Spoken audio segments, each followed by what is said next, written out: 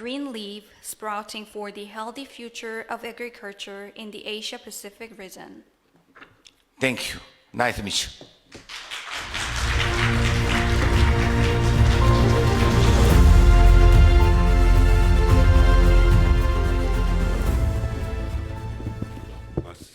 Thank you, Mr. Ji Jun-seo, for your warm message. Now, we'd like to call on the Director General of MARDI, Dr. Muhammad Jabawi bin Abdul Ghani. Unfortunately, Dr. Muhammad could not attend this event, so he will deliver his welcome address via video. Bismillahirrahmanirrahim. Assalamualaikum warahmatullahi wabarakatuh, and a very good morning. Mr. Ji Jun-seo, Vice Chairman, National Agriculture Cooperative Federation, Ms. Ji Young-moon, Vice President, IFOM Asia, Dr. Su Sen-chen, Director, Food and Fertilizer Technology Center for the ASEAN and Pacific region, all partners and distinguished participants from various states and agencies. Ladies and gentlemen, it is my great pleasure to welcome participants and presenters of 2024 APBB Workshop, Technology Implementation and Policy Reviews of Biofertilizers and Biopesticides in the ASEAN and Pacific region, organized by FFTC, NACF, MARDI, and IFOM Asia together with our partners RDA, ACRI, TERI, and ATRI. On behalf of MARDI, I would like to express my sincere appreciation to FFTC and organizing team for materializing this event. MARDI takes pride and honor in organizing the workshop, which I believe represent the most appropriate and timely to our current situation. The aim of this workshop is to address the challenges and opportunities associated with biofertilizer and biopesticide commercialization and adoption in the ASEAN Pacific region. Ladies and gentlemen, implementing biofertilizer and biopesticides in ASEAN agriculture can bring about several benefits, including increased agriculture productivity, improved soil health, reduced reliance on chemical inputs, and enhanced environmental sustainability. Biofertilizer and biopesticides are now coming to the market to meet farmers' demand and can form the backbone of integrated crop management. Despite the global biopesticides market is experiencing a significant growth, the commercialization of BNB in many ASEAN and public countries faces several challenges, and this workshop is a great platform to develop strategies for promoting the adoption and sustainable use of BNB in agriculture. In Malaysia, the biofertilizer and biopesticides soon increasing trend. There are various locally produced and imported biofertilizer and biopesticides available in Malaysia. Therefore, our research activities have been tailored to suit the needs of the stakeholders and public agendas, as well as in line with the key national policies as catalysts to achieve the country's goal. Over the year, MARDI has developed and marketed biofertilizer and biopesticide for public use. On top of that, currently, Malaysian government is drafting a new fertilizer act which will regulate usage and marketing of biofertilizer. Effective usage of this input will contribute for sustainable agriculture production with less harm to environment, soil, and human life. Hence, this workshop creates a platform to gather all experts across countries to discuss and develop strategies for promoting the adoption and sustainable use of BNB in agriculture. Again, I would like to congratulate the organizing committee, which had dedicated their time and efforts to organize this workshop, including the presenters, moderator, and all the participants as well. I hope today's workshop will be useful and interesting to all. I wish all of you a fruitful and successful workshop. Thank you.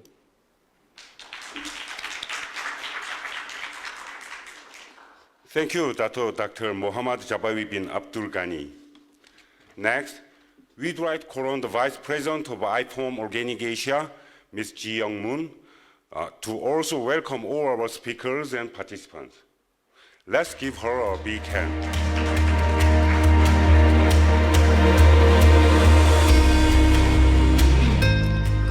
Esteemed delegates, ladies and gentlemen, this is Ji Young-moon from iForm Organics Asia. And first of all, I'd like to give my words of gratitude to all of you in Seoul, Korea. It is my privilege to join this 3 days important event, the 2024 APBB workshop on technology, implementation, and research review of biofertilizers and biopesticides in Asian and Pacific region. As you know, iForm Organics Asia is a regional body of iForm International. Since its establishment in 2013, iForm Asia has focused on policy advocacy, market and development, consumer awareness, and research and development in Asian continents. The injudicious use of agrochemicals, both fertilizers and pesticides, has changed the soil property, reducing the native beneficial microorganisms and having severe implications for the ecosystem, human health, and groundwater.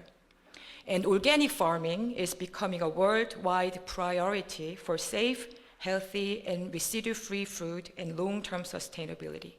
And we believe biofertilizers and biopesticides are considered potential and key eco-friendly inputs for crop development and plant protection in organic farming to improve soil fertility and control pests and disease. Adequate use of bio-inputs, the biofertilizers and biopesticides, can control and yard manure, vermicompost, etc., is a cost-effective way to enhance soil health and crop yield and manage a balanced environment. One of the significant activities of iForm Asia is to share the innovation and best practices on sustainable agriculture tools and practices with policymakers, researchers, academicians, and other stakeholders. Every year, we organize scientific events such as Asian Organic Congress and the Rice Congress, as well as trainings and workshops for youth, women, and local government officials. Our OIT, Organic Innovation and Technology Platform, connects regional and global researchers to improve scientific capacity and development. It forms a platform for discussion and consultation of innovative organic practices.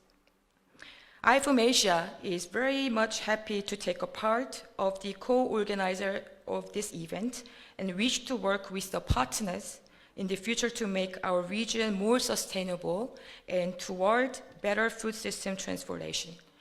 And I also like to express my gratitude to Mr. Ji Jun-sup from NACF and Dr. Muhammad Zabawi bin Abdul Ghani from Maldi, Malaysia, and Dr. Susan Chang from FFTC, as well as RDA, ACRI, TARI, and ATRI.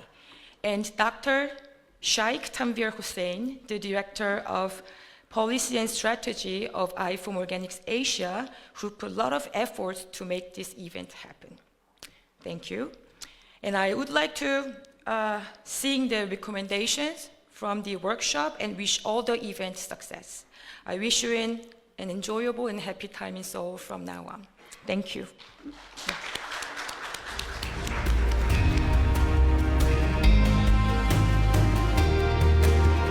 Thank you, Ms. Ji Young-moon. Last but not least, to complete our opening remarks, this time, let us call on the Director of FFTC, Dr. Susan Chang.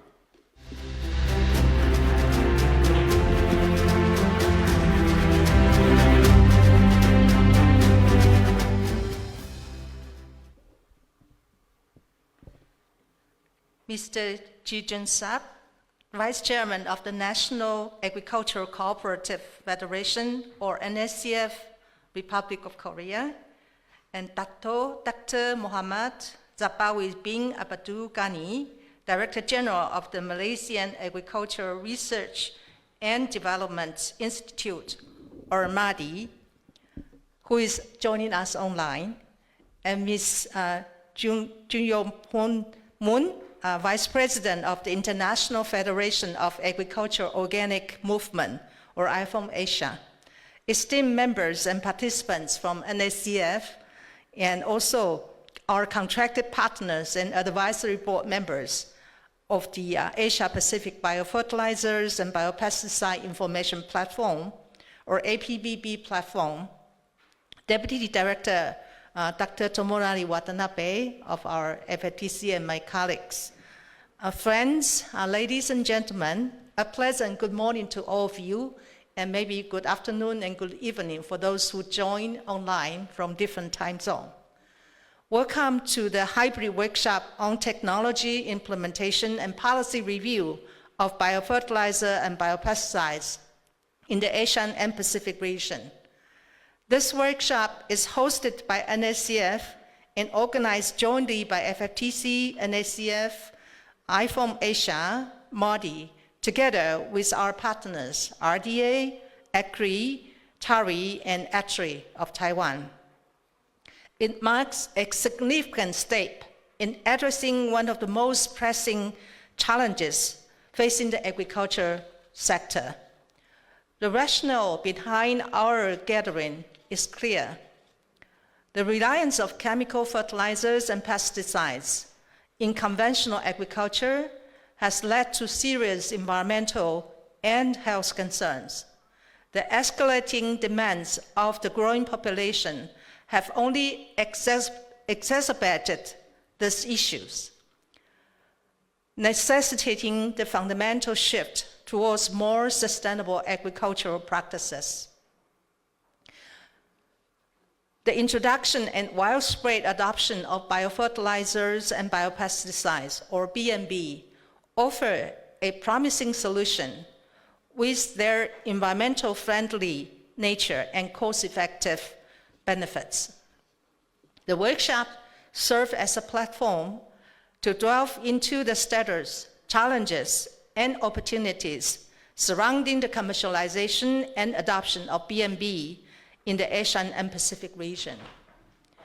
With sessions focused on biofertilizer, biopesticides, and their commercialization and adoption promotion strategies, we aim to not only highlight successful studies and best practices, but also to adjust policy frameworks and capacity building measures, which are crucial for their widespread implementation. Throughout the two-day event, we will have the privilege of hearing from experts, policymakers, researchers, and industry stakeholders from different backgrounds and countries. Their insights and experiences will undoubtedly enrich our discussions and contribute to the development of actionable strategies of promoting sustainable agriculture in our region. The workshop is not just an isolated event. It is one of the activities of our networking project entitled Asia Pacific Biofertilizer and Biopesticide Information Platform, or the APBB Information Platform, launched in 2022 by FFTC. The purpose of the APBB Information Platform, through collecting articles, latest scientific publications, news, and updated regulations prepared by our 10 contracted partners from the Asia-Pacific countries, is to facilitate information exchange and address challenges and opportunities arising from the development of the B&B sectors, in a way to strengthen the sustainability and resilience of the agricultural system against threats from climate change, natural resources constraints, and food safety.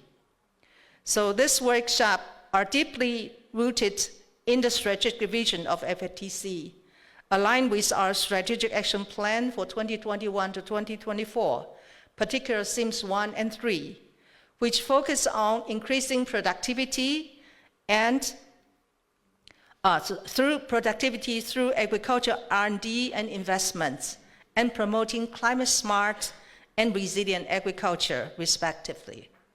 These activities embody our commitment to driving positive change in the agricultural landscape of the region. So over the course of the 6 workshop sessions, we will delve into various aspects of B&B, from progress and applications to challenges and countermeasures, culminating in discussion on commercialization and adoption strategies. With our 17 speakers and 12 poster presenters coming from 11 countries, we are poised to benefit from rich insights and experiences that will inform our collective understanding and shape our future directions. I'm therefore deeply grateful, each and every one of you, for your participation and contribution to this important workshop. Particularly, I would like to thank the staff and management of NSCF for the warm hospitality in hosting this event. Let us seize the opportunity to foster collaboration, exchange knowledge, and pave the way towards a more resilient and sustainable agricultural future for generations to come. Thank you all very much.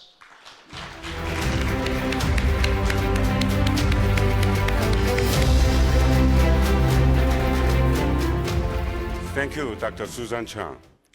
It is now time for our group photo. Please wait for a moment while our staff members prepare the seats for the group photo.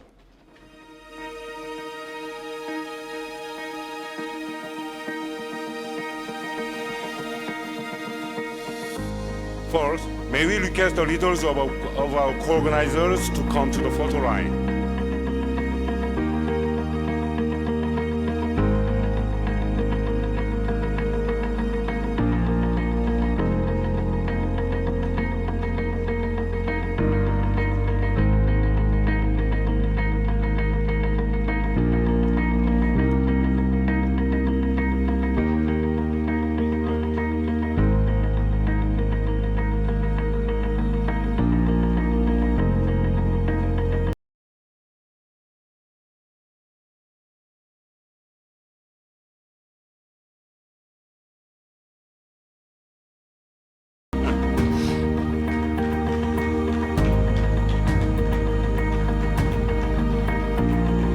Next, we'd like to call on all speakers and poster presenters to move to a photo line. All speakers and poster presenters. Moderator is the speaker.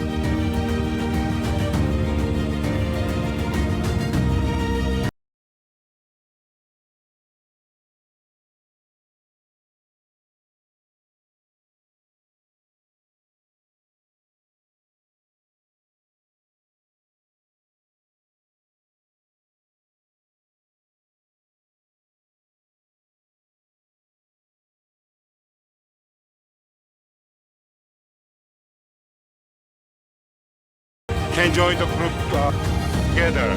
So if you wish to take a group photo here, just come to the photo line.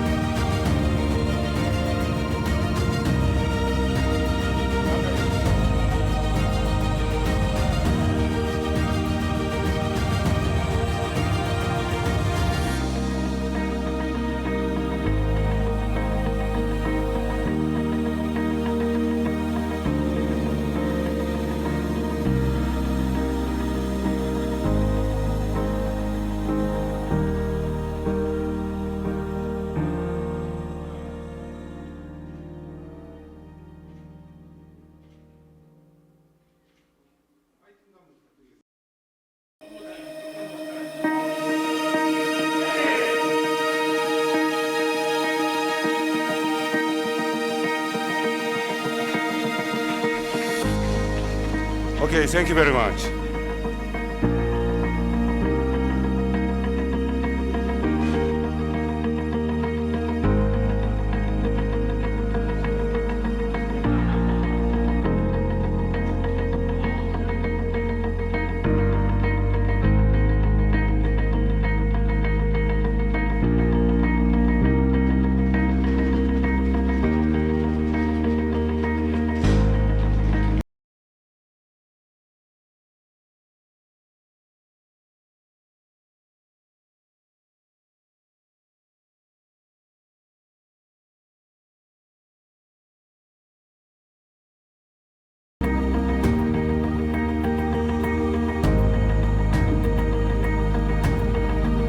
Thank you.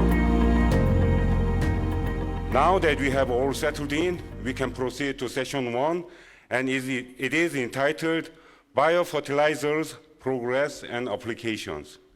We have 4 speakers for this particular session, and they are from USA, Taiwan, Malaysia, and Indonesia. And they will be introduced to us by our Dr. Yu-Shan Lin, Director of Artery, Taiwan. So ladies and gentlemen, join me in welcoming our moderator.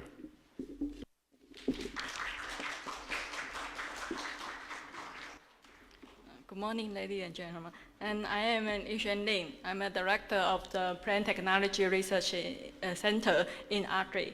And today I'm the first session the moderator. So first, I'm pleased to introduce the first speaker. He's Dr. Reddy, and he got his PhD and also postdoc training work in Canada. His specialty in the biological control and the PGPR research. And later on, he also accumulated a lot of the experience in the several industry. He became expert in the biological control and IPN and the PGPR, and also organic agriculture.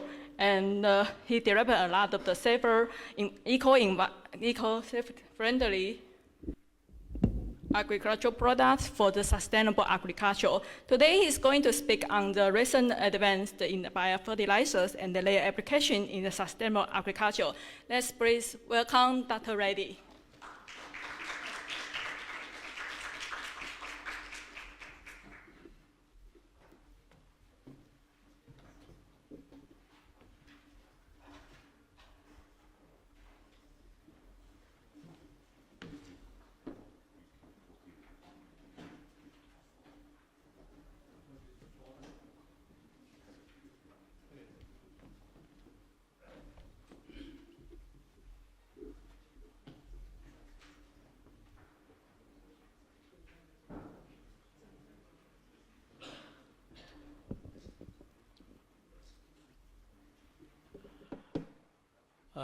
Good morning to everyone from the United States, Auburn University, Alabama. I'm here along with my wife, Mrs. Reddy, here in the audience. Here you see the first slide with the title. I must congratulate 4 organizations. It's the FFTC, MARDI of Malaysia, and NAC of South Korea, and IFOM Asia. In this particularly, my sincere appreciation, Dr. Chong, because of her, of FFTC, I'm here from far away of 35 plus hours travel to come here, because I could not find our photo alone, but they have photo together with my friend from Philippines. He's a good friend of mine, so. And I must salute the Korean flag with the United States flag, and my host university on the right, Auburn University. And also we have a non-profit scientific organization for sustainable agriculture, is PGPR, nothing but plant growth promoting rhizobacteria. We'll mention a little bit about it. At the end, tomorrow probably, I would like to invite FFTC and MARDI and the IFOM Asia and NACF to join with our organization to extend our vision and mission on biofertilizers, biofungicides to entire globe. We'll discuss tomorrow during the discussion session. With that, I would like to proceed. My topic today only concentrating on biofertilizers only, the session 1. Even though I spent 40 plus years doing research on this subject, including biopesticides, but topic I was given just briefly talk about biofertilizers. I would like to introduce several basic ideas at the end. All these basic ideas to be integrated to produce biofertilizers and biofungicides for sustainable agriculture. I think Dr. Lin mentioned about me. It is a graphic illustration of my bio. And you see there, I originally born and raised in India, did my undergraduate and postgraduate in India. Then I did my PhD from Canada, Simon Fraser University. Then I did a year and a half postdoc at the University of Toronto, one of the largest university in Canada. Then doing academic, then I also, prior to my PhD, I also did my R&D experience with the ICRISAT, International Crops Research Institute from Semi-Arid Tropics. With that experience, and my mind said, I need to go somewhere else to do PhD. That's why I landed in British Columbia, Canada. Then postdocing University of Toronto. While finishing postdoc, I got several offers from various industries in Canada to work as a scientist, senior scientist, finally as a manager to develop biologicals for bioagri inputs for sustainable agriculture. In the middle, you see several companies I worked in Canada. Having worked with the various industries, I think my brain got heated up. Working for industry obviously is very difficult and a lot of time consumption, traveling, etc.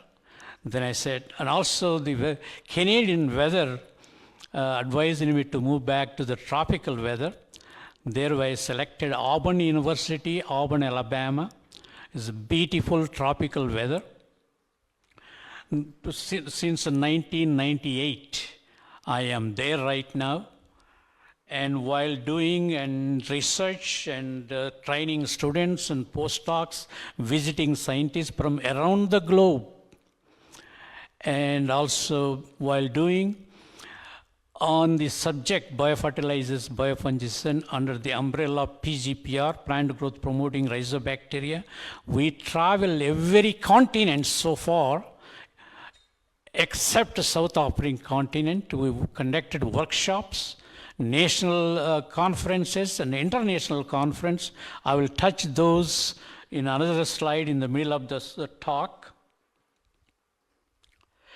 Now I said I'm only presenting basic ideas on biofertilizers. So you see the biofertilizers generally defined as a large population of specific group of microorganisms for enhancing the crop health or enhancing the soil health, either by fixing atmospheric nitrogen or solubilizing soil phosphorus, other minerals, by stimulating plant growth. The biofertilizer based on renewable energy source are cost-effective, eco-friendly, can help to economize on the high investment needed for chemical fertilizers. That's our basic idea on biofertilizers. There are several categories in biofertilizers.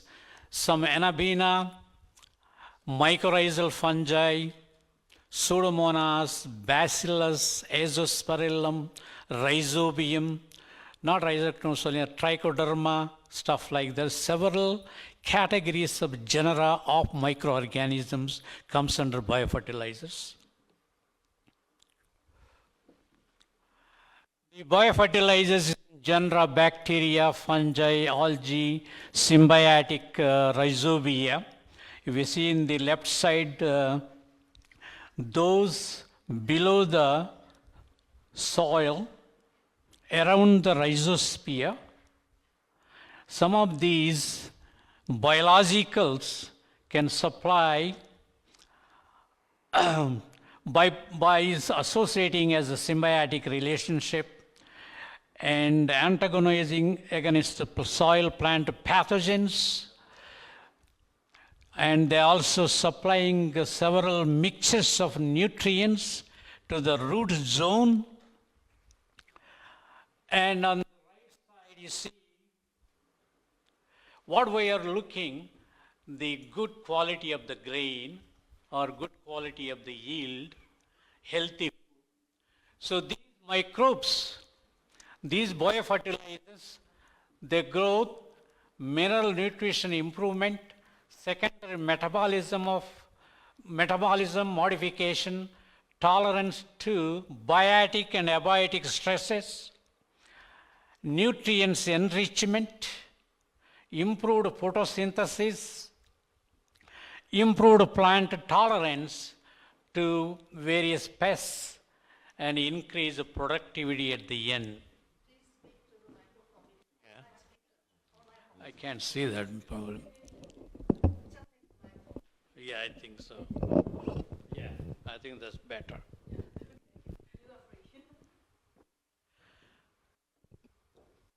So on the right side, you see this.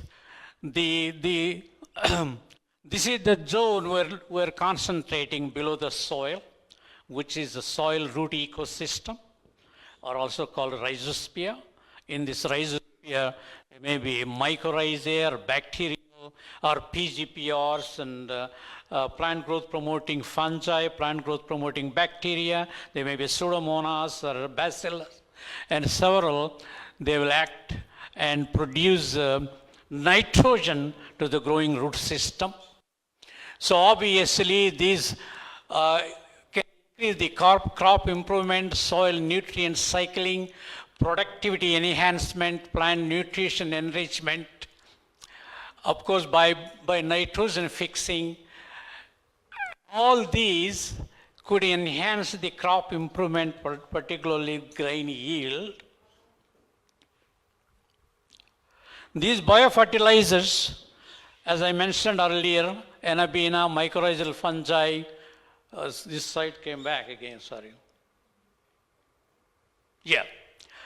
So biofertilizers, maybe introduce several other terms for biofertilizers.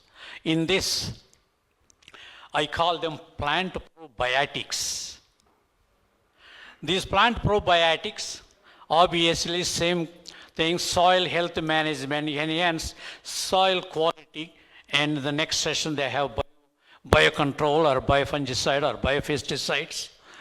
So these will enhance, produce growth promoters, and then they enhance the plant growth, and they reduce the environmental stress effect and the climate smart agriculture. Obviously they involve in it.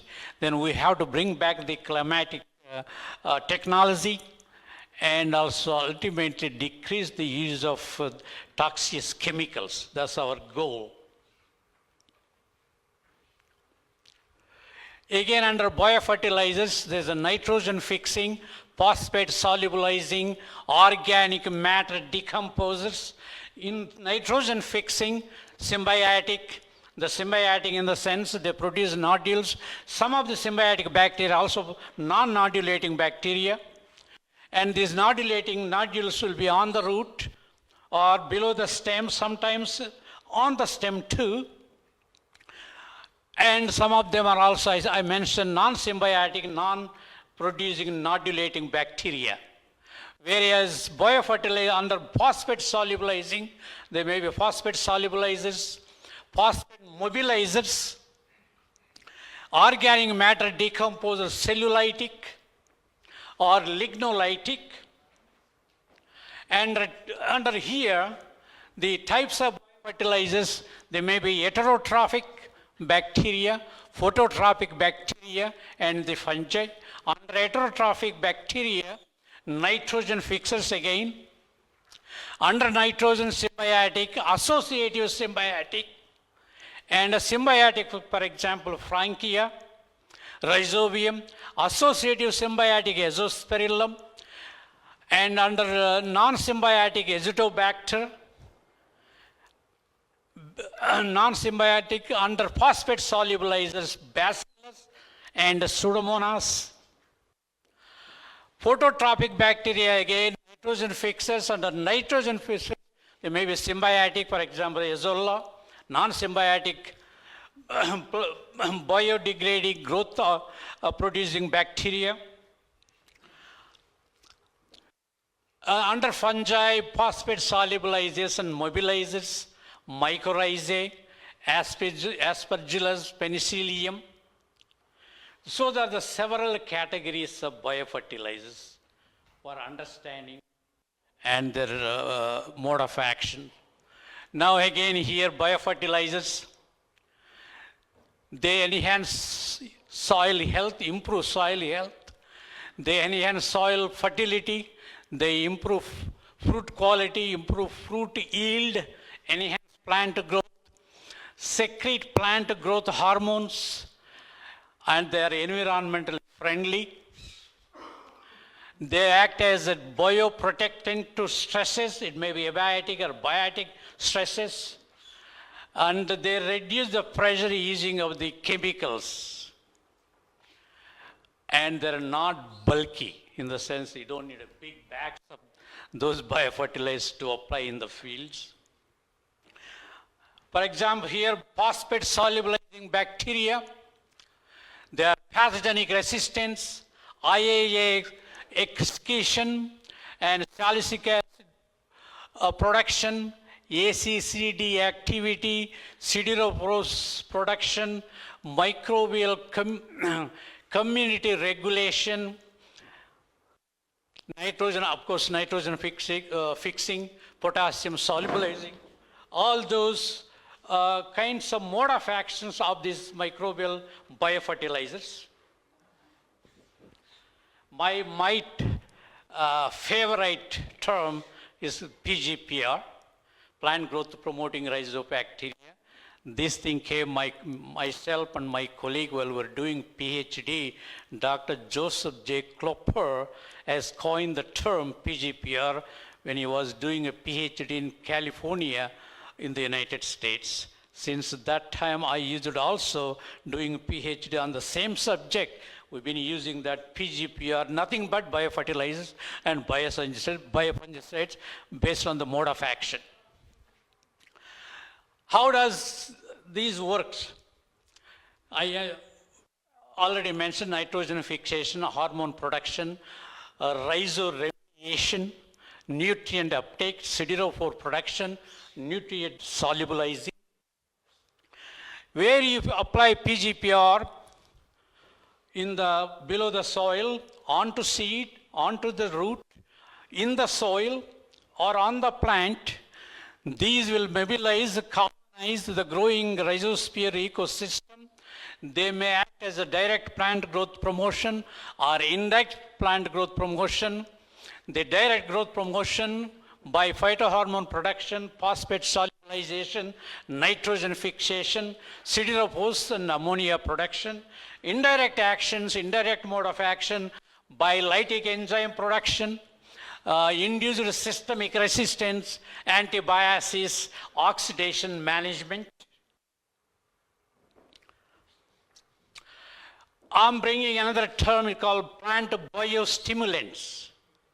Sometimes these days, plant biostimulants is another category, and the regulator having a problem categorizing plant biostimulant from biofertilizer or PGPR from beneficial fungi, but we're using the plant biostimulants. They may be living organisms, or sometimes they may be acids, humic substances, fulvic acids, humins, beneficial chemical elements, and amino acids, other organic acids.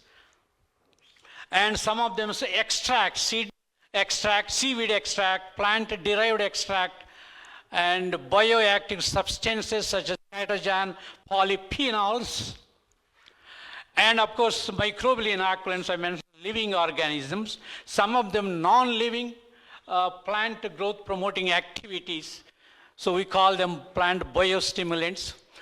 All of these, we're looking for stimulate plant growth, nutrient assimilation and efficiency, increase tolerance to abiotic stresses, and favor soil microflora, enhance a good microflora, and improves ultimately yield and quality of the given crop. Now the biostimulant characterization, just like that, they may be biochemical, they may be agronomical, they may be physiological, they may be omics. You all know the biochemical enzyme activities, antioxidant defense systems, nutrients assimilation. Omics, this is the new genera type of research, is transcriptomics, proteomics, metabolomics, allonomics. So I will touch this basically in the next slides. And another term under biofertilizers, beneficial bacteria, beneficial fungi, mycorrhizae, nodulation. Now we call biostimulant. Now I'm calling is the plant microbe. The whole thing, plant microbe. This plant microbe, we may call air microbe, we may call pilosphere microbe, we may call endophytic microbe, endophytic within the roots, within the stems, within the leaves, seeds or pollen, and they may be in the rhizosphere, we call rhizosphere microbiome. And in the soil, around the root system, we call soil microbiome. I'm only touching a plant microbiome. Of course, every human has a human microbiome in our bodies. There's so many microbes in our body, from throat to throat, everywhere. So we're touching only plant microbiome. And this plant microbiome, you'll act on the abiotic factors and biotic factors. The abiotic factors, the drought, heavy metals, pH, salinity, and also agriculture. We need to have good agriculture practices for that, as a crop rotation, fertilizer, microorganism application. Fertilizer in the sense low dose of fertilizers. All of them again act on the below the soil, around the soil root ecosystem. In the biotic session, microbial community diversity and their abundance, their phages, fungi, and other organisms such as nematodes, they all help grow this plant.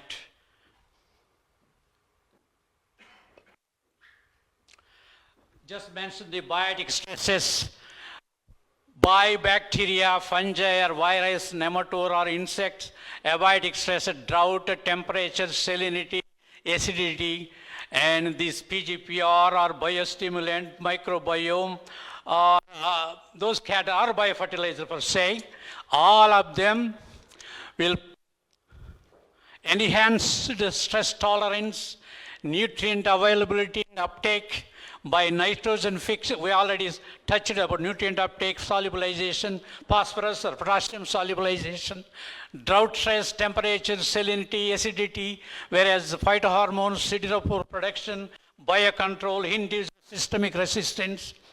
Now these PGPRs, for example, here, for biological control part, in the next session, they will touch the anti-gaseous competition, induced systemic resistance, and the lytic enzyme production, hydrocyanide production, all those involved in controlling plant pathogens.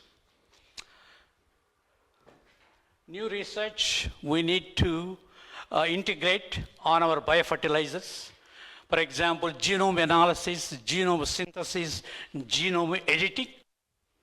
Using these techniques, which is listed there, to improve the quality of the microbe for sustainable agriculture, for growth promotion, or for biological disease control. So we need to have that. That's a future perspective to enhance a given biofertilizer PGPR, biofertilizer fungi, or a biofertilizer bacteria or a nematode, those kind of organisms. So we need to enhance their quality to give more protection from the diseases or enhance the root system, enhance the plant growth, ultimately the yield and quality. Also, other new technology for biofertilizer activities, we may need to have biofilm formation to give a good growth promotion, and biofilm formation for nitrogen fixation, for example, nitrogenous, phosphate solubilization, organic acids. So we need new technology, new method to give biofilm, bioformation of these biological organisms for plant growth promotion. So how do we produce these biofertilizers? This is a simple thing. You select a good biological organism, you lab test, pot testing, ultimately field testing, and we need to develop formulation and commercialization of that formulated product and take to the farmer's field. The simple procedure from lab to the field, lab to the end user. And while doing it, and which crop they will work. Not every biofertilizer can work on every crop. So we need to select, test their efficacy on that given crop. So we need to test. Then we need to give, we need to monitor all these kind of characters and on this plant. That's what we call rhizoengineering or microbiome interaction zone. This is a complex zone. Whenever we introduce biofertilizers on the seed, on the root, or in the soil spray, all kind of those techniques, ultimately, we need to monitor this system. That's what we call rhizoengineering, means molecular biology techniques, earlier mentioned genomics, proteomics, enzymology, gene modifications, and nanotechnology and the metal chelation method. All of those, the microbiome interaction, this club word for that. Having said, if I have a good biofertilizer or a biofungicide, we need to bring back the new technology, IoTs. I would like to control that biofertilizer use, efficacy, and formulation or use on a given crop, all those by IoT in agriculture, IoT in sustainable agriculture, and using a cell phone technology, monitor a product supplied by a big manufacturer or a dealer, take that product to the field, and we need to train those progressive farmers. Hey, you have a GIS on your cell phone. You can apply onto seed in the soil, or by spraying or dipping the plant, or integrating that product in a overhead irrigation. That's why my feature coming up. You give it a robot, it will use that biofertilizers on a given crop, or these kind of technologies. We don't need to spray by ourselves. All these technologies rather, needed for biofertilizers, biofungicides, which I call IoT, for sustainable agriculture. And the biofertilizers are needed formulation. Formulation is very important. This formulation you see here, it may be a powder or a liquid or a tablets or a granular.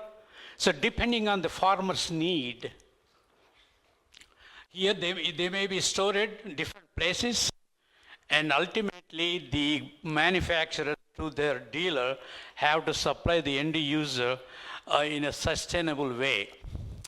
Again, the storage, the solubility or effectiveness, and the cost is very important. We will be discussing those points tomorrow in the discussion time.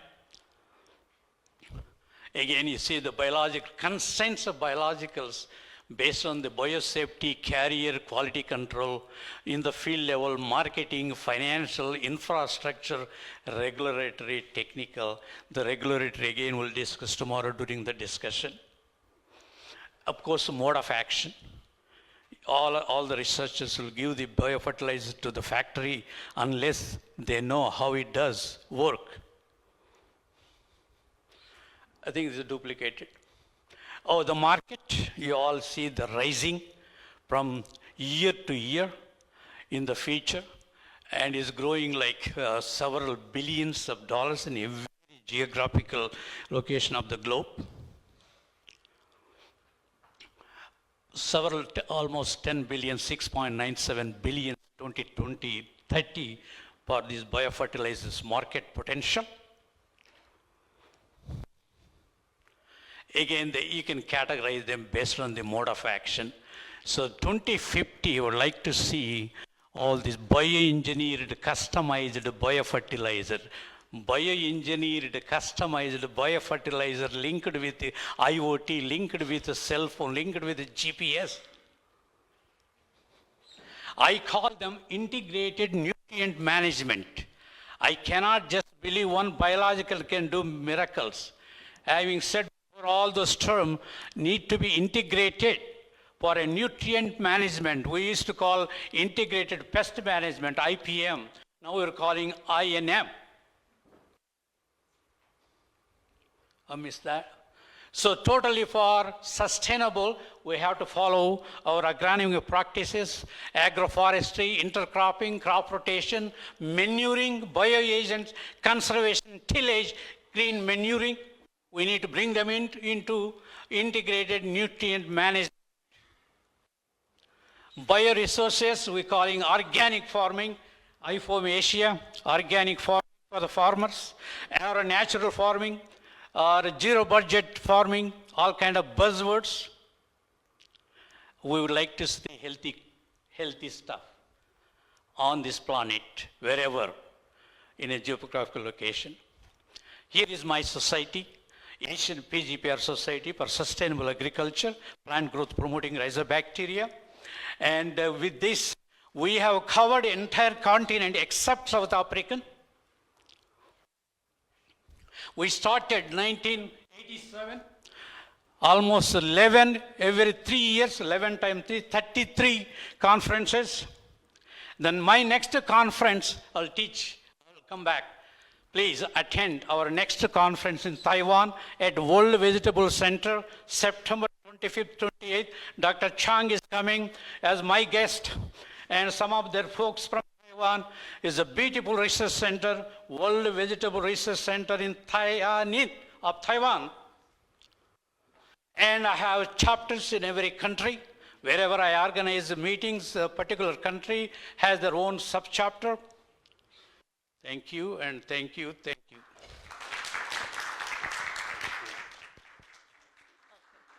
Thank you, Dr. Roddy, for the knowledgeable speak.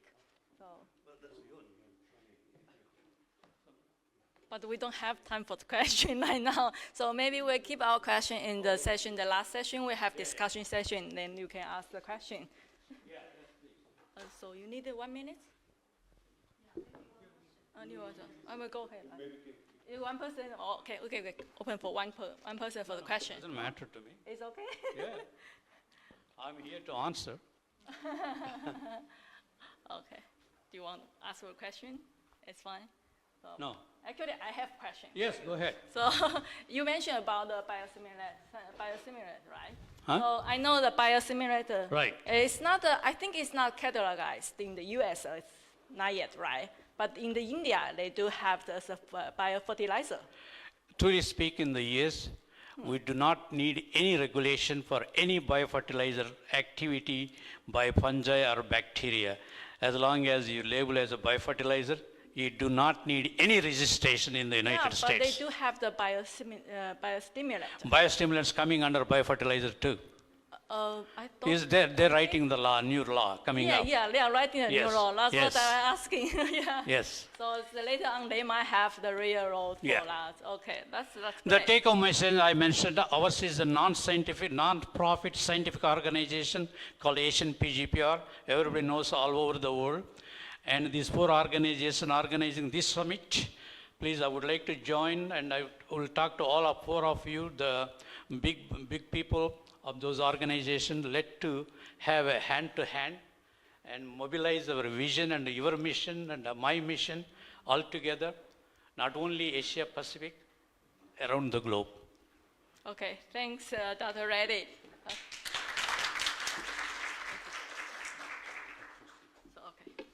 Okay, I'm going to introduce the next, second speaker, Miss Inu Liang. And she's an associate researcher in the Agricultural Chemicals Research Institute under the UNOA.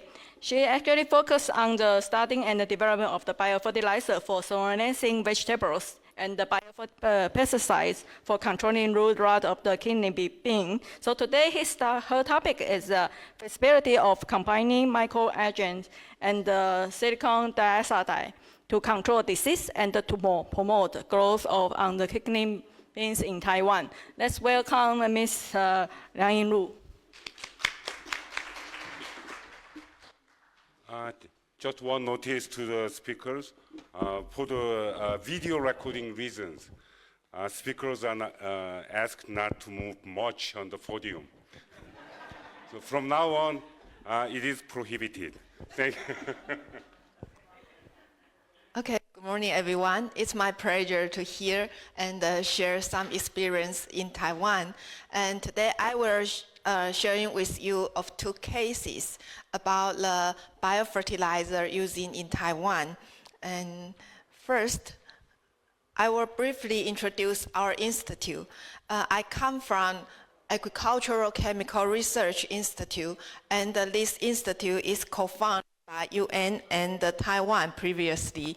And now we have regular staff about 76 members.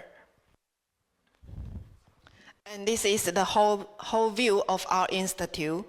And another pictures. And this is another pictures. And in our institute, the organization is like here. We have 5 divisions, including pesticide control, applied toxicology, and product development, and pesticide application, and technical service.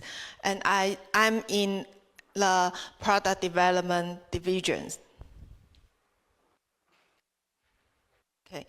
The main responsibility in our division is about the microbial product and the safe pesticide formulation, and also I'm joining in these 2 parts. Second, I will briefly introduce the pesticide development in Taiwan. We have many kinds of biopesticides, including insecticide and fungicides, and most of them are bacterial. And the kind I mark as the yellow is the local product available in Taiwan. Now is the fungicides.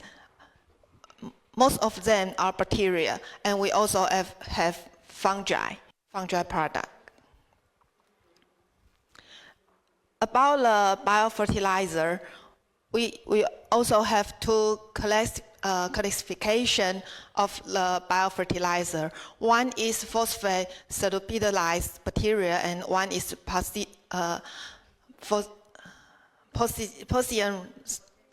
soluble.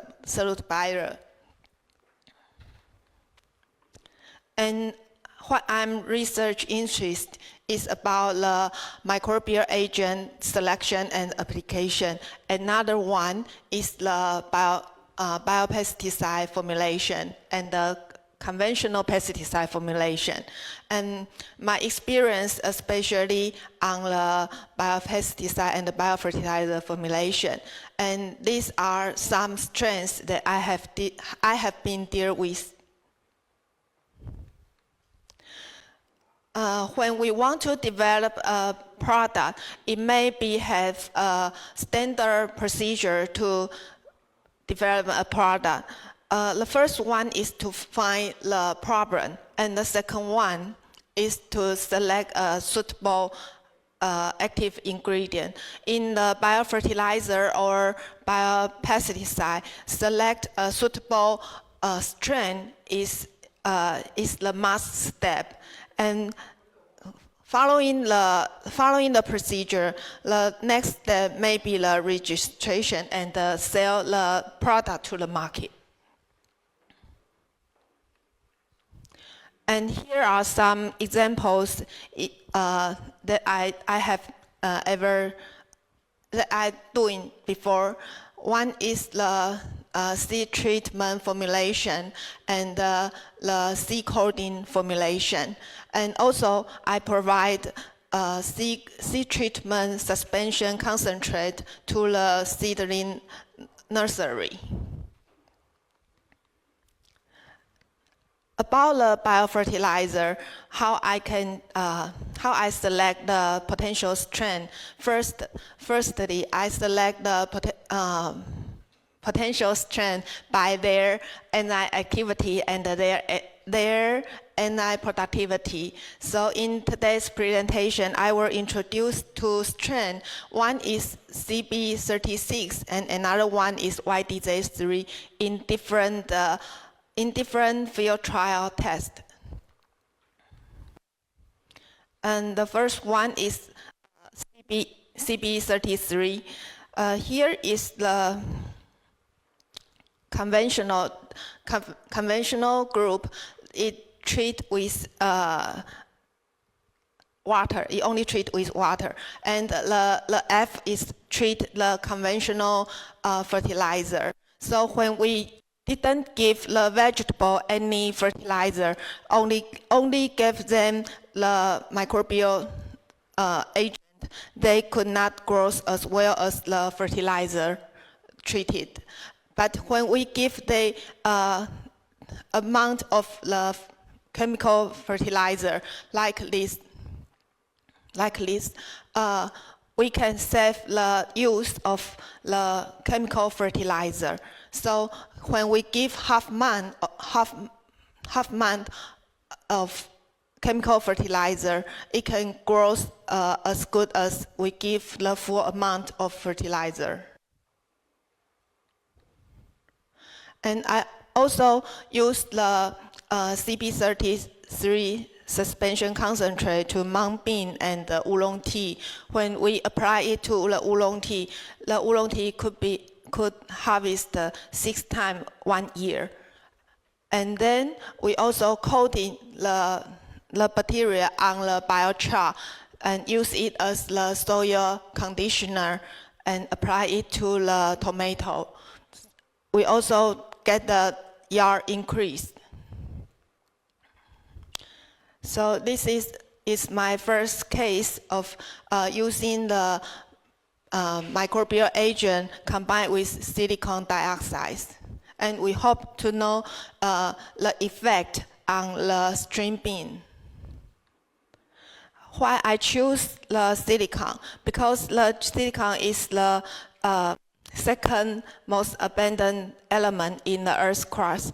And when plant absorb the silicon, it forms the monosilicate in the plant, and it makes the plant become more resistant to the disease and the pest.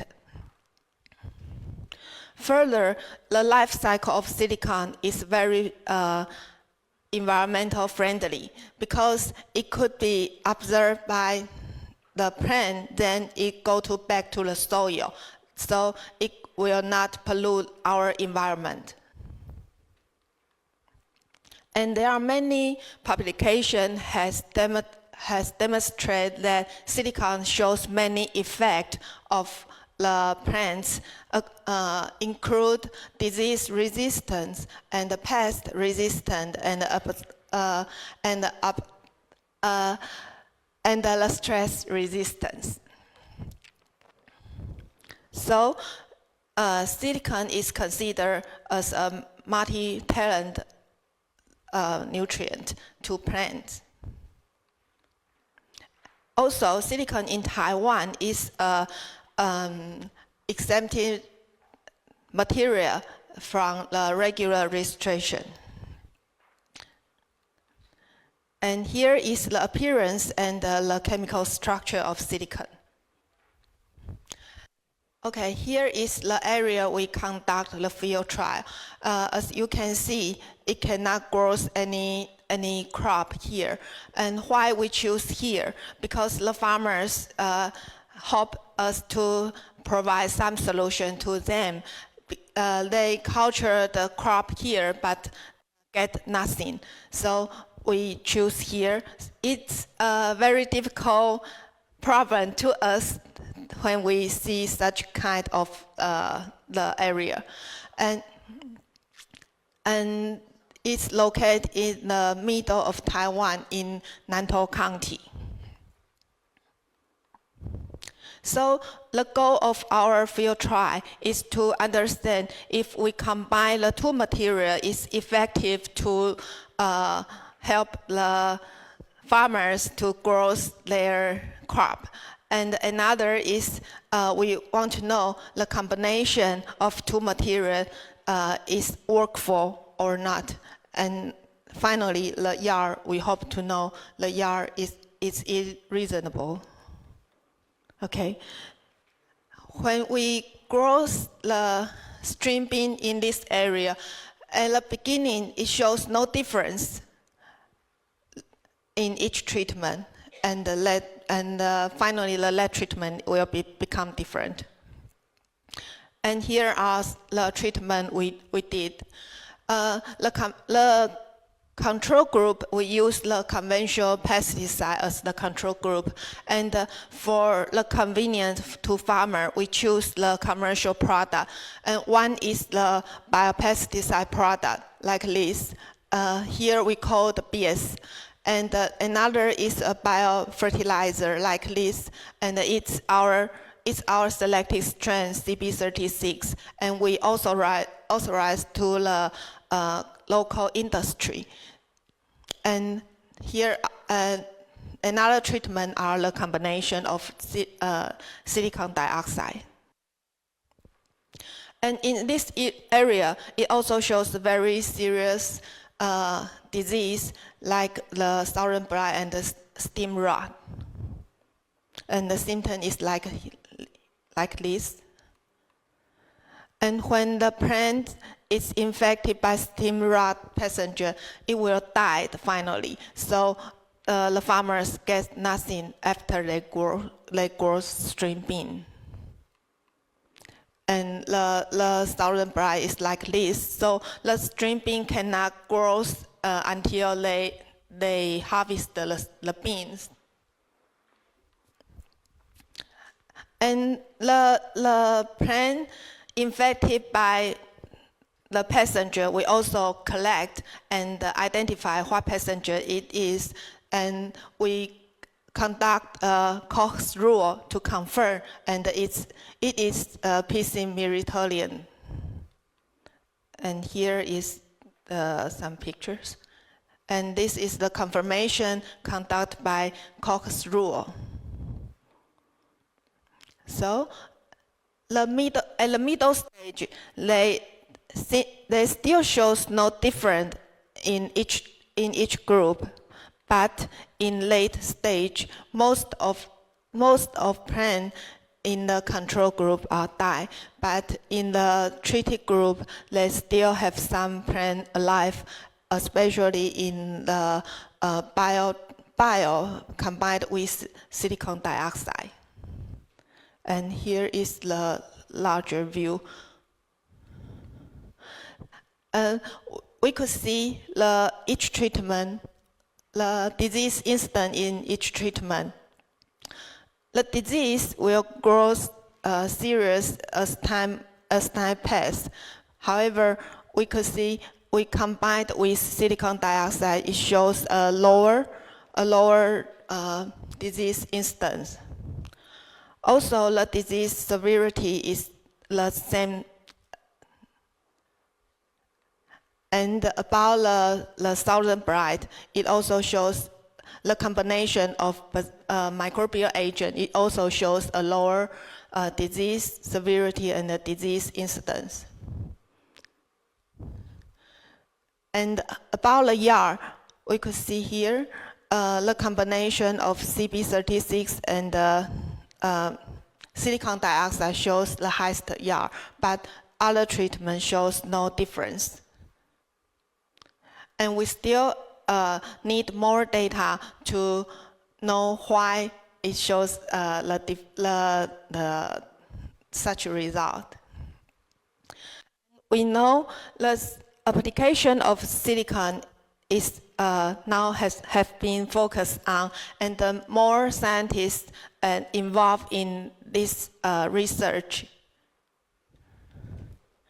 The possible mechanism may be they can strengthen the cell wall of the plants and increase the plant immune systems. This is a brief summary of the mechanism of silicon application. It involves in physical mechanism and biochemical mechanism and the molecular mechanism. Also, this is the mechanism of the beneficial microbial agent. It has the direct and indirect effect, so we hope to combine their benefit and to solve the problem in the field. And next case is the Bacillus subtilis YDJ3. We apply it on the sweet paper, and we hope to know what the influence to the sweet papers. And we use YDJ3 suspension concentrate. It's a type of formulation to the sweet paper seed.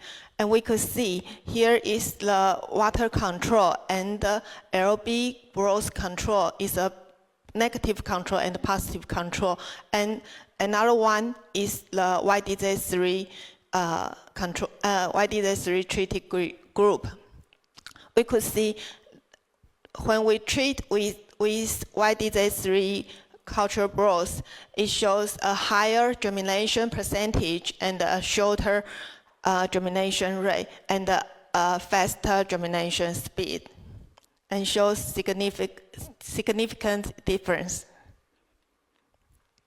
We also conduct in Nantou County, and this is the net greenhouse in Nantou County. And all the fertilizer or the microbial agent we give by drip irrigation. And here are some results. About the yard, the total yard, because the growth season is very long for the sweet potato, sweet paper. It's very long, about 1 year. So we collect each time when the fruit harvest, and the total yard is significant increase, and the marketable fruit it also increased. We divide for 3 classification. One is the large one. When the fruit is large, fruit weight is larger than 200 grams. We define it as the large one. And the large one and the middle one fruit also significant increase. And the most important is the nutrient content. About the vitamin C is also increased. And what makes it increase? We observe their root, and we see the treated group shows the density of root hair is increased, and the root hair also grows longer. So maybe such architectural difference help the plant grows well. We also examine them by the SEM. We could see here is the control group, and the root is like that. And the treated group, we could see many bacteria aggregate on the root. So we think this is why the architecture of root is changing. Finally, we check the fruit quality after store for 1 month. And here is the control group. We could see the fruit rot is about 60%, and the treated group is about 18%. So it also improves the fruit quality after we store the sweet paper. So there are some delivery system for when we use the microbial agent, and in our case we use the combination of other material like silicon dioxide, and we also use the bacteria only to treat the plants, and it will deliver the bacteria well to the plant. Here is my conclusion. We think for different crop, it need to be select a suitable microbial agent to different crop. And when we applied biofertilizer to sweet papers, it will increase the fruit quality and the nutrient content and the yield in our experience. And when we combine the silicon dioxide with CB33, it shows it could effectively reduce the plant disease. However, here we need more understand the mechanism and need more data to know why. And in the future, maybe a mixed formulation is needed and for the farmers use in the field. And thank you for listening.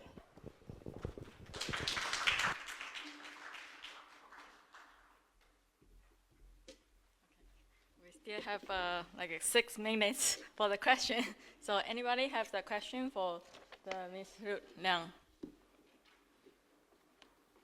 Okay, go ahead.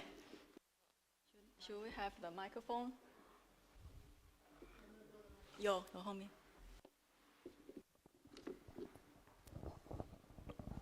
Thank you very much for the interesting your research result. I have one question about the silicon usage, because the silica content in the plant is very wide.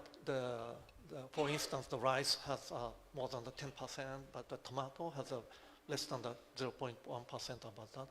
So have you already checked the increase of the concentration of the content, the silica content, when after you apply the silica in the vegetables? Oh, okay. Yes, we have checked, but because it is the stream bean, so the absorption ability of silicon is not very good, so it shows no difference when we performed in the stream bean. Yeah. But in the corn, it shows difference. The absorption of silicon in corn will increase in the treated group. So far, how did you explain the result after you apply the silica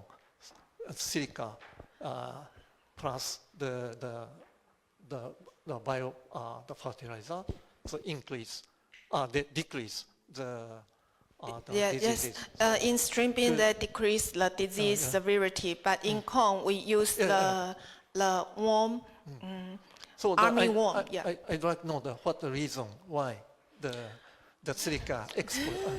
Mechanism. Maybe like the summary in my slide, maybe the cell wall will be strengthened by the silicon, but the real reason, I don't know.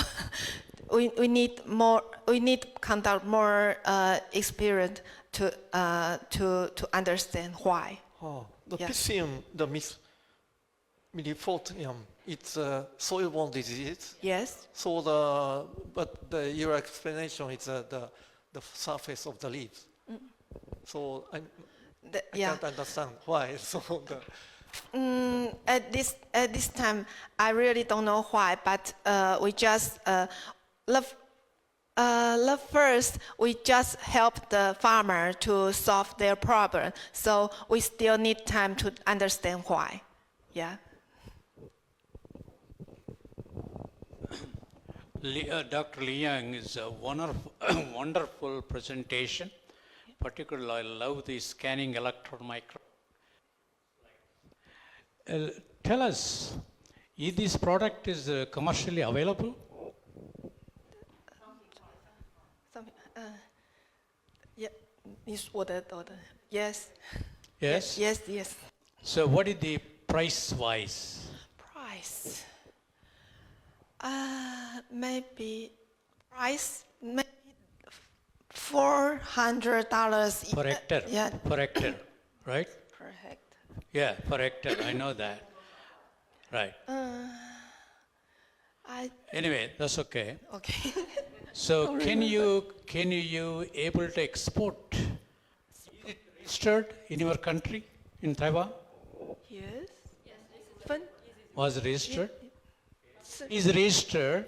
Can you Yes. able to export to Yes. Korea or export to other Thailand or Malaysia, anything like No, that? just in Taiwan. Only in Taiwan? Yeah. Okay, fair enough. How much is subsidy you get from the government to the farmer? $150? My understanding, $150 per hectare in Taiwan from the government, and your product may be around $200. So only farmer has to pay $50, $30, something like that? No? No. Oh. No.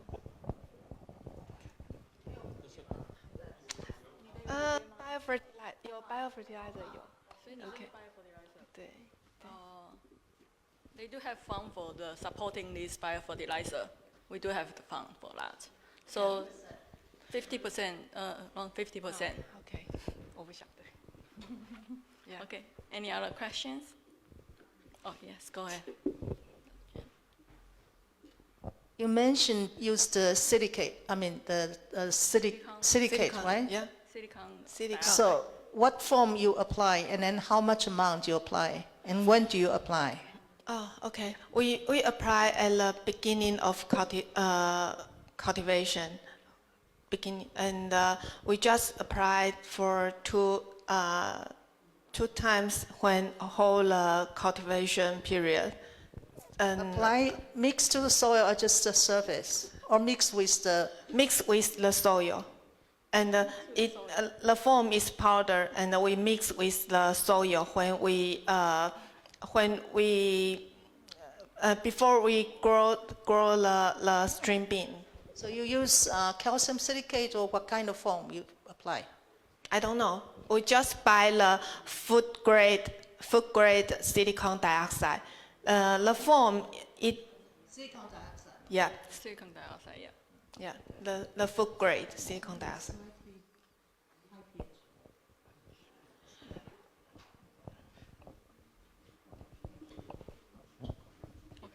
Any further question? If there's no further question, let's thank Ms. Yang.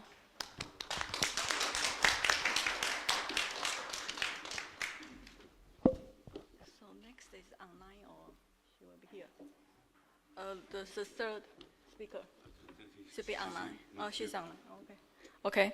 Next, we are going to introduce the speaker. She's now Fadila Abi Haling. She is a madam. It's not easy for me to pronounce, sorry. So it's a madam in the Mahdi.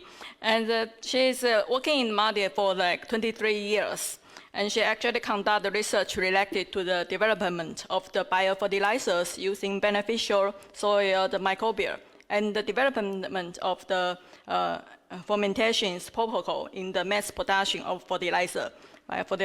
Currently, she is leading a research project under the government grant and under the conventional of the problematic soil and the development of the smart fertilizer in Malaysia. And she actually is leading this project. And today she is going to share her work on the case study on the effect of the real strong biofertilizers on paddy's cultivation in Malaysia. And let's welcome Ms. Haen.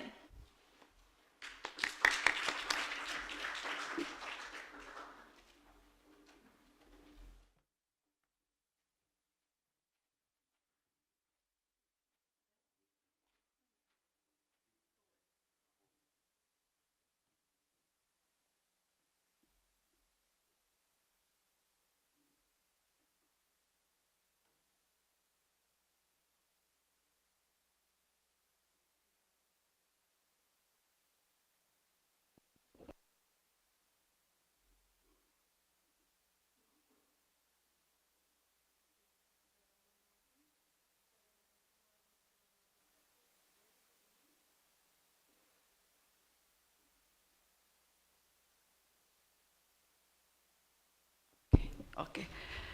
Assalamualaikum warahmatullahi wabarakatuh and very good morning.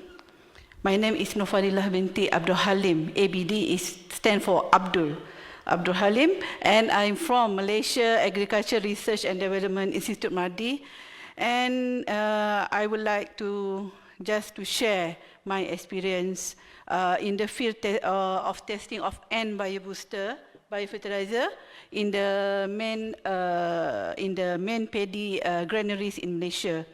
This is one of the what we call it as one of the success story of the application of biofertilizer in Malaysia.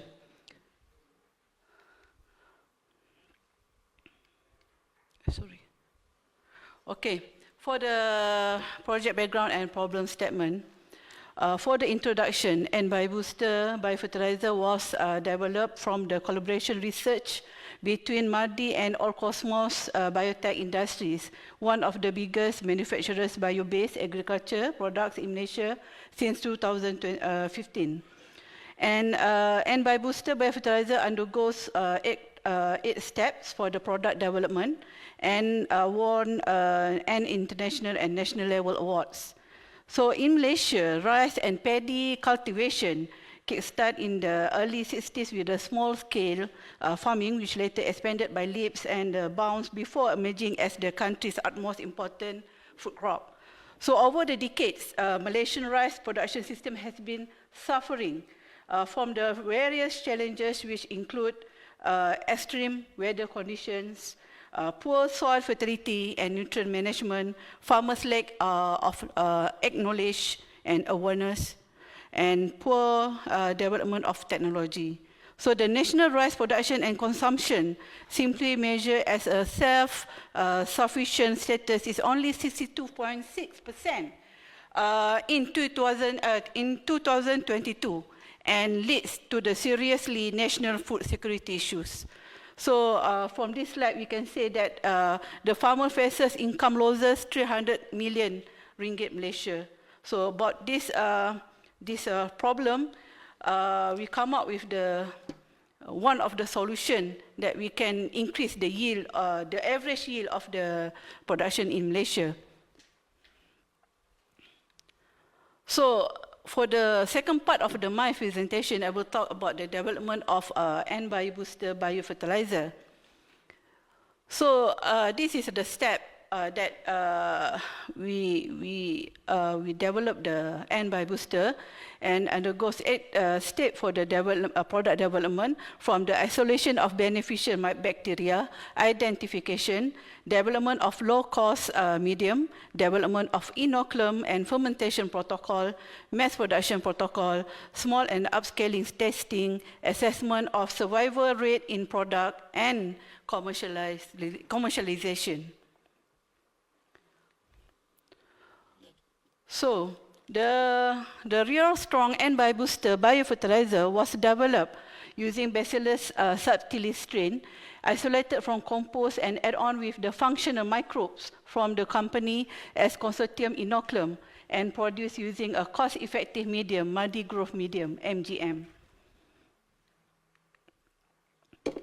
So the beneficial microbe properties in N-Bi booster is 100 million per milliliter, or 10 of power of 11 CFU per liter, and the production cost is about $12 per liter.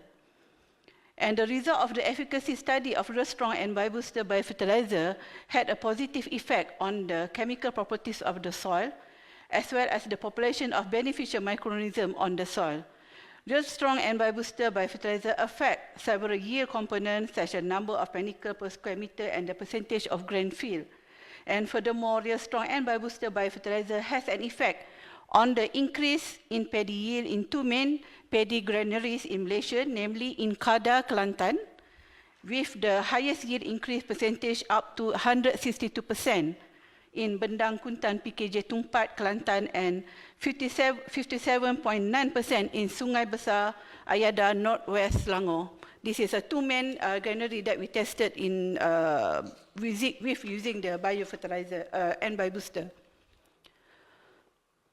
So one of the important factors to ensure that the beneficial microbe in product is effectively in field is to make sure that the population of the beneficial microbe still remains high. The biofertilizer can have a shortened shelf life due to the high temperatures during transportation, during the storage, and which reduce their efficiency.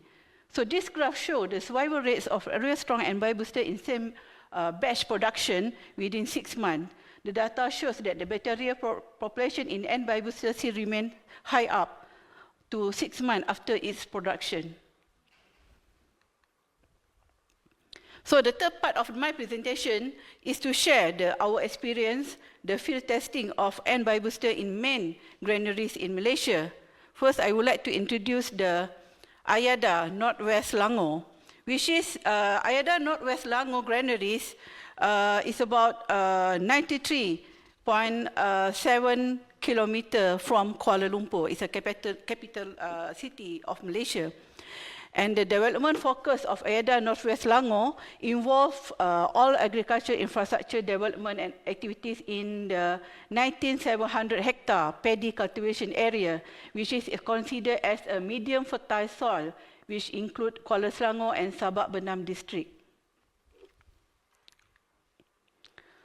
So the total area involved in this field study of testing N-Bi booster in Ayada was 38.4 hectare, with 32 farmers in age between 40 to 65 years old.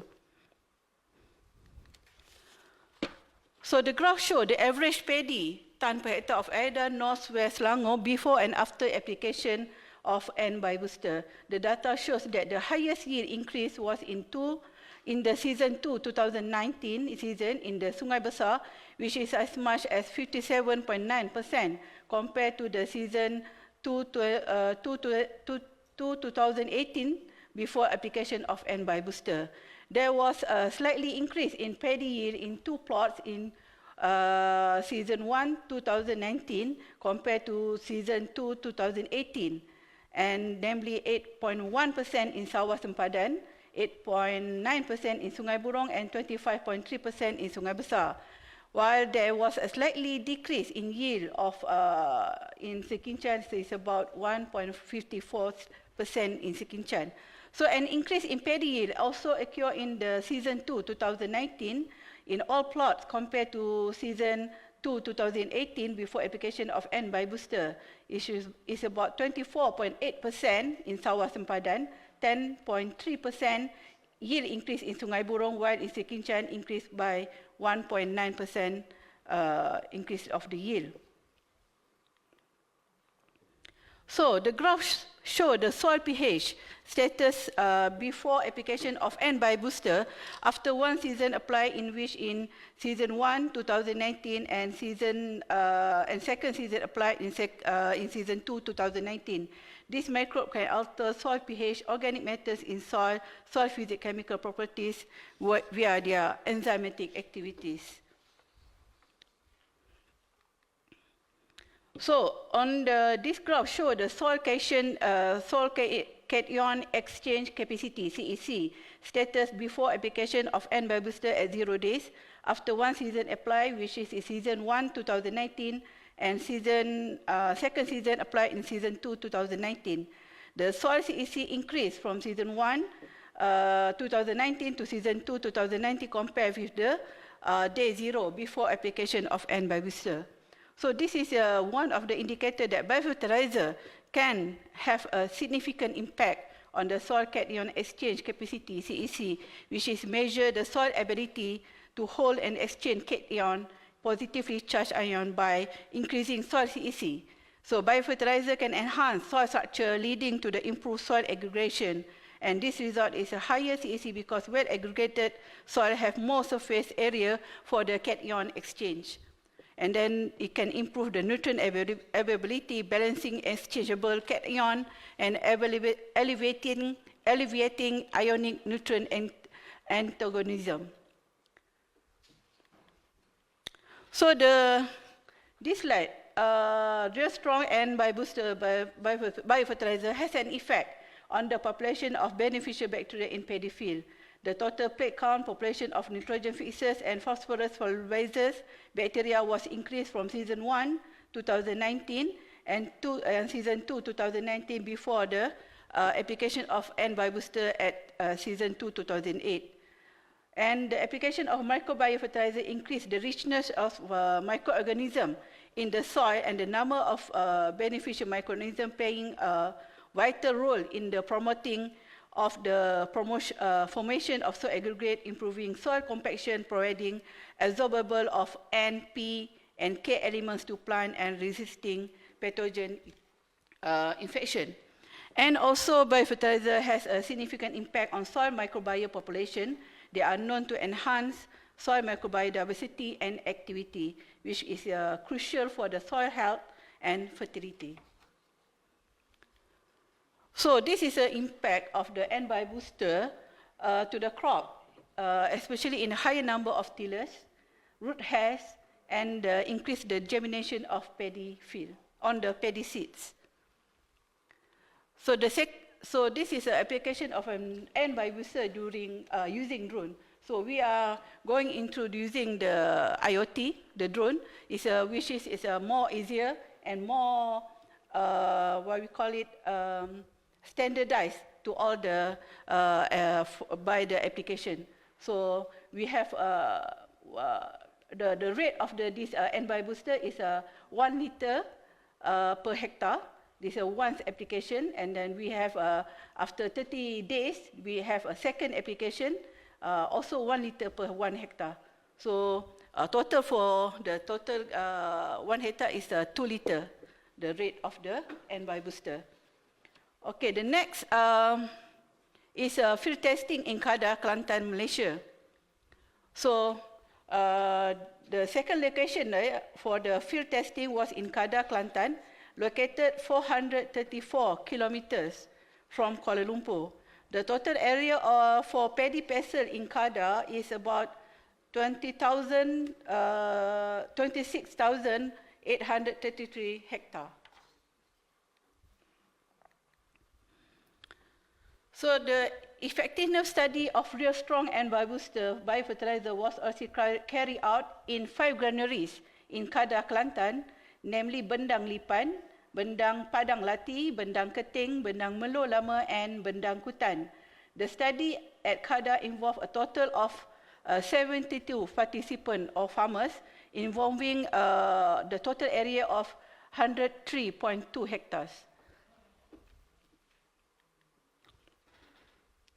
So So the data below shows, the data in the slide shows that the highest yield increase in the season 2,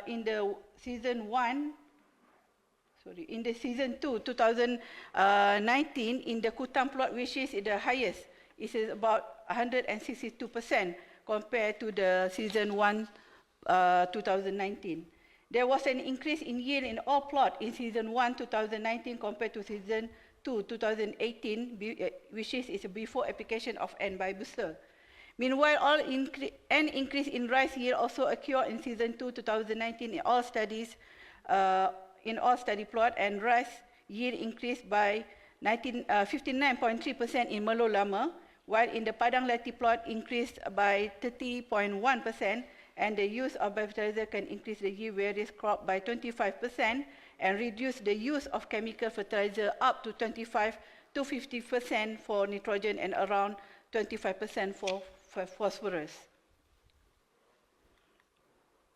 So this graph shows the soil pH status before application and biobooster at 0 days after one season applied, which is in season 1, 2019, and season 2 in 2019 in Kada. The soil pH or the location, in all location increase at prolonged use of biofertilizer. Also in the Kada, for the information, the soil in Kada considered as low fertile soil, but with prolonged use of N biobooster, the soil CAC was improved compared with before the application of N biobooster. And also the total plate count population of nitrogen fixers, potassium solubilizers, bacteria was increased from season 1, 2019 and to season 2, 2019, and compared with the season 2, 2008, before the application of N bioburster in Kutan Kada. The population of the phosphorus soluble bacteria slightly decreased from season 1, 2019 to season 2, 2019. So the last part of my presentation is I will share the commercialization and impact of the N booster. So N booster was selected in a special KPIs of one of the Ministry Science and Technology Ministry in Malaysia in commercialization year 2020. And Real Strong N booster has been successfully appointed as a supplier of biofertilizer with beneficial microbe in paddy production incentive scheme SIPP for 2 years in 2020-2021 in zone 3, which involves 7 states and the total area is about 52,000 hectares.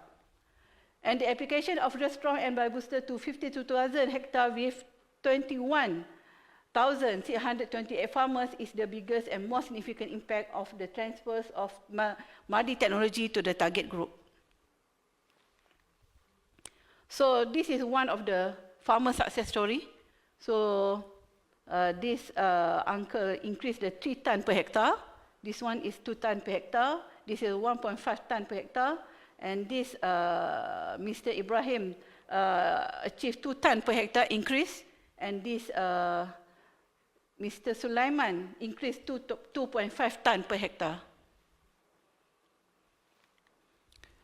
And then this Mr. Sazili, this increased 120% before and after application the second season of N booster. And then Mr. Ruzwan increased 102% before and after application of N booster.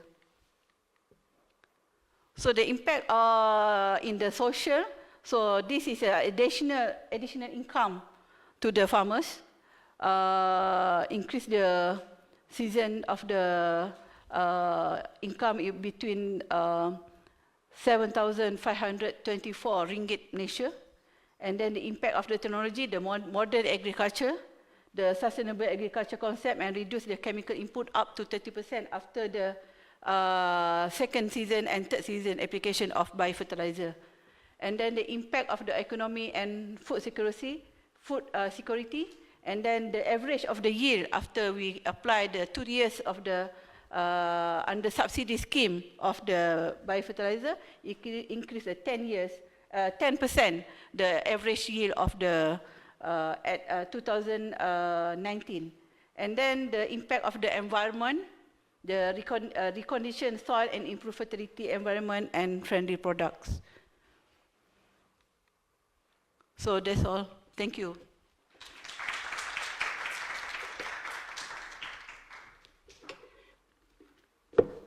Thanks, Ms. Harding, to share this really successful case study. And question you want to raise? Oh, Dr. Chen. Thank you for a very impactful results. My question is that could you elaborate more your BioEnstrong? What's the mechanism that enhance the yield? Because you didn't really mention the bacillus. Oh. It's how you improve nitrogen or other nutrients uptake. And did you analyze the plant total uptake, for example? If it's nitrogen, I don't know how you call it BioEnstrong, so suppose it should have some effect on the nitrogen uptake, right? And did you really measure the total uptake if the content is not? And this is first question, sorry. And the second question is that you compare year by year after application, but did you, in order to get rid of the annual difference, the same field, maybe there is annual difference due to other climate situations. So the yield may be different from year to year. Yeah. So I think to really demonstrate it's coming from the BioEnstrong application, you need to have a check without application of the biofertilizer versus the one with application, and then the rest of the condition the same. So did you do that? Okay, maybe I answer the second question first. Okay, actually our commercial partners, All Cosmos and Biobuster, already sent the product to one of the interested company from I think the UK company, and then they collect this company, UK company collect the sample of the biofertilizer around the world.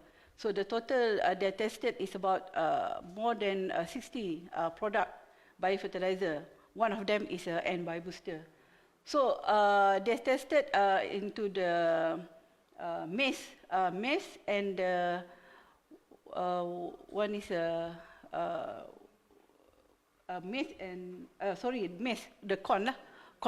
So the result between the 60 product biofertilizer around the world, the N Biobooster is the top 3. The effect of the yield, the effect to the soil, and then the nutrient uptake.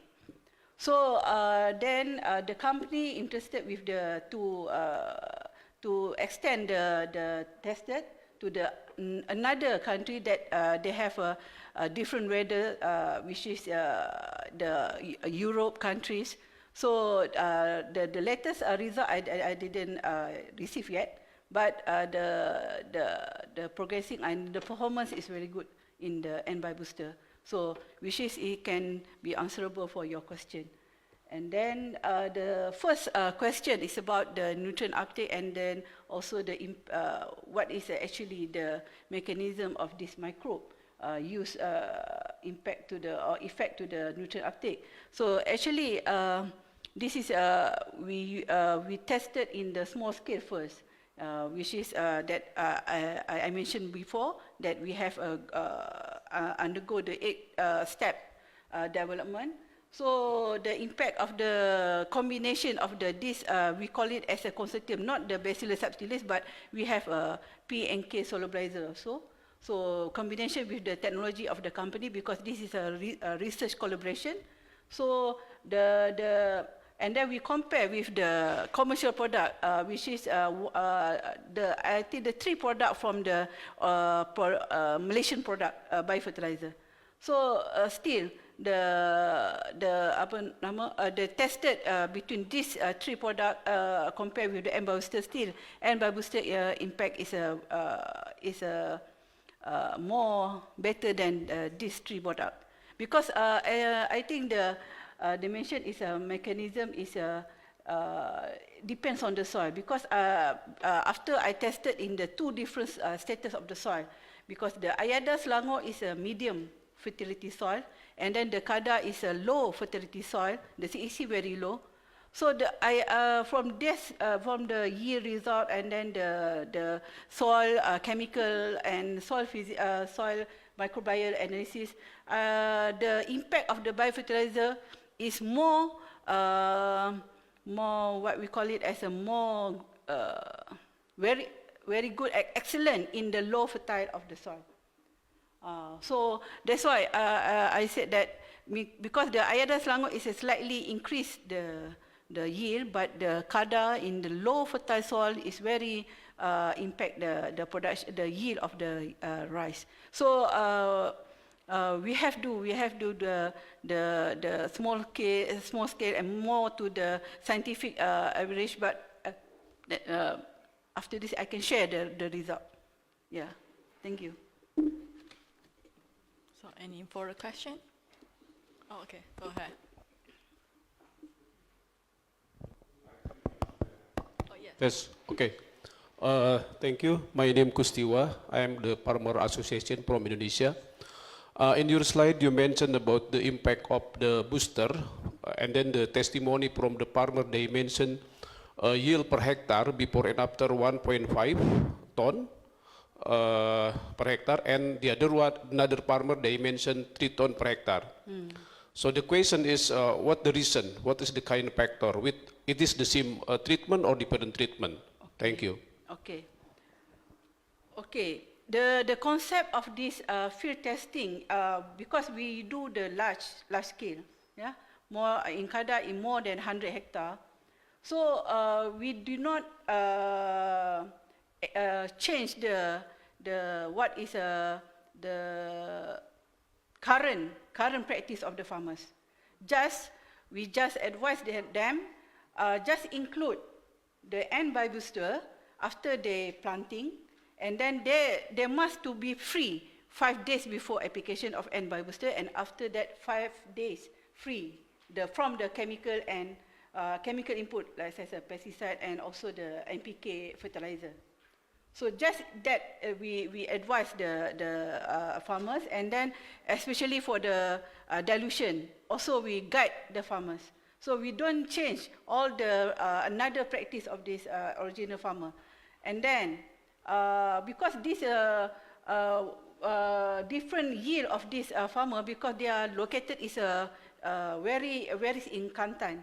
So some farmers, they're facing the PND issues. Some farmers, I think the most important thing, the knowledge, and then we make sure that they follow our SOPs. So that's, I think the farmers understand why this microbe cannot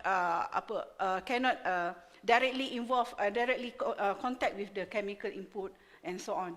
So this is one reason that why farmers can get the varies of the increase of the yield.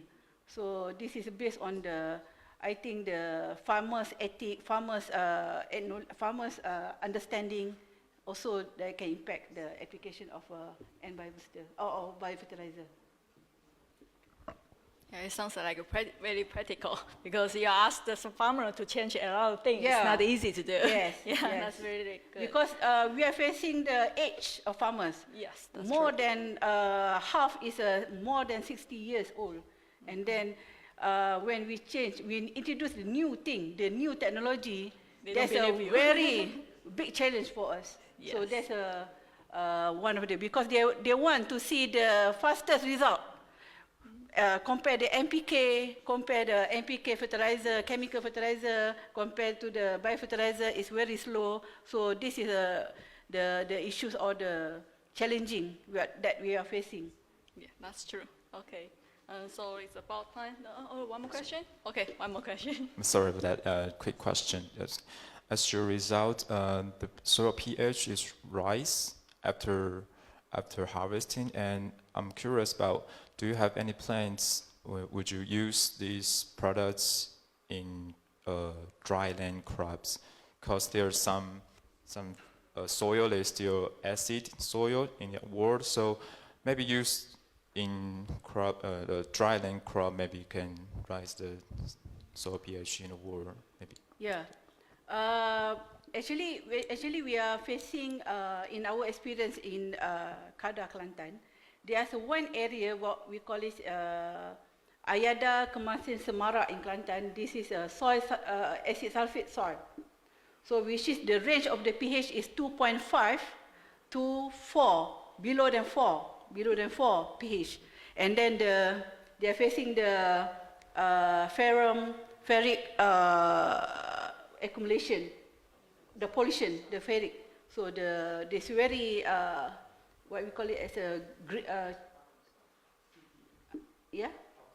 toxicity of the ferric.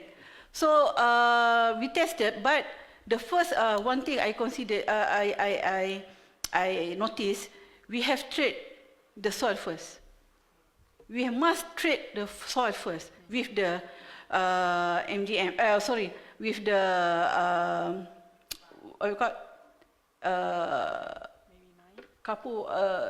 MGL, lime, yeah. We must treat the at least increase to 3 to 4 pH, and then when we introduce the microbes, then they can really work to increase the soil pH.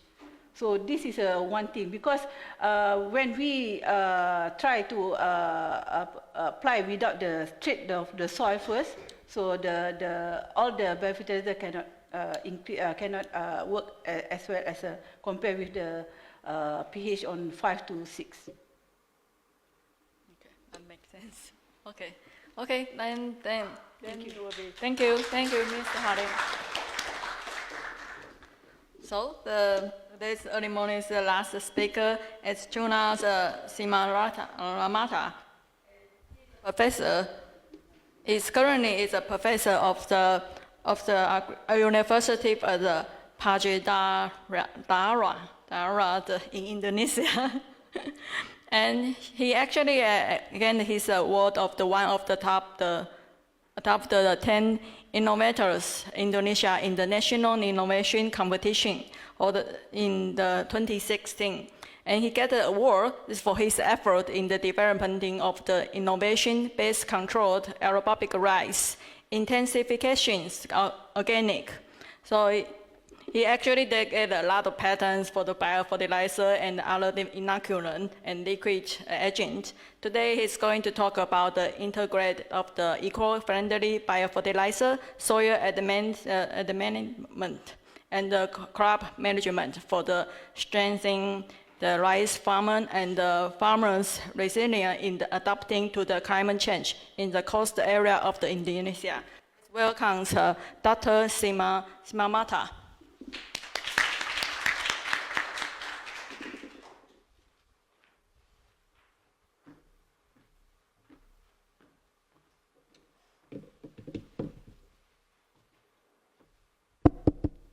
A very good morning.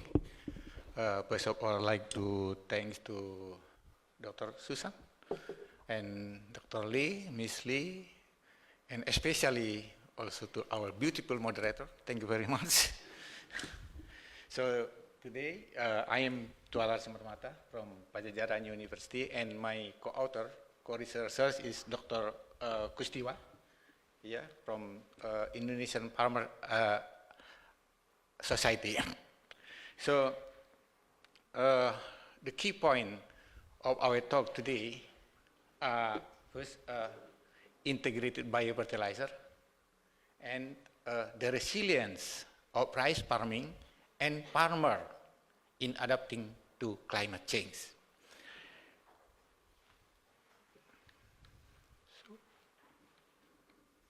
Sorry.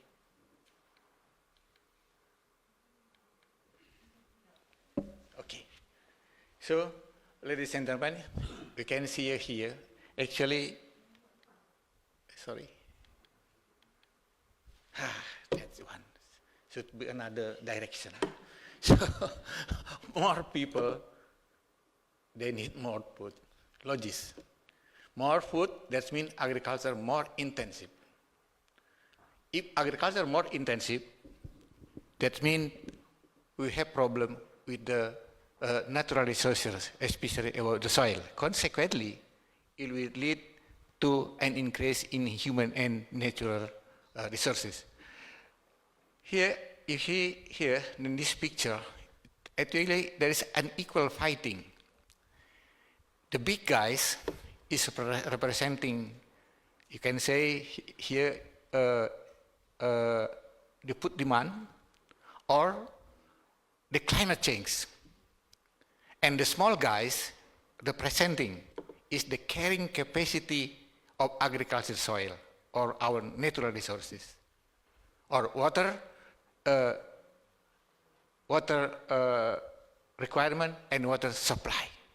So how will the small guy will win this fighting? The next, see, the main concern of Indonesian agriculture. The first one is agricultural practices are forced to produce more food to meet the requirement of rapidly growing population in Indonesia. Our population now is around 280 million. So by 2050, will be increased, is expected to close to 400 million. You can imagine. So Indonesia is, how do you call it, rice eater.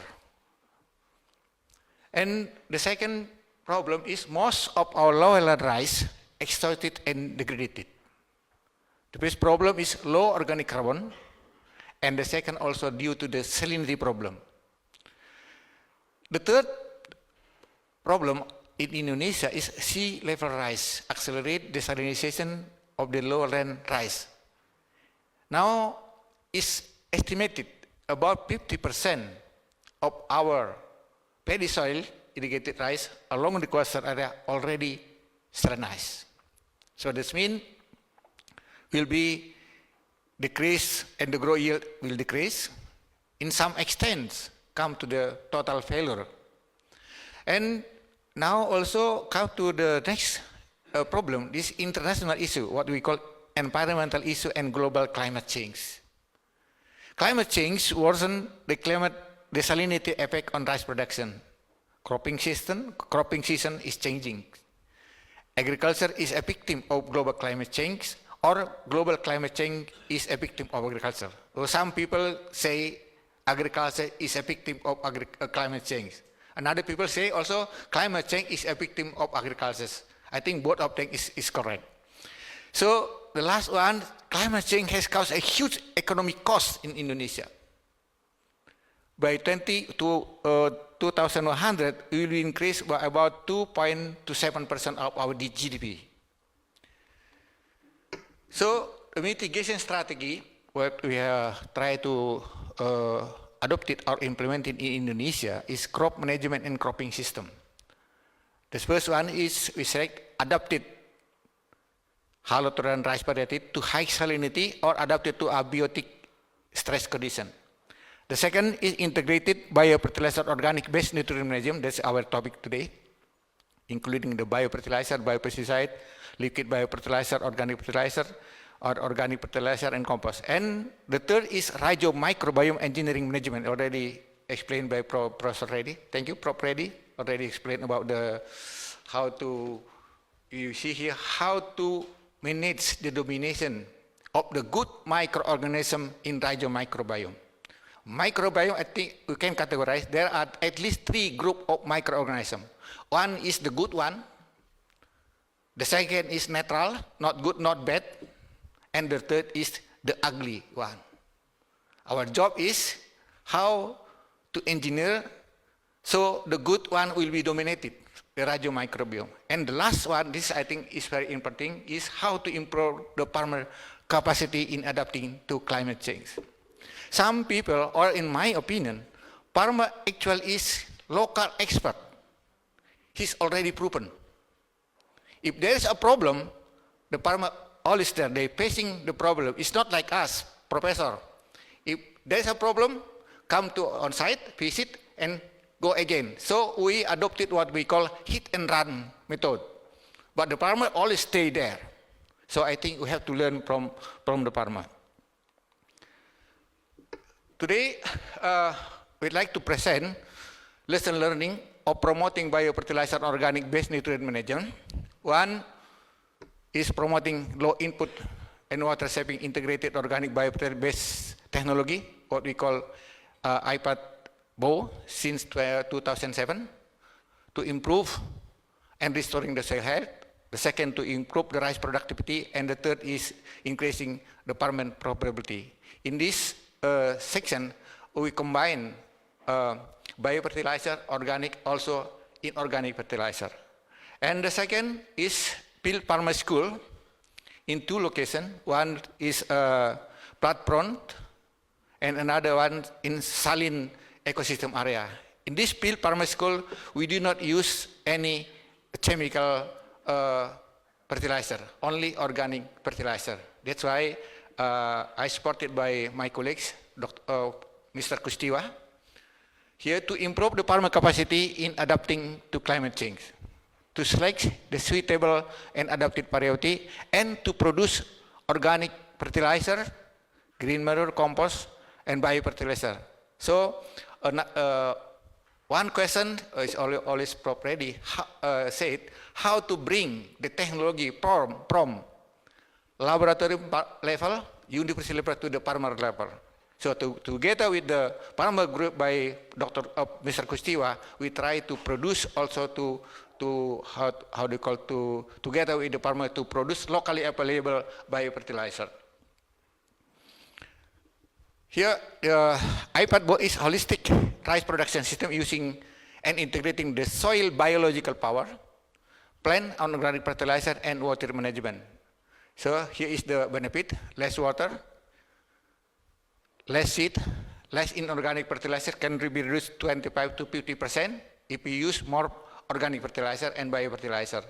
Improve the soil health, amazing growth, high yield, from 8 to 11 ton per hectare. And here is the low-cost, eco-friendly input. Biofertilizers consortium consists of and picture phosphate solubilization, PGPR, straw compost, liquid biofertilizer organic, and enriched azolla biofertilizer. Here is our collection. We also with the patent our collection. And today, now we have current research nano biostimulant coated biofertilizer for acid tolerant and saline tolerant isolate. Yeah. Best practice, this technology integrated. First is we are rely on locally available organic fertilizer. We call especially in straw compost.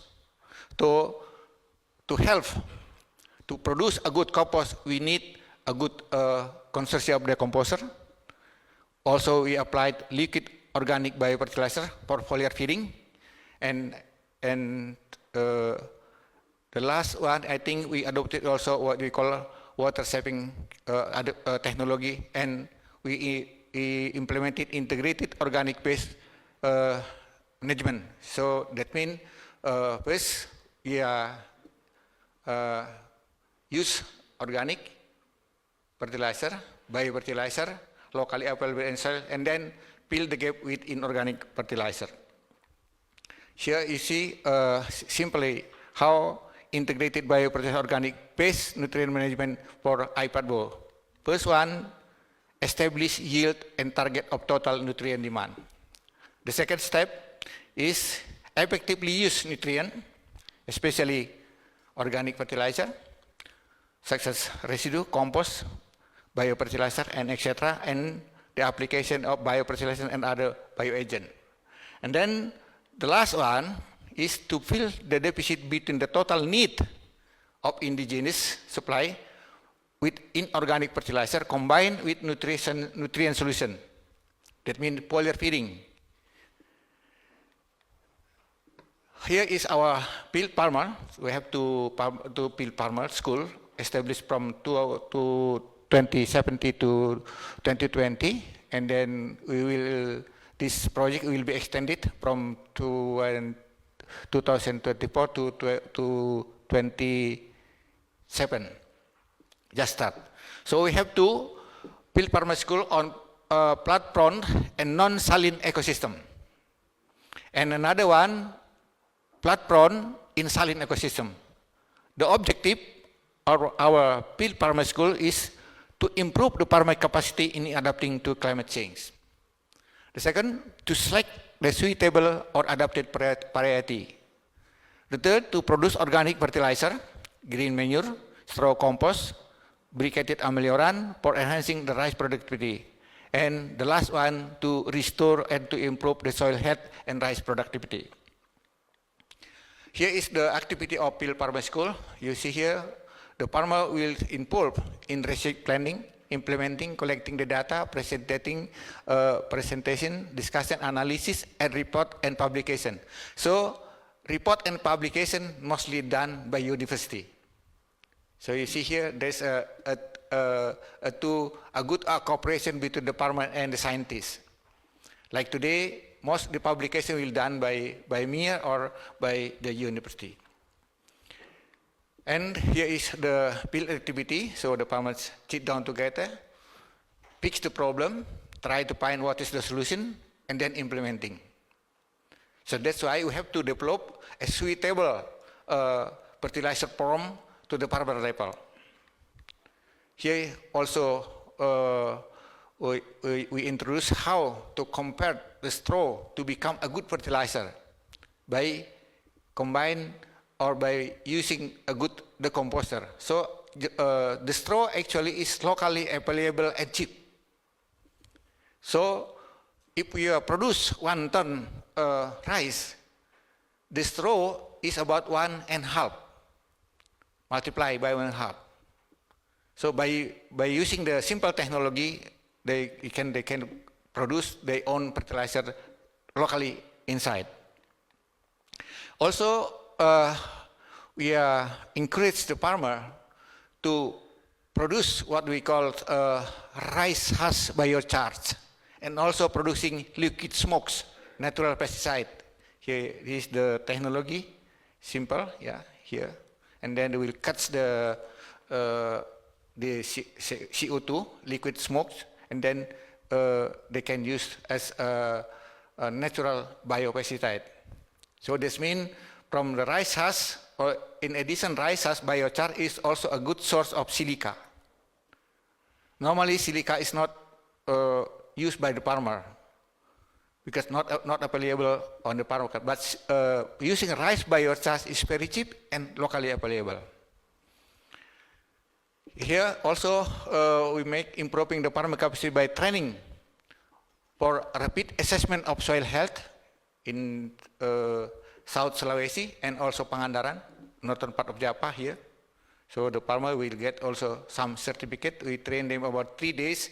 They can make evaluation to evaluate the soil health of their own land. So result summary, adoption of IPATBO, which is rely on biofertilizer, the composter consortia, composted straw, and this liquid organic biofertilizer significantly increased soil health and rice productivity. Rice productivity will significantly increase by a selected rice variety, organic manure, green manure, ajola extract, improve the farming resilience and green yield. So briquette, bioameliorant, and green liquid biofertilizer, what we call GLB, increased the green yield in flood-prone. So in flood-prone area, we cannot use any powder fertilizer because due to the flooding. So we have to modify it by using the in briquette form. So we can put into the soil, and then to secure the nutrient supply, we use what we call green liquid biofertilizer from ajola extract enriched with biofertilizer by spraying. And then field farmer school and field research increase the farmer capacity. Here is the summary of rice yield of IPATBO in different locations in Indonesia, across Indonesia. So the rice yield is increased by at least 25% compared to the conventional method. Here is the also rice productivity is increased by the selected variety here. Normally, in this case, we do not use any fertilizer, only organic fertilizer and biofertilizer.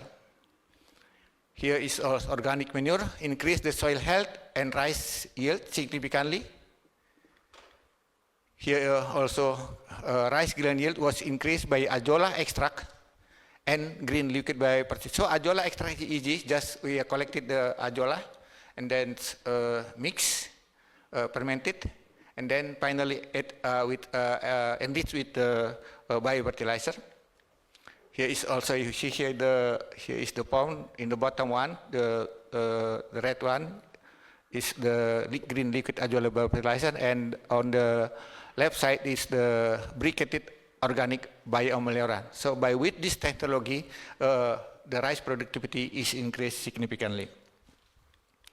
Here, you see, last but not least, we are, I think it's important to give appreciation to the farmer. So by 2022, we have Agro Expo of climate physical participant in campus. So normally the campus come to the farmer. But in this case, we try to bring the farmer goes to campus and make expo. They will explain all what they have done, as you see here. And also at the bottom here, see azolla and rice peel, which azolla is, I think, is a good green fertilizer. And they explain everything what they have done.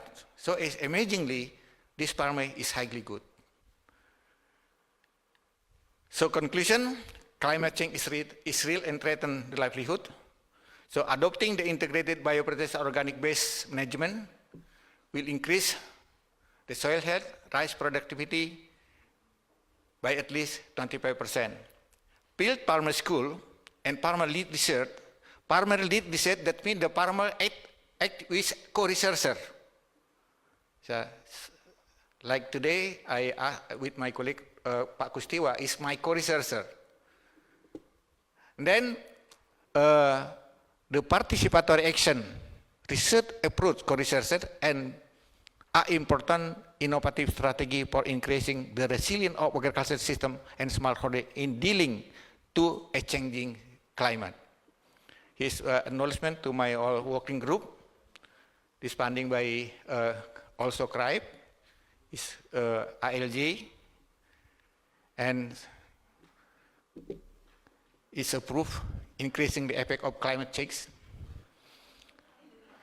Yeah. Yeah, I don't know, 2030, it may be more. Then, ladies and gentlemen, so I have three closing remarks. One is climate change is real and threaten our life. The second is biofertilizer and biopesticide is eco-friendly fertilizer. And the third one is, you may believe it or not, providing enough food for rapidly growing population is not easy work. But together we can make it. I thank you for your kind attention. Thank you. Yeah, Dr. Marty really mentioned a lot of the issue we're facing right now. So anyone have that question? Maybe you go first. Hi, Dr. Twalar. I'm Ganesan Krishnan from Maradi. Nice to meet you, sir. Thank you. Actually, you're saying I'm very impressed that you are using integrated nutrient management by recycling the rice straw to increase the yield, whatever, to improve the soil health. But my concern is there's issues, say, when you continuously apply organic matter to the rice field, it will cause the soil softening. And in Malaysia, we have a lot of problems with that. Because whenever the combined harvester enter, it will submerge a part of it. And maybe you cannot cultivate rice for maybe 2 to 3 years until the hard pan to reform again. So how do you, maybe I don't know whether you have a problem or not, do you have any problem like that? First question. Secondly, if there is that issue, how do you address it? I mean the soil softening issue by using the organic matter. Thank you. First of all, actually in Indonesia, we have problem. The main problem is normally the rice straw is burning, the easy way. But now, we try to improve, also the government support it. They use this rice straw as organic fertilizer locally and easy and very cheap available. And nowadays also, since maybe the last 5 years or 2 years, due to the shortcut in labor, most of the farmers in some area, they use a combined harvester. By combined harvester, is directly the straw will be cutting and spread on the field. So also improve, develop straw decomposer consortium, I think is including the trichoderma, streptomyces, and so on, and then spread with the water, and then use in land preparation. So how about the soil softening? So I do not really understand what they mean. What? Yeah. Whenever you step on, maybe you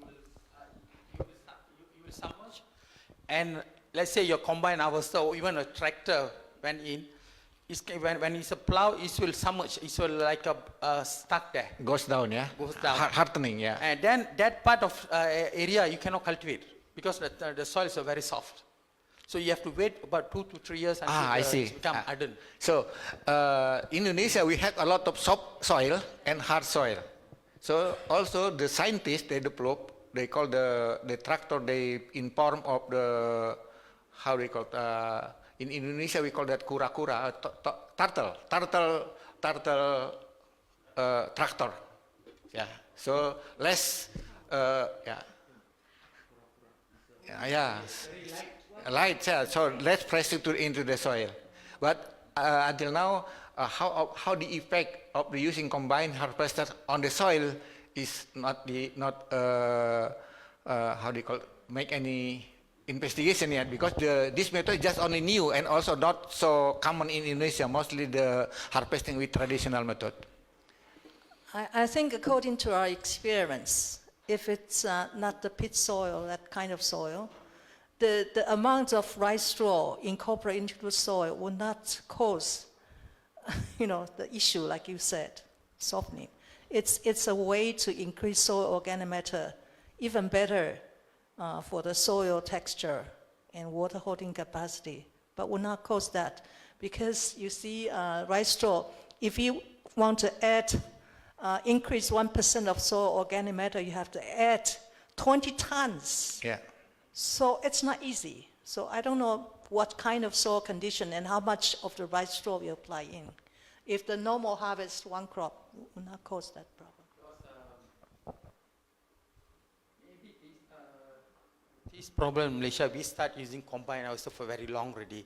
And the combine harvester we use, I think, if not mistaken, that used to harvest wheat in the overseas. A very heavy one. And that's maybe the problem, the softening or one of them. But now we come out with the smaller version. The previous one will be, but maybe there's improvement. But in Malaysia, it is getting about 10,000 hectares affected by this soil softening. You have to use modified combined harvester. Machinery, yeah. Maybe we can go for a discussion later. Now it's almost lunchtime, so we have one more question, right? So I thought I see someone raise hand. No? So it's okay? Oh, yeah, I know you.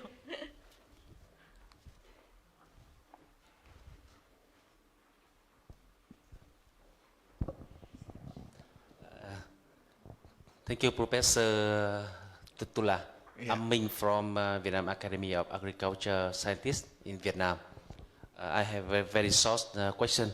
I saw the e-passport. Yeah. It's like a technical package for rice, paddy rice. Yeah. In your package, you recommend farmer use so many things. I agree that the biofertilizer you recommend farmer use compost cho consortia biofertilizer, liquid organic biofertilizer, and so many things. Do you think your packet is so complicated for farmer to adopt? I agree with you that your recommendation for you biofertilizer and other thing is very good for the soil health, good for the rains. But do you think it's complicated for farmer to adopt when you upscale? And for the second question, do you have any cost benefit analysis? Cost analysis? Yeah, CBI. Okay. Yeah. Thank you very much. Thank you. So, first of all, I think our job as scientists from the university is to provide a menu like a restaurant. So this one is best practice. If you want a good result, the productivity will increase, the soil health is increased, your income will increase. So, and also environmentally sustainable agriculture. So best use of organic fertilizer, because organic fertilizer is mostly bulky, polymerase, use locally available, straw, compost, and then biofertilizer. So the question is, I think in biofertilizer, it's not easy to access by the farmer. And the third is actually how nowadays, I think in Indonesia, maybe also in Vietnam, all the people, all the farmers already equipped with smartphone. So the technology is available in Google. Professor Google is very nice. You can make it ask anytime. So about IPADBO, it's just Googling, then they will get it. If necessary, they can contact me, we can help. So, based on my experience, if there is 100 farmers, especially for the new technology like in Malaysia, maybe in Indonesia, I think maybe only 10 or to 50% or 5% will adopt the technology. In some extent, even your technology is good, it's not guaranteed that your technology will also adopt it or implement it continually. Because our farmer, I'm not, in some extent, smallholder, is a big farmer, they do not need any help. They can find their own solution. That's all. Thank you. Thanks for the question. Okay, let's thank you. Sorry, the cost analysis. Question, right? The cost analysis. This question actually I do not so happy to answer, because the cost analysis will be run by the businessman. So my job is how to make a good technology. How to run the business is the job of the businessman. Yeah. If there is a good result, they will do it. If there is no profit, no gain, so no pain, no gain. So, Prof. Reddy, I think he had a lot of experience about how to make gain. So thank you very much. Okay, let's thank Dr. Simamata. And okay, then we thank today's early morning's 4 speakers, and now we go to the lunch break. So afternoon will be 1:30 afternoon. So we'll see everyone in 1:30.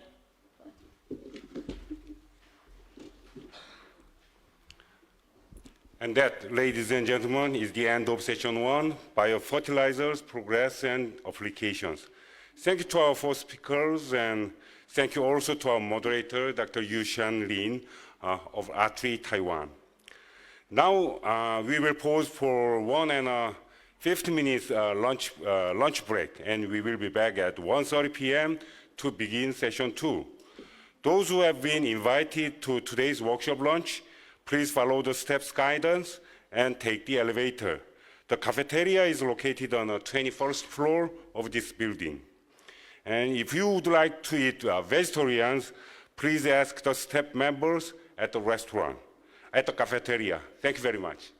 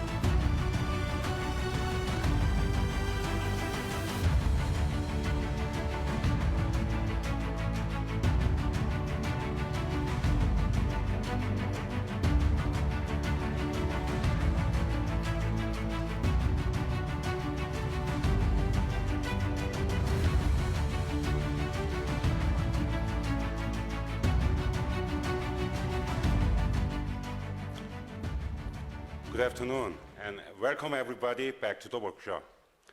After discussing about the technology and case study of biofertilizers, we now proceed to session 2, Biopesticides, Progress and Applications.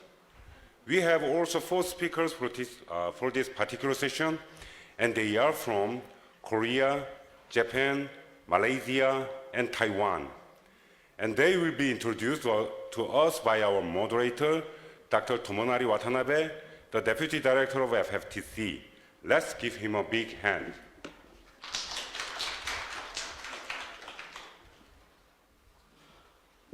Thank you, Mr. Lee, for introduction. Good afternoon. Maybe you already enjoy the very nice cuisine, the lunch, the Korean cuisine. And so let's enjoy the afternoon session 2. So now we have the 4 speakers. So each speaker, please remind that you have the 30 minutes. So please end your talk within the 20 to 25 minutes to have some discussion time. Okay, so I'd like to introduce the first speaker, Dr. Kil-Yong Kim. He's a professor of the Department of Agriculture and Biological Chemistry, the College of Agriculture and Life Sciences, Cheonnam National University. So his title is the gelatinase and the kitchenase, the producing microorganisms, GCM, the new insight into disease control and the growth promotion in crops. So please, Professor Kim.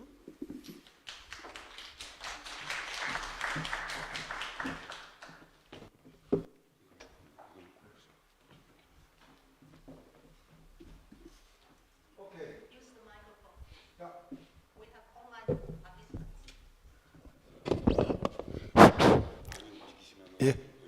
네. 여기 지금 안 나왔고 내가 지금. 예. Okay. Today I'm going to present effects of gelatinase and chitinase producing microorganism. This is GCM, which can control disease and promote crop productivity. Before presentation, I'll show you a video. It takes about 4 minutes.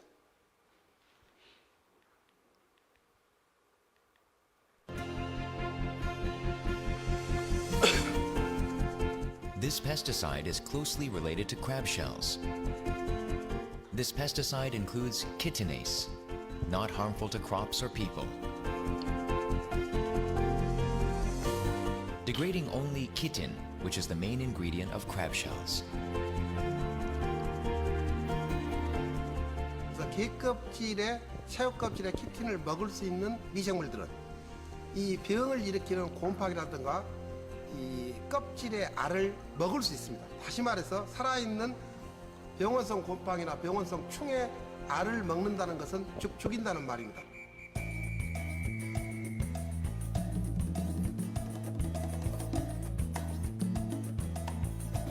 Fighting back plant pathogen against pesticide-resistant germs. This is CAP. Then, how about its effectiveness? 병해 일단 진딧물이나 응애 그리고 다른 곰팡이에 특히 곰팡이에 저는 고생을 안 했어요. 딴데 곰팡이 네, 올해 요 주변 농가들이 곰팡이 때문에 수확을 많이 떨어졌거든요. 근데 저 같은 경우에는 곰팡이 약을 일반 농가에서 쓰는 약을 한 번도 살포 안 하고 지금까지 지속을 해왔어요. 항상. Chitin-based pesticide is the answer to protect from damages in strawberry farming. By laboratory. Let's take a look at the process of how chitin-degrading enzymes and chitin-degrading bacteria kill the fungi cell walls. After monitoring for 72 hours, fungus suddenly stops growing. Does it work with tubercle nematode? Nematode completely stopped moving in 24 hours.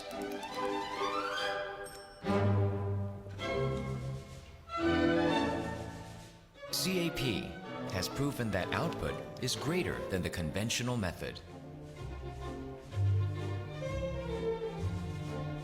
왜 월수가 없냐면 가피가 뚝 까지고 잎사귀 뚝 까지고 건강한 상태가 지금 나무를 보면은 되기 때문에 절대 병충해가 올 수 없는 한 20% 증가했다고 보면 됩니다.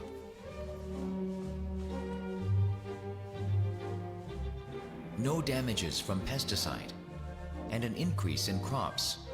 How about the crucial part of taste? Generally speaking, 14 bricks, it is pretty high in sugar content. Then what about the apples grown in CAP farm? The figure shows higher numbers in conventional ones than the low pesticide farming methods. Hanabong, grown only in the southern part of Korea, are high in vitamins and good at preventing colds. While regular tangerines have an average sweetness of 12 bricks, Hanabong grown under the CAP farming system have an average sweetness of 16 bricks. 나도 기분이 좋지만 드신 분들도 안전한 먹거리가 있구나, 안심하고 먹었구나, 또 사 드신 분들도 행복할 거 아닙니까? One more surprising fact is, these fruits have a superior effect on anti-cancer. We test the apples grown on CAP, whether it has antioxidizing and anti-cancer effects.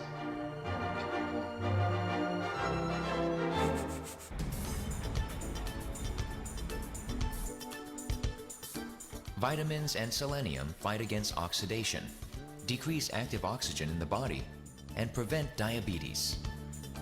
The research lab at Seoul National University, led by Dr. Lee Young-soon, confirms that fruits grown on CAP have preventative agents against kidney damage, which cause common diabetes complications. The fruits grown on CAP shows maximum up to double compared to red color grown on conventional farming method.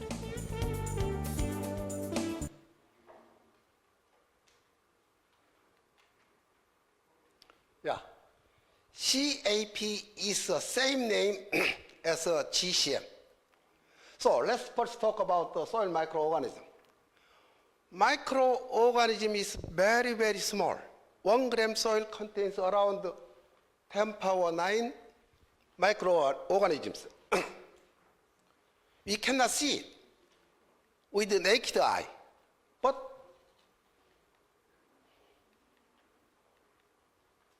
under microscope, we can see it. There are so many species living in soils. Despite of small size, they have to eat to survive and to have activity in soil system.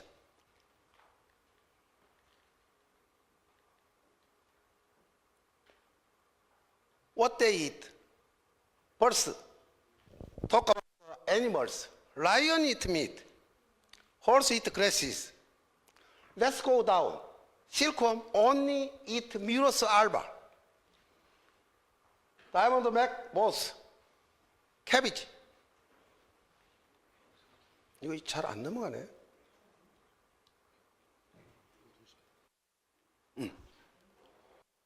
What do they eat? This fungus, Fusarium, nearly like, the banana roots. This is Panama disease. Elsinoe, peels of orange, Phytophthora, root of pepper, botulism, strawberry. What is the monocropping problem worldwide?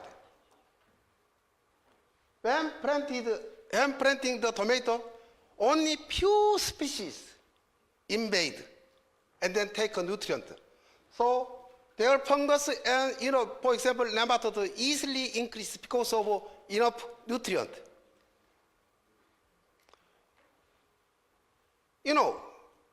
Scientists ask to farmer, please rotate, but most farmers do not listen to us. Again, they plant. So this species highly increased, but we cannot see it because too small. They, at the attack, and then take a nutrient. So farmer know that, plant have some disease symptom. In this case, they sprayed pesticide and fungicide. Continuous spraying of pesticide and fungicide, the cause resistance. This is a big problem now. Also, affect, destroy the environment and ecological balance, affect even our health. Fortunately, some functional microorganisms are alone, not only to inhibit plant pathogen and pest, but also promote the crop growth and increase yield. There are thousands of papers for biological and crop growth promotion. Compared control, these bacteria increase crop growth, root growth, or protect disease. There are so many already published papers worldwide. Based on this result, many companies produce biological the products. Who buy these? Farmers. Most microbial agents do not work efficiently in the field condition. Why? Field is totally different from our laboratory. Also, amount of microbe and metabolite applied are often too small in comparison to indigenous microorganism present in the field. Let's first calculate soil weight per 0.3 hectare. 100 meter multiplied 33 meter. Okay, let's have 0.2 meter depth. And then bulk density. We'll have 825 tons. Change to kilogram, change to gram. We'll have 8 multiplied 10 power 8 grams.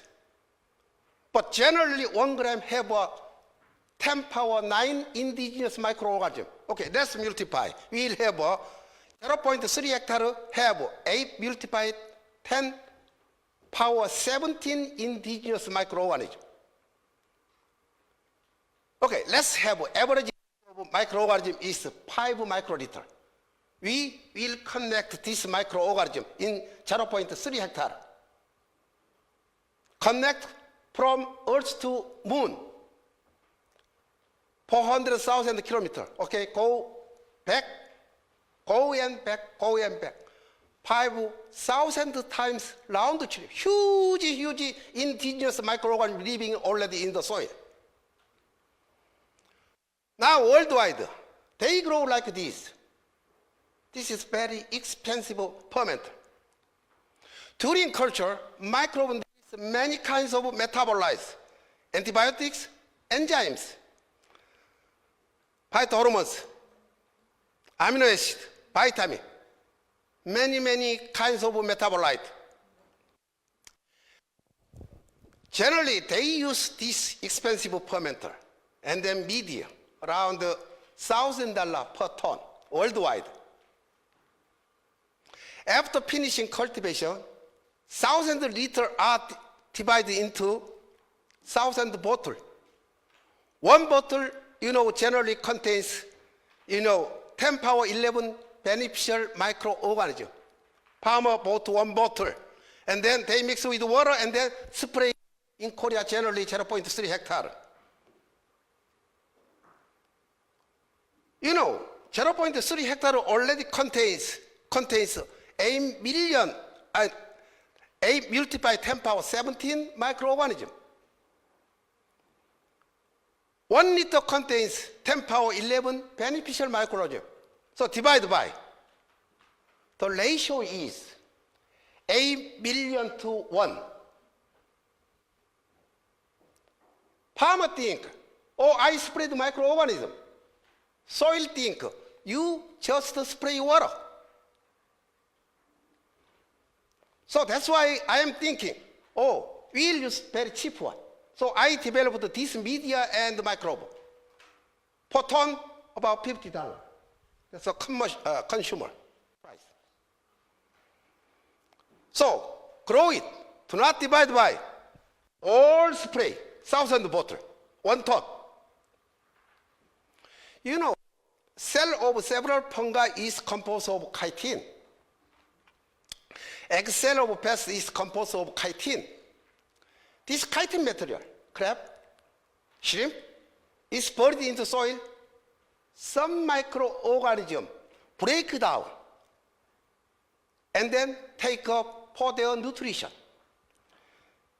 These bacteria can break down for their, the food. That means kill. Skin of worms and the egg mass is composed of proteins such as collagen and gelatins. Also, some bacteria break down these collagen and gelatins. That means they break down this skin. That means kill. So, using selective media, like a colloidal chitin media and gelatin media, I isolated a bacterium. Based on creozoan, this bacterium was named as a gelatinase chitinase producing microorganism, GCM. So based on gene A sequence, this bacterium was identified as a Bacillus phalangensis CE100. This is a thermophilic microorganism. Can survive above 40 degrees Celsius. Even activity is very high, between 20 to 30 degrees. Another characteristic is that vegetative form can convert to endospore at unfavorable condition. This is a strong merit for making my products. Nilise, chitinase, cellulose, gelatinase also strongly inhibit anthracnosis fungal growth. Also, fusarium inhibit growth of botulism, sclerotium, even bacterial disease, they inhibit the bacterial growth. Xanthomonas, Pectobacterium. The least volatile compound also inhibit growth of fungal growth. They grow between 20 to 50 degrees. Page 10 to 4 also grow media containing 5% NaCl. The least cyclo highly inhibit the spore germination, also break down cell walls. GCM culture mixed with plant extract control powdery mildew, aphid, mealybugs, also promote root hair highly. So I developed this SuperBio A. This one contains 5 billion of Bacillus phalangensis endospore. SuperBio B, this is specific media for Bacillus phalangensis. 1,000 liters, we can put SuperBio A and B, and then 6 kilograms of fertilizer and 4 kilograms of sugar. Grow for 2 to 3 days at this temperature.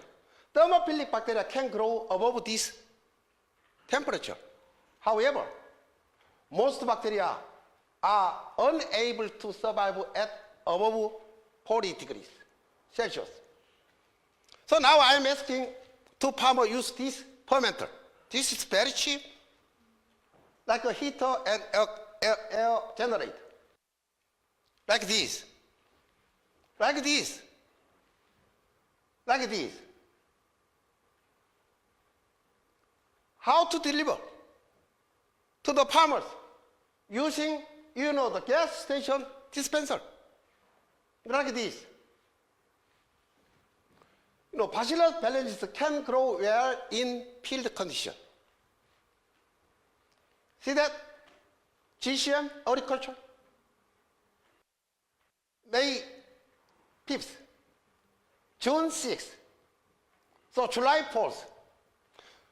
Most tomato plants died in conventional field, but GCM control disease and promote plant growth. This guy, GCM culture was sprayed at a rate of 2,000 liters per hectare every 10 days. The plant extract, sulfur solution, and sulfur, the surfactant were used with GCM culture.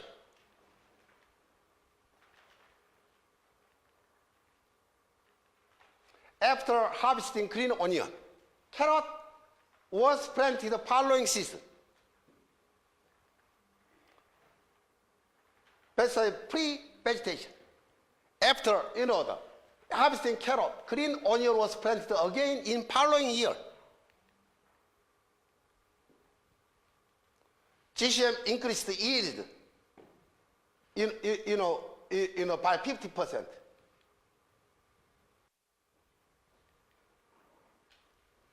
In 2006, he has not used the pesticide. GCM culture was sprayed at a rate of 2,000 liters.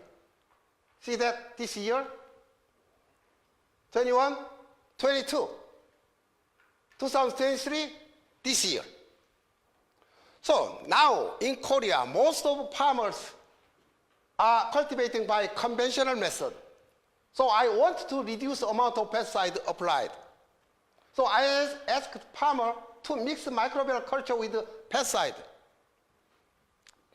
What they were worrying was that pesticide killed the beneficial microbe. So I grow. And then 500 liter, 500 water, fungicide. 2 bottles, that's a recommended amount, for example. Half of them, nothing. Fungicide, after mixing fungicide, 5 days later, fungicide do not kill my bacteria. This Eldorado fungicide do not kill my bacteria. So Bacillus balaenus was not affected by presence of pesticide in the culture. So I'm strongly asking now, please mix and spray. What is the synergistic effect? Control, fungicide 50%, 100%, that means the recommended one, half of recommended one. GCM 50%, GCM 50% with fungicide. Highly inhibit growth of fungicide. This is, the GCM with pesticide only. GCM increased yield by 100%, but pesticide reduced by 2/3. See that? Only pesticide. Now I did experiment in my lab. Same amount of fertilizer. And then I gave a root zone. But here, same of the fertilizer with microorganism. And then here sprayed the water, fungicide, this GCM. GCM highly increased pressure rate and dry rate. Also, GCM enhanced plant growth through the stimulation of root hairs. I worked with him for 8 years. There is a GCM highly increased root hair. No biannual bearing. What is biannual? First day is good, next day is not good. But for eight years, continuously high yield. He reduced the fertilizer 66%. His age is 80. Root is very developed. No cracking of press, no biannual bearing after using GCM. Also, he reduced the fertilizer. So, the production of 10,000 kilograms of urea using 2,000 kilograms of coal resulted in emission of 4,000 kilograms of CO2. If you reduce fertilizer, you reduce global gas emission. See that? Just 2016, 16, 17, 17, 18, 19. January, one bunch produce single bunches. This farmer has produced 2 bunches per branch at same tree for 4 years. Radish. See that? I'm also growing. 6 minutes left. Okay, I know.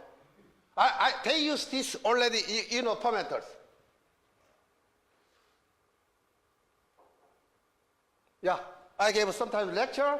I had 2 times in the National Assembly in Korea.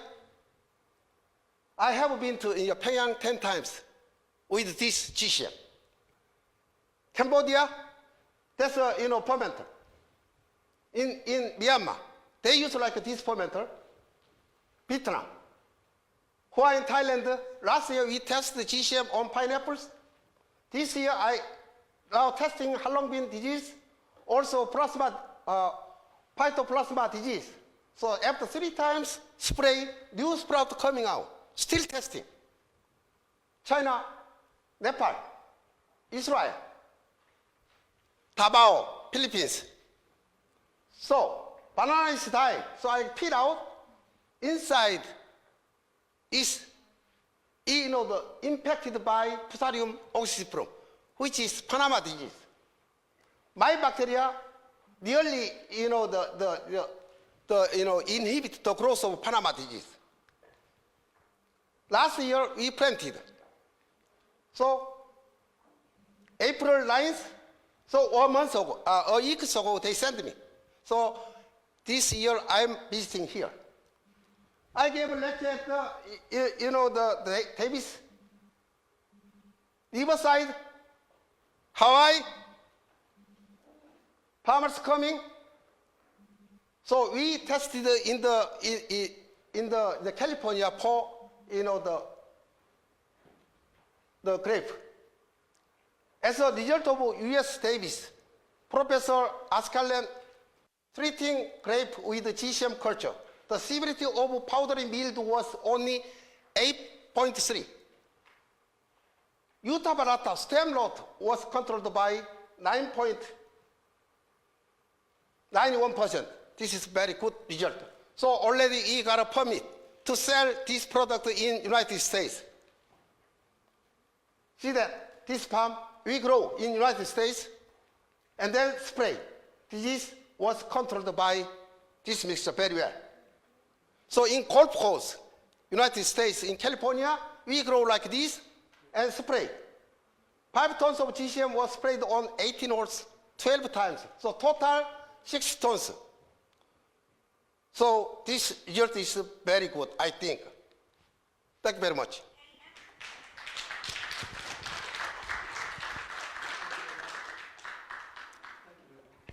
Thank you very much, Professor Kim. So, any comment? Dr. Reddy?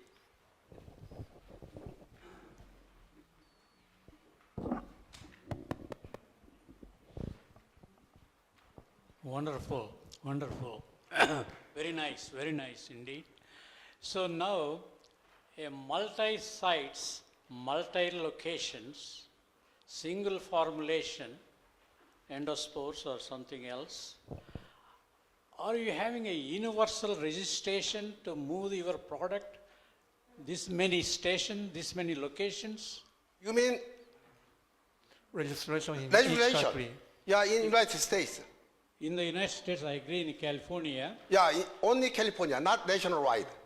What about other locations you tested? Oh, we'll have a plan Myanmar, to... Taiwan. Yeah, already we have a legislation in Vietnam. Also now I am doing in Philippines, in the Greece and Spain, something like that. But not Taiwan, not the other country. In Korea? You have without that we cannot sell it. Now in Korea about 30,000 farmers are using this product. Right, you told me that. Under which act? Fertilizer Act, Fertilizer or Pesticide Act? Both. Both? Yeah. Both. That means you have done vigorously toxicology test, toxicologies. I wanted to register this one as a pesticide. but our government does not allow it yet. Just we apply this one biofertilizer. As a But biofertilizer. the effect is biofertilizer and biopesticide. Right. Yeah. And one more thing, sorry. So the formulation endospores. Yeah. Endospores are you putting into liquid or just a granular or a powder? Dry, powder. Powder. So already I tested. For 4 years, 99% survive until 4 years. No, I agree for endospores, they can survive. Yeah, but we made the powder. Powder. Yeah. And the most benefit thing, what I know of, bacillus, we can make a liquid. Yeah, so farmer buy it and then they grow again for 2 or 3 days. That's why we like this effect. So we supply just the small 1 kilogram of the bag, and then farmer buy it and then they grow again there in the farm. In the farm, Yeah. on the farm. Yeah, on the farm. Okay, so sorry, so the time is up. So could you Yeah. Okay, we can talk. Could you discuss after Thank you. the meeting? Thank you very much, Professor Kim. Thank you. Okay, so we moved on to the second speakers. Dr. Masaharu Kubota from National Agriculture, the Food Research Organization, the NARO, Japan. He is team leader, the project, the group leader of that project. His presentation title is the control of the both powdery mildew diseases and pest insect on vegetable plant with a single microbial agent. So please. Okay. Nice to meet you. And my name is Masaharu Kubota from Japan. And thank you for giving us the opportunity to present our works.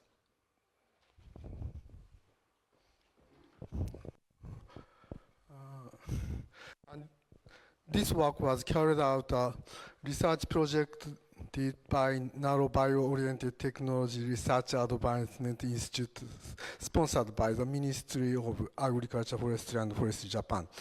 In this work, we studied method for using a biopesticide which can control both of diseases and pest insects. And first advantage of using the bioagent, which has control effect to both disease and pest insect, is decreasing frequency of agent treatment, meaning labor cutoff, and decreasing the number of the agent. But we can mix fungicides and insecticide now and apply. So labor cutoff is not so important now.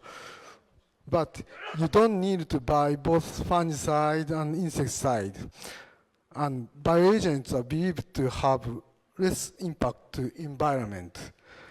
The Ministry of Agriculture, Forestry and Fisheries Japan put out a policy purposing cut chemical pesticide use by 50% by 2050. Bioagent could substitute chemicals there. In Japan, already registered bioagent can be used without limited frequency and applied to organic certification too. And in this work, the best use is Botanic Guard ES by Arista Life Science UPL Japan, which is named as Control ESO in some other countries, maybe. The effective ingredient is spore, conidia, or an entopathogenic fungus, a Beauveria bassiana strain GHA. Originally, Botanic Guard ES controls small pest insects such as white fly. In the photos, the fungi infect to white fly larvae on the cucumber leaves, and mycelia grew on the larvae. Yep. In our study, this botanical ES could control powdery mildew disease on vegetable plants. This result could cut off costs and time required to develop a new fungicide against powdery mildew. And the table shows registration botanicals in Japan. On vegetable and fruit plants, originally it controls small insects, mites, and a few Lepidoptera. After our study, powdery mildew was newly registered as a target, and the dilution ratio was changed to 1,000 from 500 for controlling both powdery mildew and insect by Aristotle Science. The slide shows result of few tests on effect of botanical on powdery mildew disease on each vegetable plants. In each place in Japan, good protection rates were taken on 5 crops. In Japan, more than 6 results on each crop with a protection rate over 40% is required for legal registration in Japan. And registration on the group of vegetable plants request 2 results on each plant of 3 families. In this case, we get result on cucumber, melon, cucurbita families, and tomato, eggplant, solanacearum, and strawberry. So, via these results, botanicals was legally allowed to control powdery mildew in farmers' field in Japan.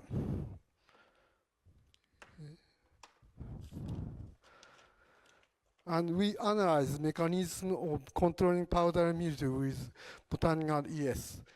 Cucumber leaves inoculated with powdery mildew pathogen. After treatment with botanical accumulated callus and prevented pathogen penetration. It's in the photo by microscope. And the callus is righted on the photo in left, under left. Yep. And callus is a component of plant cell wall and often accumulated in plant-resistant reactions. And the hypersensitive reaction was also recognized, which is also found in plant-resistant reaction often. And the hypersensitive reaction can stop the growth of pathogens on plant.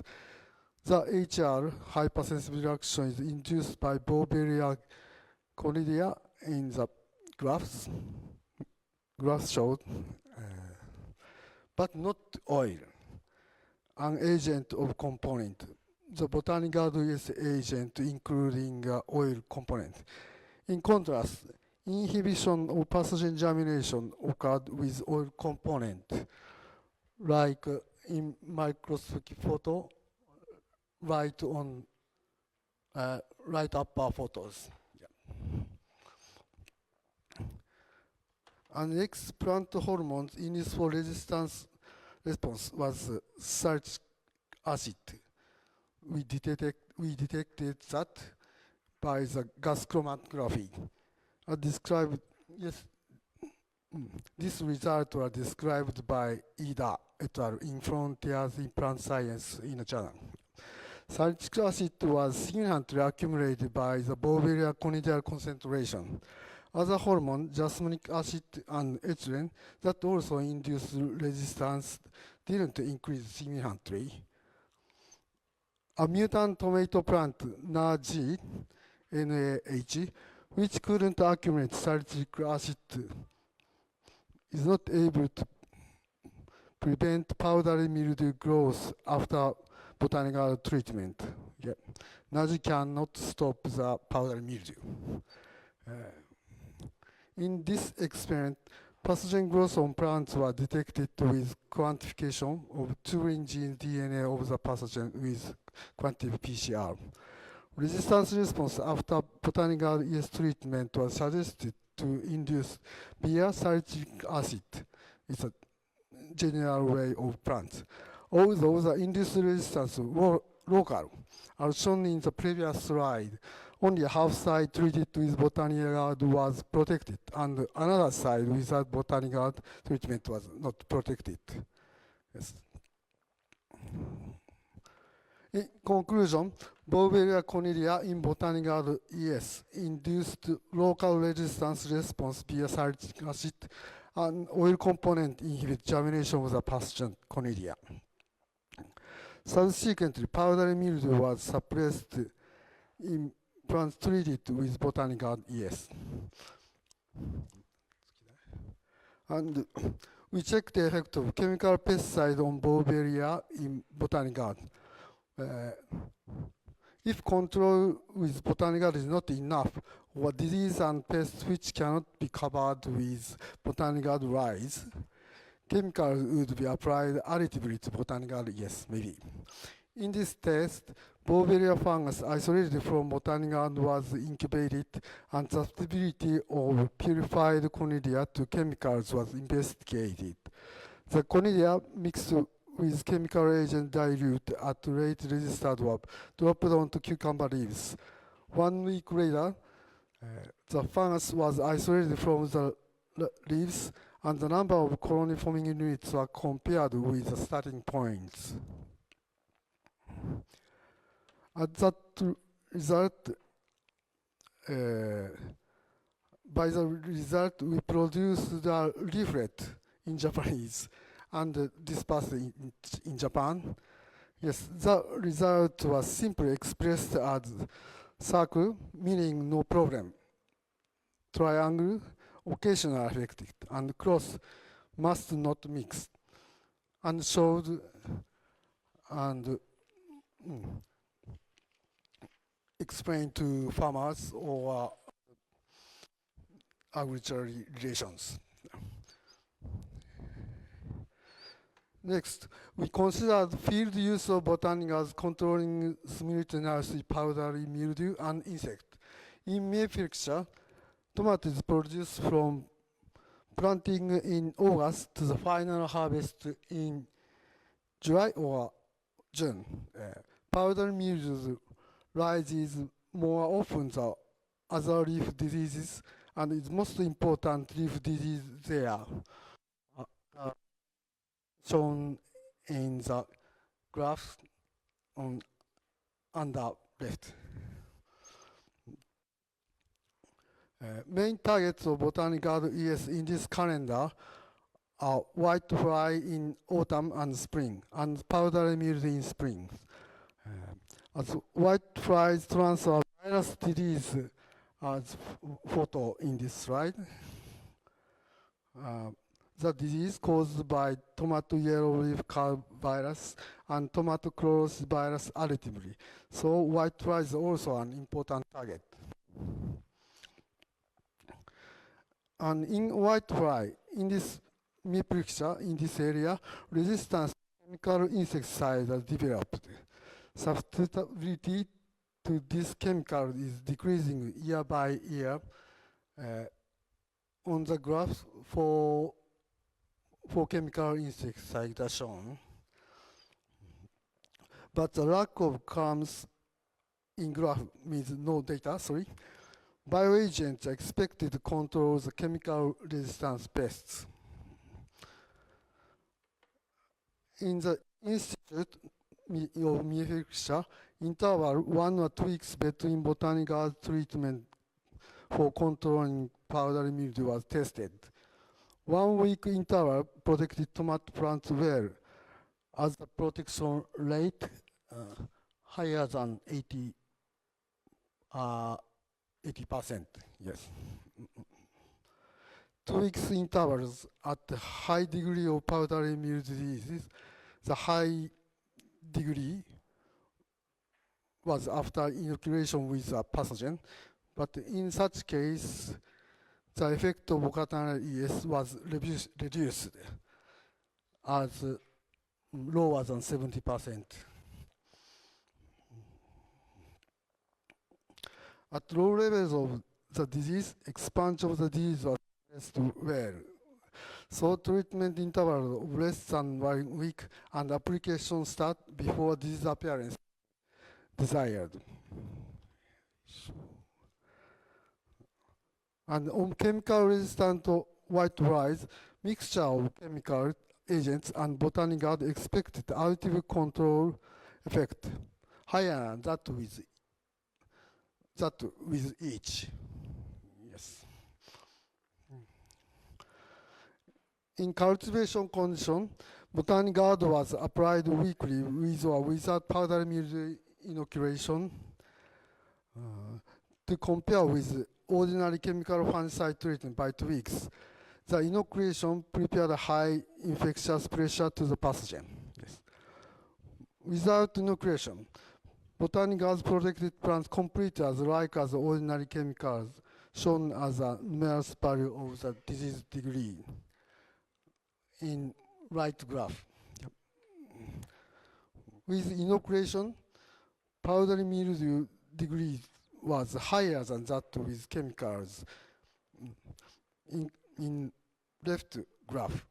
In conclusion, in the case of high disease severity, botanical ES effect are lower than that of ordinary chemical treatment. In similar condition, numbers of white fly larvae insect were also investigated. Botanical ES as well as chemicals suppressed white fly larvae in this condition. In farmers' fields, botanical ES is applied additively to ordinary chemical treatment. Maybe it's not a good experiment for scientifically, but production farmers' income must be secured in this case. At additive botanical treatment, white fly was suppressed more than at ordinary chemicals, suggesting additive effect of botanical AS to chemicals in left graph. Yes. Powdery mildew and tomato yellow leaf curl viruses were controlled enough with chemicals or additive in botanicals, but tomato cross virus spread in both treatment in spring. So, and early and latent infection in autumn could be imagined in this case. Next, in Nara Prefecture, yes, Nara, which has the oldest ancient capital in Japan, strawberry cultivation is major. Main pests and targets of botanical ES there are powdery mildew disease and hyperus pest mite there. In this area, predatory mites and parasitic wasps are often used to control pest mite and aphid respectively. Control agents should not affect the predators.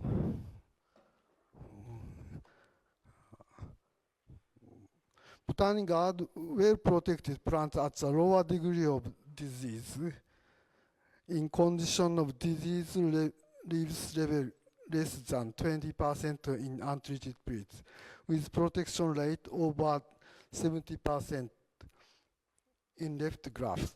In condition with more disease leaf in untreated plant, protection rate are lower or unstable. Botanical treatment on the same day of pathogen inoculation is more effective than that of 1 or 2 weeks before or later the inoculation.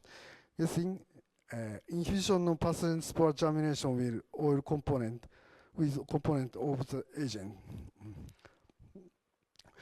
But treatment with the intervals in this case in right graph had effect as a degree so. But botanical control leaf powdery mildew as before, but the effect was lower in fruit of major cultivar Kotoka in Nara. With botanical ES alone, disease fruit increase in winter when lower temperature would affect also. Chemical fungicides should replace Botanic Garden ES during harvest season.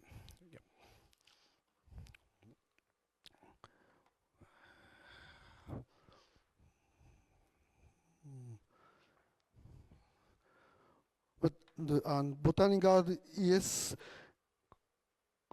control pest mite as well as an ordinary spike blocking agent and didn't affect predatory mites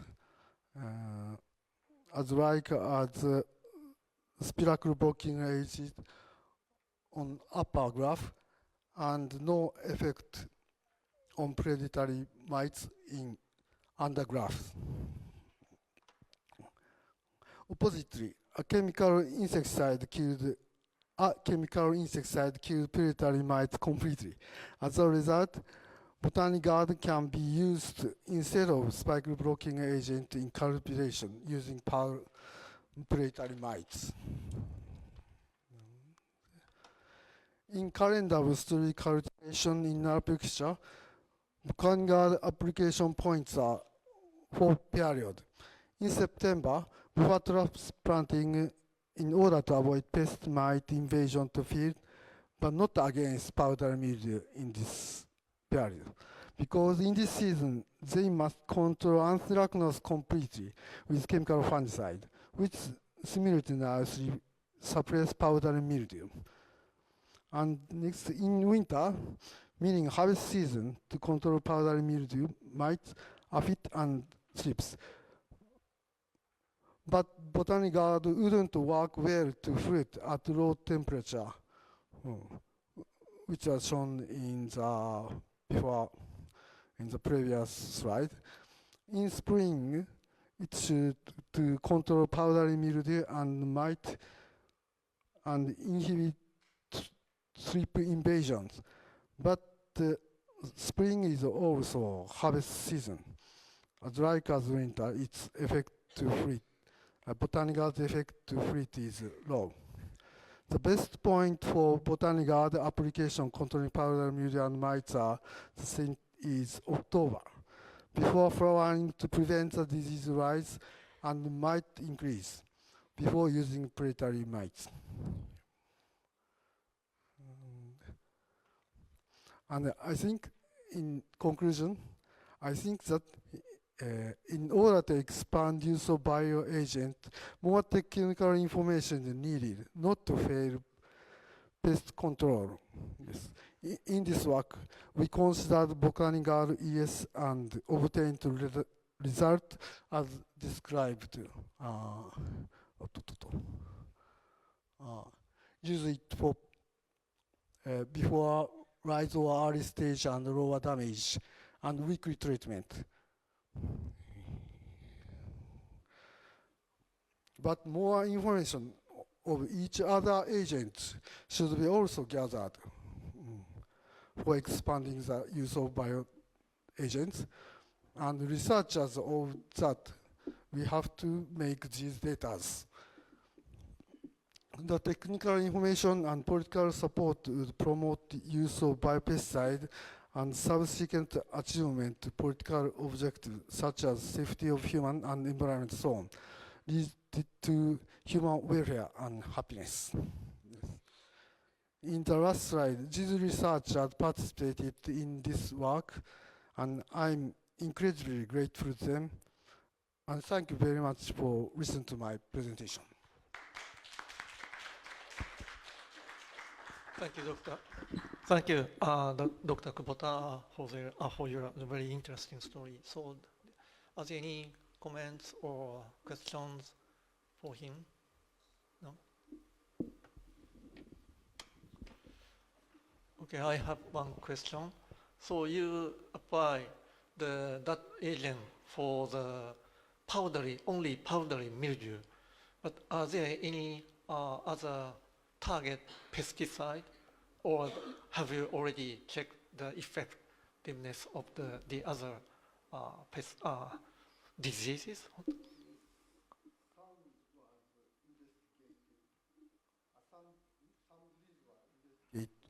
but maybe it's not well controlled. Maybe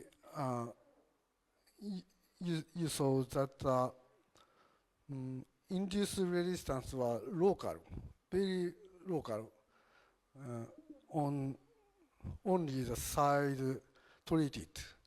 So maybe the induced resistance is not strong or so systemically expanded. So maybe it's difficult to control other disease. Powder mildew only live on surface of the plants, so it's easy to affect that. Okay, thank you. So, any questions? No? Please, Dr. Lin.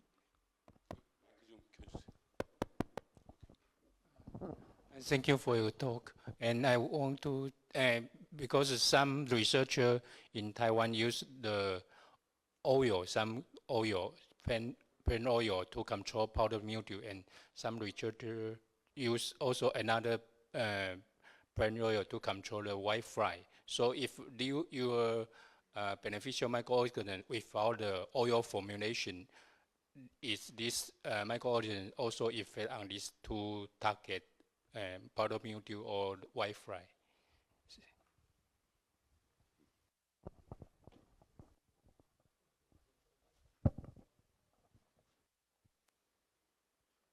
Yes, I think so. Oil is like as a spike blocking agent.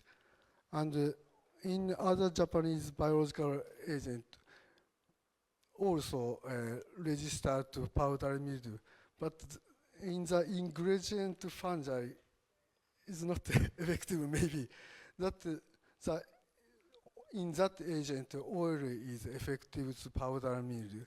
So the possibility, it's possible if the oil component is increase for control powder mildew or some other surface disease. Okay, thank you very much. Also, time is up. So, thank you very much for Dr. Kubota. So, please give him. Thanks so much. Okay, so we move on to the third presenter, from the Malaysia, the Dr. Ganisan Krishnan. He belongs to the Soil, Water, and Fertilizer Research Center, the Maldi headquarters. And today, his presentation is the induced systemic resistance technology for efficient control of the banana blood diseases from lab to the dining table. Okay, so the microphone is yours, Dr. Kanisan.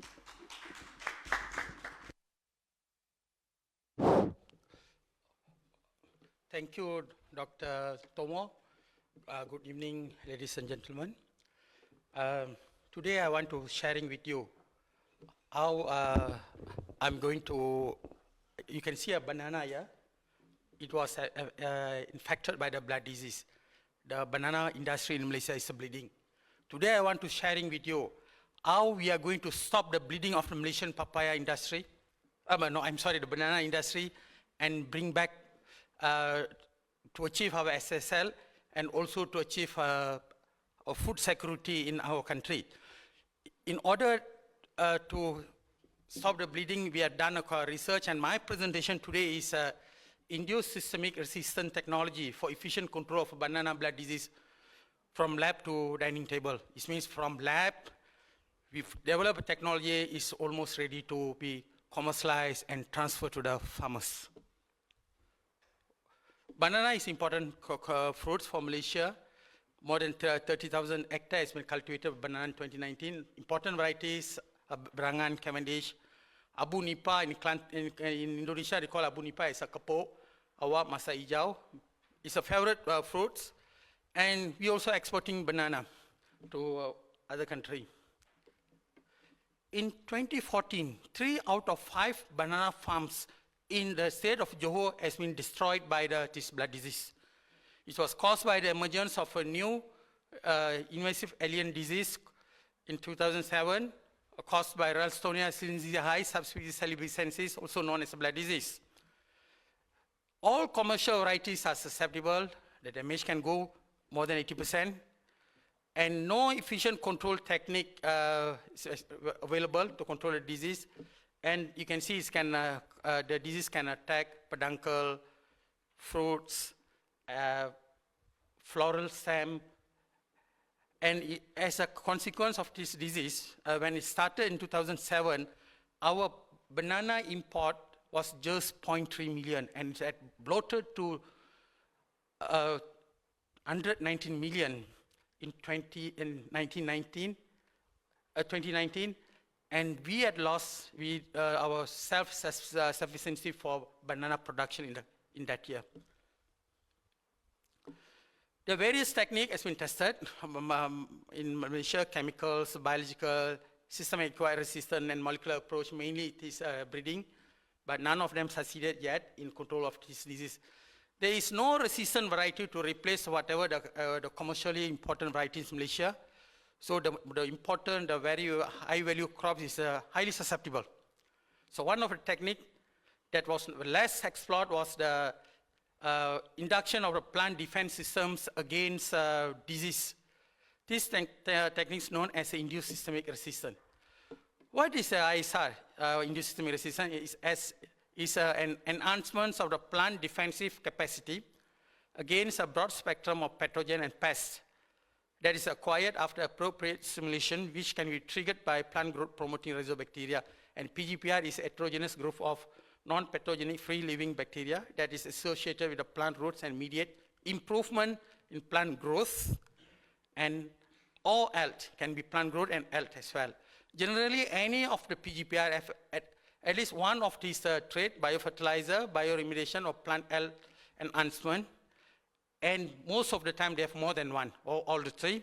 For plant health enhancement, there are mainly two important mechanisms. One is a biocontrol, another one is ISR. Malaysia is one of the mega diversity countries. We have a very large number of species, including microorganisms, which can be manipulated for the production and be bioprospected for the economy and advancement. Bioprospection of PGPR for systemic resistant induction is one in plan to combat diseases, infection.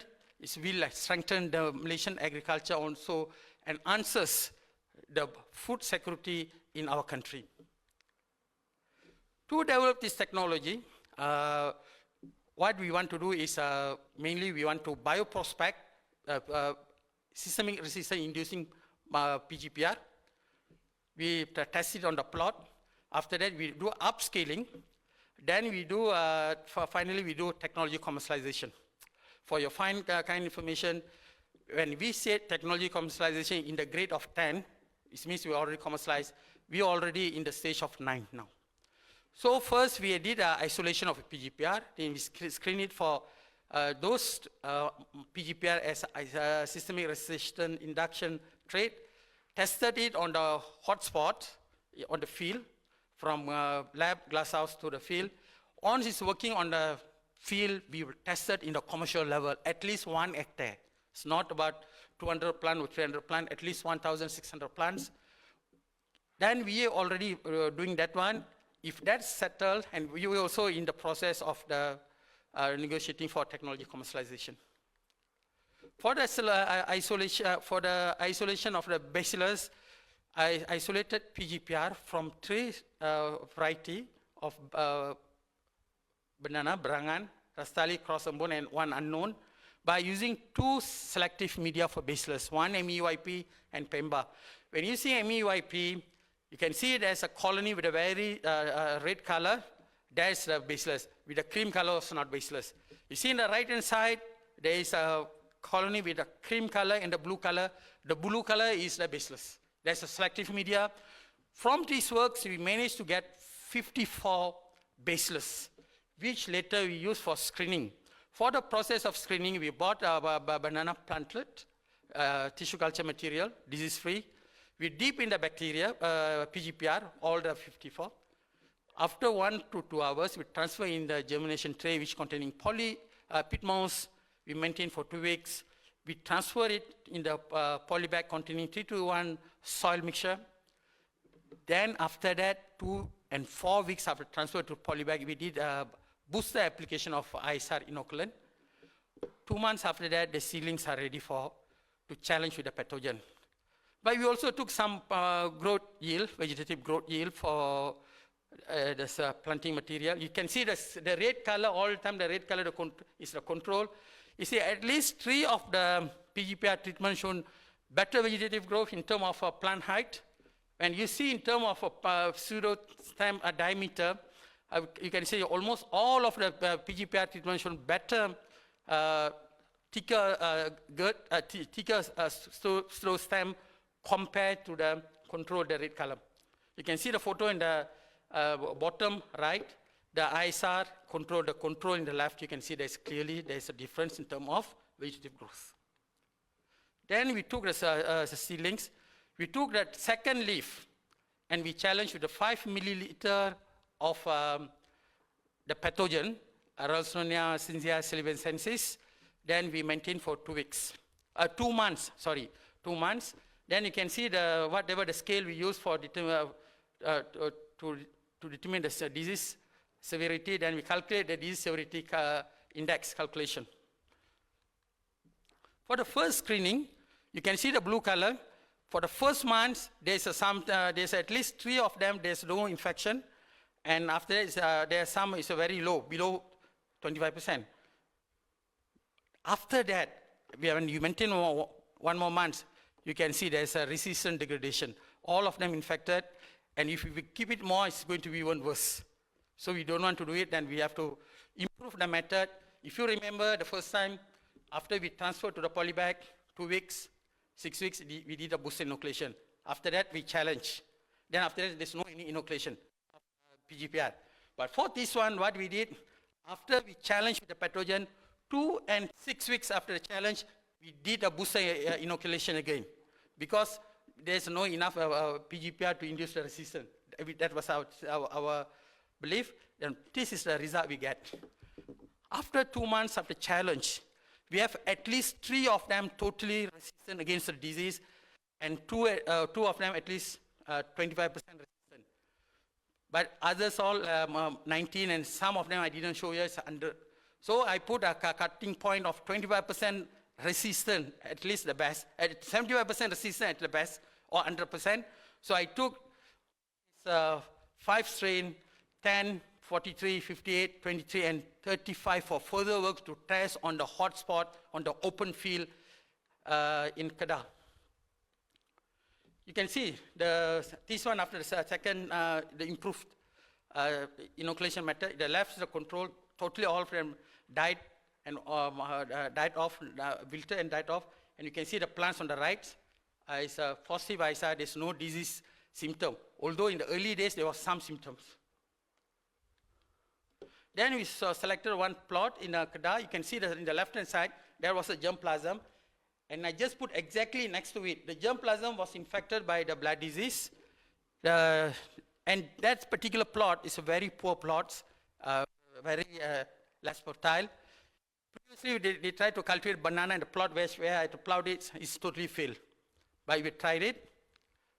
So we produced the seedlings. We transferred to the field. Every month, we apply 5 milliliter of PGPR inoculant. All those differently as a culture with a dilution rate of 170 to 100 and apply for once a month. This is a 5 month plants. And you can see the growth here. The rate on the field, the rate is the control. Others are the PGPR treatment, and all of them showing better vegetative growth, which can be supported by these photos. You can see the control. This is a 7 months. You see the level of the head of the plant compared with the other treatments. And this Brangan variety in Malaysia mostly start flowering 8 to 9 months after transfer, and this plant 6.5 months start planting some of the treatment. You can see IB43, you can see the bunch ready, and this is about 7 months old. This is 9 months, you can see there's big bunches, But you can see some of the plants which was cultivated together, they don't have even the flowers. Some of the treatments are very good, induce earlier flowering and fruiting. So the length of the bunch, you can see it is the control just 0.87 meter, but the best was 1.7 or 1.3 on the BIP35. Others all in the range of 1.2 to 1.3. The yield for the control, just 7.3 kilogram, because this is a very poor soil. But the BIP35 produced 14 kilogram per bunch, almost double. IB43, 13.6. Others in the range of 11.5 to 11.9. The number of combs actually are the control 6.6, the best 7.3 for BIP35. Others in the range of 7.1 to 7.5. But you can see the weight per comb. The control only 1.1 kilogram, but the BIP35 and IB43 is 1.9 kilogram, 80 gram extra. And also others in the range of 1.58. You have extra comb number, you have extra weight per comb, which contributed to the extra yield. You can see the comb in the left is ISR. You can see the fruit compared with your right hand side. You see the gap between two combs. There's a lot of space. Compared with the ISR, it's a bigger fruit and fully covered. And that's why it's become more heavier. Okay, for the disease infection, this is the most important data, and this works we did just before the COVID. For the first hours, the control recorded 24%, two treatment recorded about 8%. 8%. After that, for the second crop on the blue color, you see the severity increase except for BIP23. But interestingly, there's one of them very good, BIP10. There's no infection for both the ratoon, and BIP35 only get the infection the second time. So we selected these both as our main candidates. And you can see the plant was infected even 3 months after transfer to the field. Then we're setting up a demonstration plot. Because the plot after the COVID, the plot's no more there. We want the plot to be visited for the farms. This is a hot spot. We tested for Brangan variety. This is a better soil, mineral soil. Previously, they cultivated banana, habu, and nangka. They managed to house the first ratoon. The second, totally infected with the disease, died. Then when they repeated again, totally gone. I went inside there after 1.5 years. We tested as a bacteria in the soil. I only choose 3, BIP10 for the best in disease control, BIP35 for the yield, IB43 for the fast growing growth. It produced seedlings and transferred. This is after 26 days after transfer to the field. You see the plant height, plant girth, spat value, showing a better value in comparison to the control. So the plant look better, but I also have quite interesting, see the rhizome diameter, but I don't think it's a real good indicator to use to see the severity, because most part of the rhizome bottom in the soil. So we don't know. This one about the 50 to 58 cm, the rhizome diameter, but we don't need to use that. And this is after 6 months, they start flowering.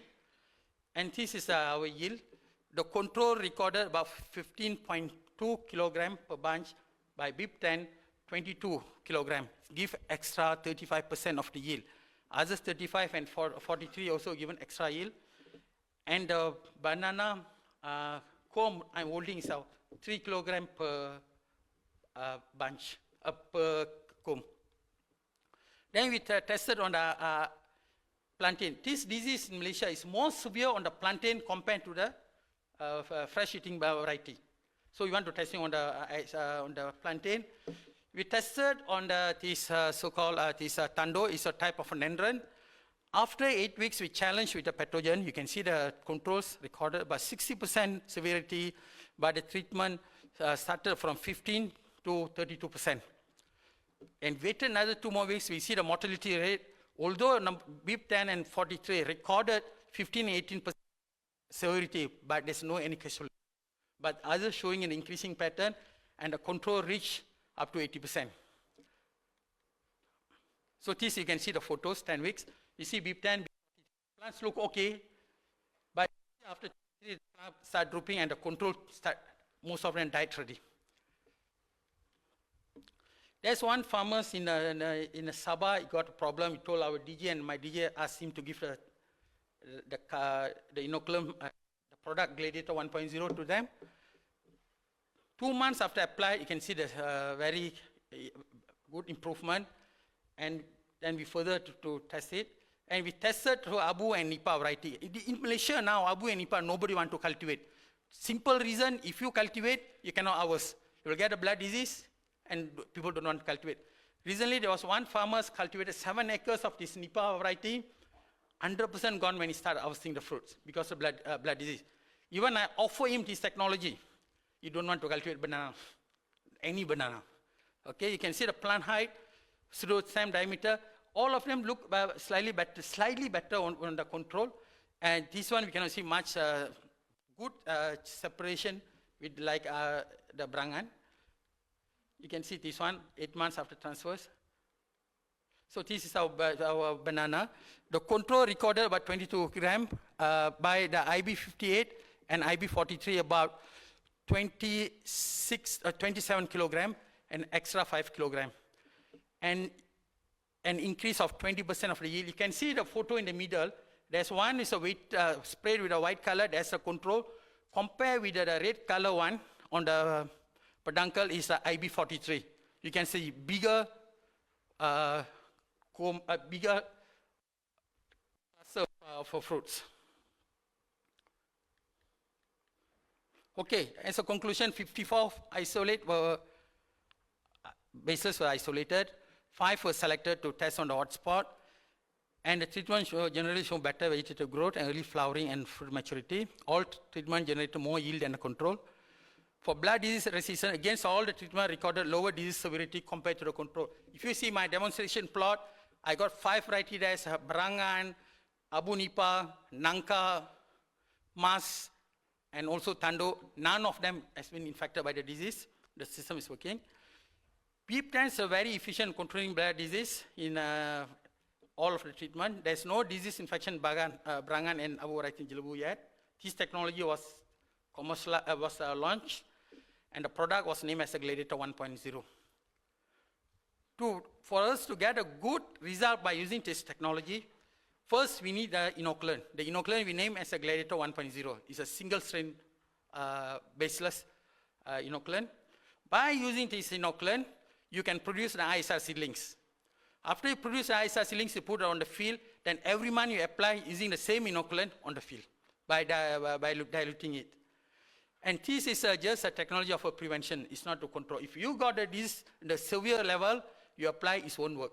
And it is also compulsory for you to have a good agriculture practice. You cultivate, you leave it, and the weeds up to your knee level, it's not going to work. So you need a good agriculture practice, then only it's work.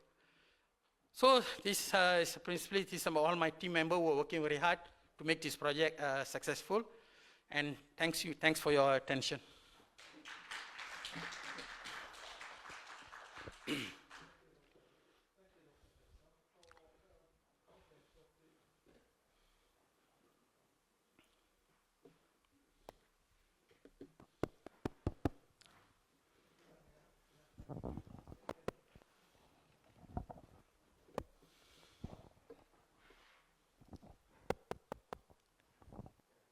Thank you very much. Thank you for a nice presentation. I'd like to know, you apply for the best generation. How about the next generation of the banana? Is the ISR inoculation still effective or not? You see the data from the first one, I tested in Sinto. The second generation also, there's a disease increase by the best strain BIP10, no disease at all. But in Jelebu, we tested now in the third generation for Brangan, there's no disease, and all of them. So from our experience, although you finish your first generation, you got a second generation, you still need to apply. It's not inherited to the progeny. Every time you have to apply it on someone, until you complete the cultivation. Then there is a resistance. Additional, excuse me? additional treatment. What do you mean additional treatment? The application of the ISR PGPR. Okay. Every month we'll apply. We use ISR seedlings. After we transfer to the field, we apply ISR inoculant. But whatever the farm practice, you just use the standard operating procedures available in your place, good agriculture practice, fertilizer must apply. You must use insecticide and pesticide if necessary.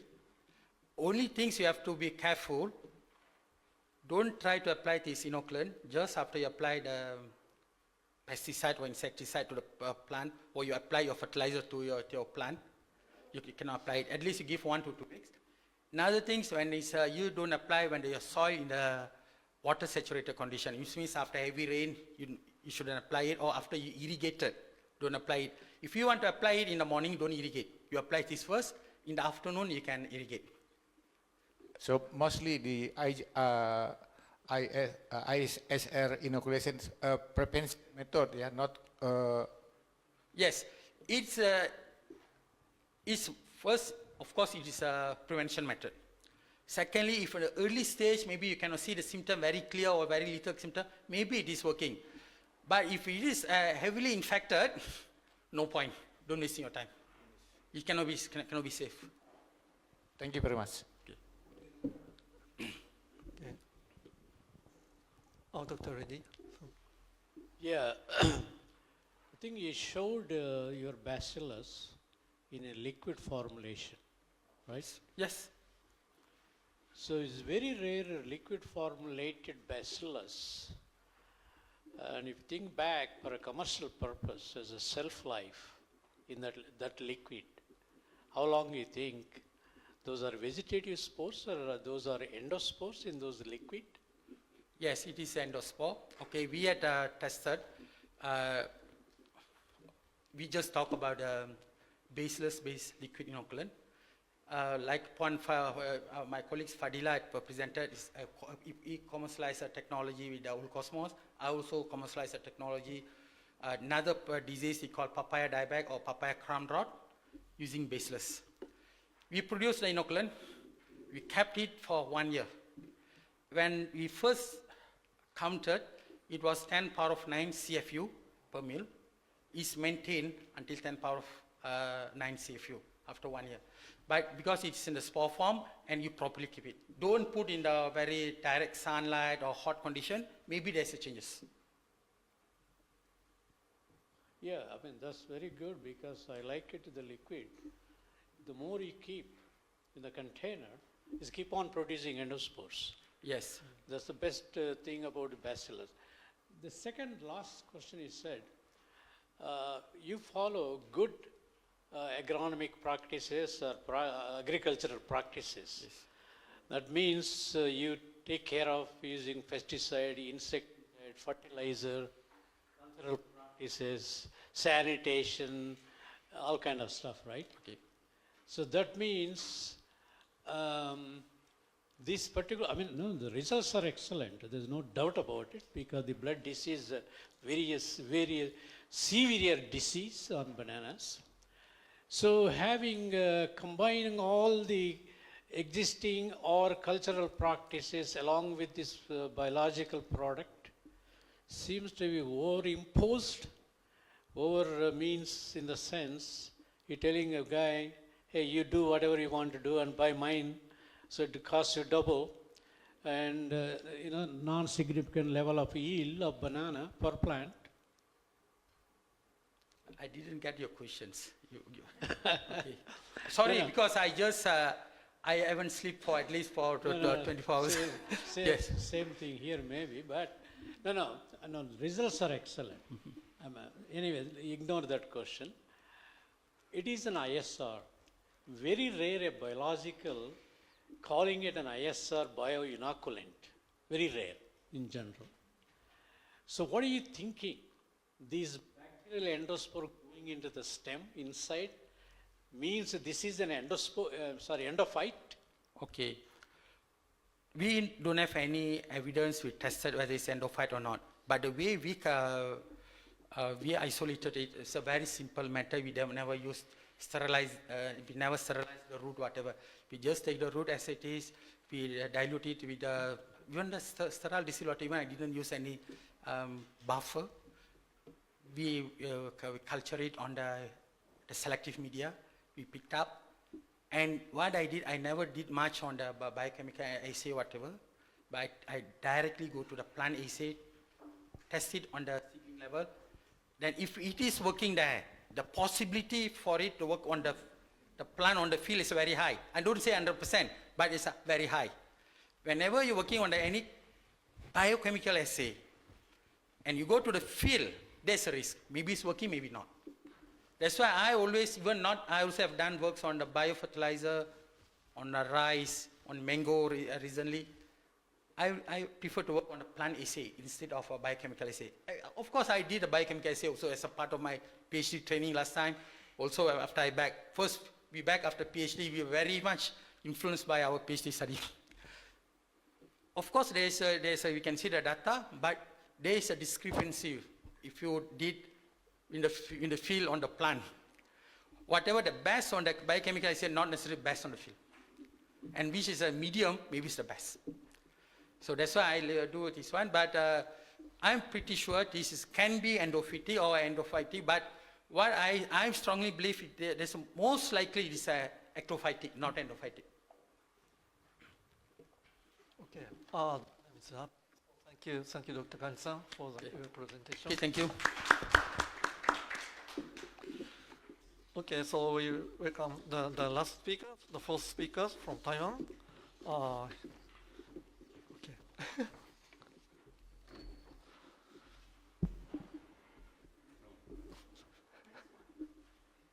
Yes, Dr. Lin from the Taiwan Agricultural Research Institute. His title is Enhancing the Biological Control for Potato Scab, Optimizing the Effectiveness of Beneficial Microorganisms in Field Trials. Okay, microphone is yours, please. Good afternoon, everyone. My name is Zhong Junin from the Plant Pathology Division, TARI. So it's my pleasure to have the chance to give a talk about some of my research results about the biocontrol of plant pathogen.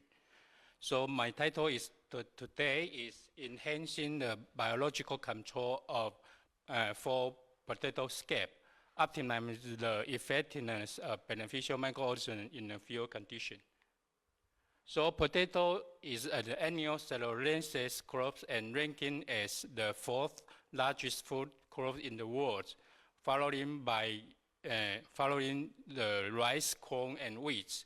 And the cultivation area in Taiwan, the cultivation of the potato in Taiwan began in 1914.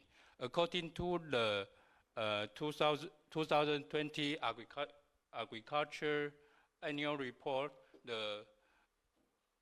the cultivation area is about 2,007 hectares, and total year is about 58,000 metric tons. The cultivation area is mainly located in Taichung County, Taitung City, Yunlin County, and Jiayi County. And the yield of potato is about 17 to 25 metric tons per hectare. So the potato variety very cultivated in Taiwan is Cannebec and Atlantic and Omega. So 2 to 3 weeks before planting, the seed potato were taken out from the cold storage and press them in the cold press to using the indirect light to cultivate the sprouts, and cut the seed potato into pieces about 12 to 15 grams in size and leaving one or two bucks of each slice. So this cutting slice was separate in the to air dry to prevent they become rot. So they will stand air dry for 1 or 2 days before planting to the field. So when planting the length for planting, the double row border about 120 centimeters is generally used. So there are 2 rows of seedling, and each seedling, each row between the place is 45 centimeters, and each plant about 1 inch for between plant to plants. So the direction is usually from the south to the north to facilitate the ventilation. So that to keep the micro climate is not too humid. So the plant always usually emerges from the soil about 7 days after planting. So when irrigate the seedling, so be careful. The floating label is not usually do not reach the position of the tubes. So potato usually harvest after 19 to 120 days after planting. So in the past, the potato scab is not so serious in Taiwan. However, in the winter of 1995, a serious damage caused by this disease was first reported in the main production area, Tanzhi, Taichung City, and Doulan, Yunlin County. So thereby, there are reports of serious trends year by year. So we can see the severe, the disease potato severe affect the surface, the skin of the potato. So a serious field, almost some case serious potato scab occurred. So almost 80 to 90% of disease potato was discarded in the field, and they will become the another crop season, the inoculant source. So potatoes caused by many kind of streptomyces. So they can this disease stress the production of potato in various production areas worldwide. So beside to the potato scaphoid pathogen can infect a variety of root and tuber crops such as radish, beets, sweet potato. So since this disease directly infects the harvest part, so when the severe disease occurs, so they can lead into the significantly crop damage, resulting in substantial impact on the yield and the quality. So the potato scab pathogen can persist on the disease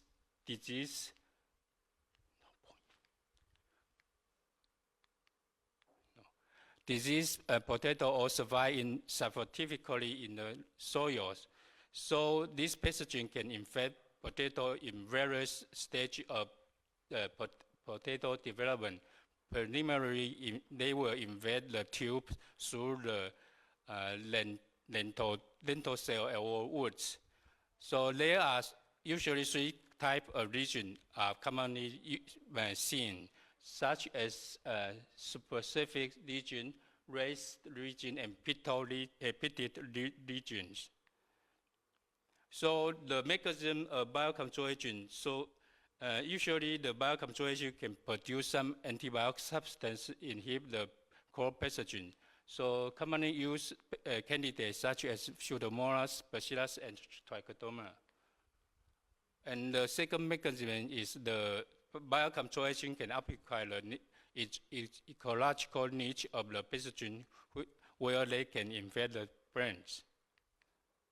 So the third mechanism, they can alternative the plant physiology, such as water relation and plant hormone and nutrient uptake or nitrogen fixation. So some promising biocontrol agents such as Pseudomonas, Putida, Bacillus mycoides, or Trichotoma, they can, after the plant treated with this candidate can induce resistance against some diseases. This is the case, the cucumber plant treated with Bacillus, and they can against the leaf disease of Acinetobacter. So this is the case that the Bacillus produce some lipopeptide, such as surfactant, ethylenine, fungicin. And this lipopeptide can help the Bacillus to colonize the rhizosphere of the plants. And this lipopeptide have directly antibiotic effect against the pathogen. And there are some papers also show this lipopeptide can directly induce disease resistance against the pathogen. So another case, another subcertified Streptomyces species can, the researcher use this candidate pre-treat with the tube, potato tube, then they can control the potato scabs.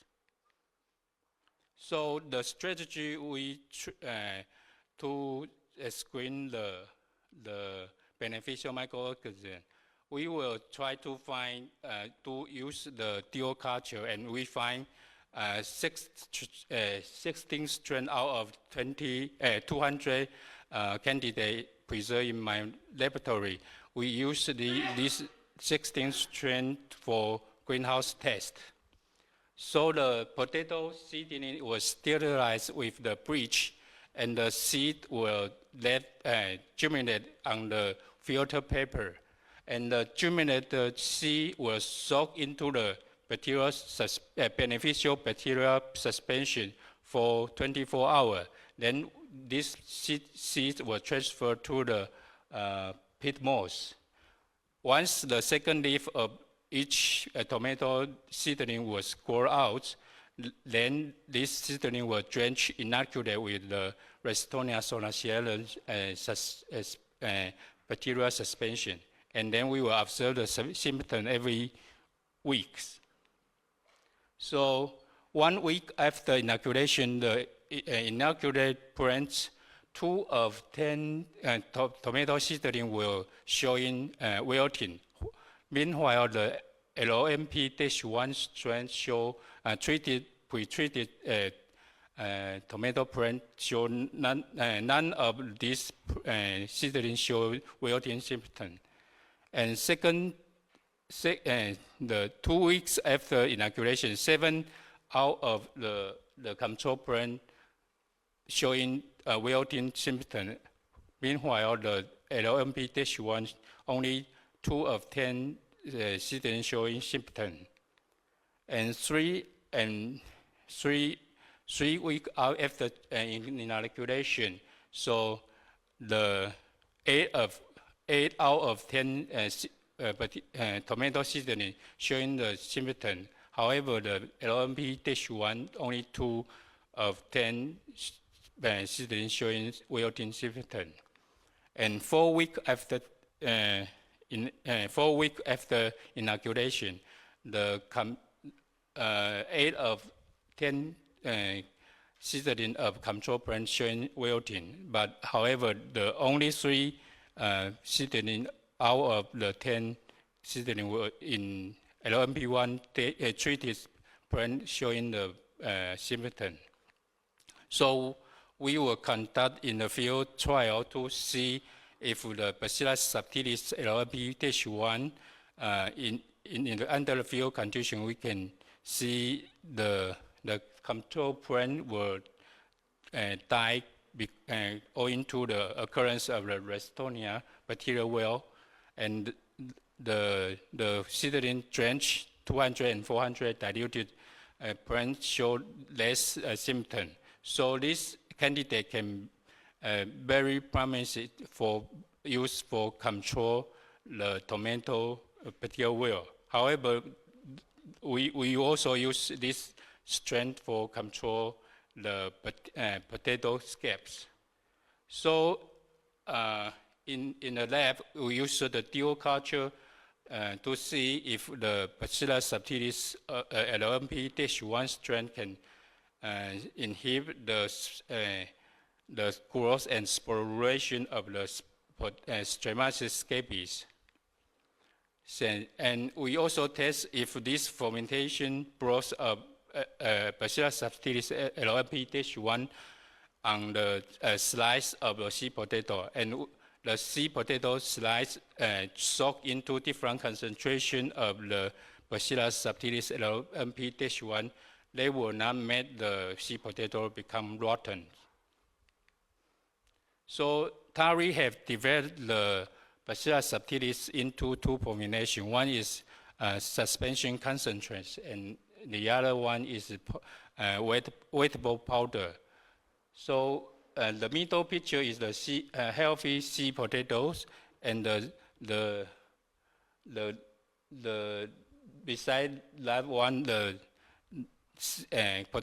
potato slide isn't coating with the LMP-1, and the right-hand side is the seed potato slide coating with the Bacillus subtilis wettable powder. So coating this powder did not affect the growth of the potato seedling. So we conduct to select 70 different culture medium for testing the control effect on the prey. So we can find the formulation force is the show good infiltration long of against the potato scabs. So we also conduct the field condition in the TARI field, and this is the picture when we conduct the field trials. So we use two different type of the seed potato. One is naturally infected seed potato. Another one is artificial infected seed potatoes. So we ask the farmer to correct the bad potato scab infested seed potato. We use this as a material to conduct the field trial. So this seed potato will cut into the pieces and coating with the Bacillus subtilis LMP-1 powders, diluted with diatomaceous earth, and used as control groups. And then after this seedling emerges from the soil, the seedling will drench with different kind of 200, 400, 600 diluted formulation broth of LMP-1, and then this every treatment contains 4 replicates, and each replicate we will collect certified potato tube when harvest, and the disease severity will invested of potato scab about 19 days after treatment.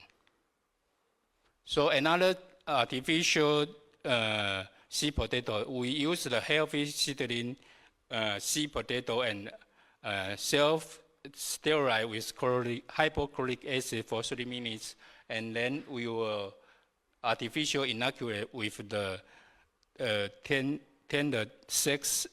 CFU, the pathogen. So this healthy seed potato was soaked into the pathogen solution, and then they air dried, and then we cut into the piece and coating the LMP1 powder as the procedure as the natural infected seed potato. So we can see the if we coating with if we coating and drench with the 200 diluted LOP-1, this treatment can provide 34% of reduction. However, only coating once with LMP1 do not drench them. They only protect 8%, reduce 8% of disease severity. However, when the artificial inoculate seed potato were used, the coating and drench with 200 diluted seed potato, 600-700 disease severity reduction was observed. And if we coating with only with LMP-1 wet powder, also provide more than 40% of disease reduction. So we can see the right-hand side is the control group. The disease severity of the potato scab was severe, and when treated with the LMP-1 and drench them, will reduce about 40% of disease area. So we will conduct this field trial in the farmer press. So in 2020, we will conduct a field trial in Holy District in Taichung City. And we also conduct the field trial in the farmer press at 2021. And this is the farmers show the after cutting, they mix the powder with the LMP-1. So since the 2 years field trial is good, so we conduct the field demonstration to the farmer, and we can see less than 1% of the potato were infested with the potato scab. So another research result about potato scab in Taiwan another researchers. So some researchers found the soil flooding can reduce the population of potato scabs. So they say once the field flooding about the 4 centimeter above the soil surface will cause the more than 86 reduction in scab population after 8 weeks of flooding. And another observation, if the flooding rice rotation will further enhance the effectiveness in reduction of population of potato scabs. So some researchers observed the organic material in the lam soil in Donang Township, Union County, have the positive correlative with the disease severity of potato scabs. And they also observed the moisture content of culture media in the poll experiment. When the moisture is very dry, about 12 to 20%, result the most severe potato scab. Almost potato was infested by potato scab. However, when the culture media maintain humid, the moisture content about 33 to 40%, the disease severity of potato scab will become lower, about 71%. Hence, it's advisable to increase the frequency of irrigation to maintain the field moisture during the formulation of the potato tubes. So, however, the drastic alternation of field soil humidity or flooding should be avoided. So the researcher in Thailand Daris, they conduct a sample and survey of 2,100 tubes in different potato fields in 2012. And it is observed the average of potato scale in using the healthy seed potato. The disease is relatively very low. However, in other field, in control field, the disease severity of potato scab was higher. So this finding demonstrates that utilize the healthy seed potato can affect in reducing the disease severity of the potato scab.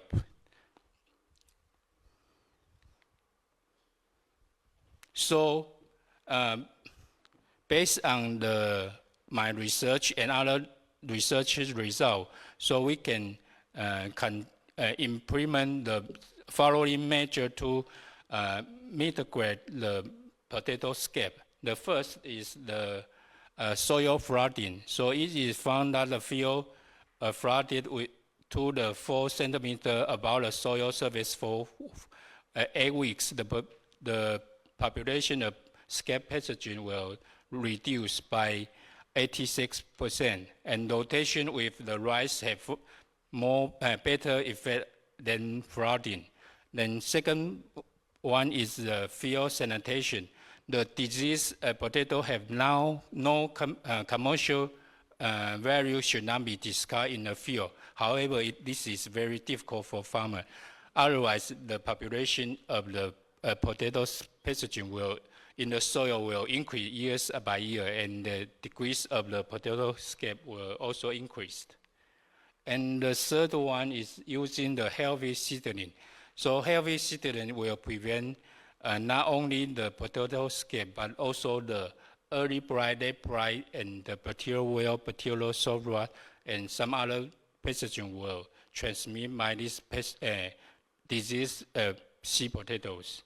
So it is recommended that the farmer must use the healthy seed potato from reputable and certificate sources to avoid the seed potato that infect or contaminate the other pathogens such as potato scabs to spread the potato scab to the next field and infect surrounding healthy potato plants.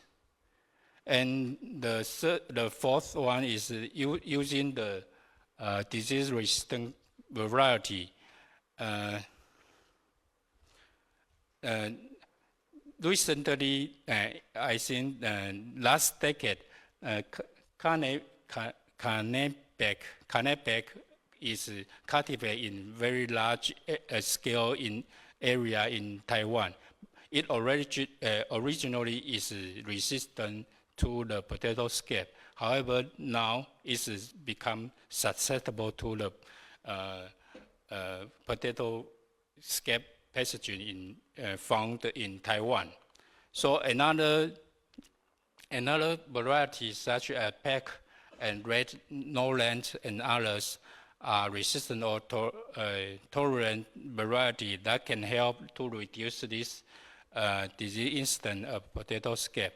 However, this resistant variety may not always effective in all growing conditions. So it is important to collaborate this resistant variety and with other management practice to the optimal control of the potato scabs.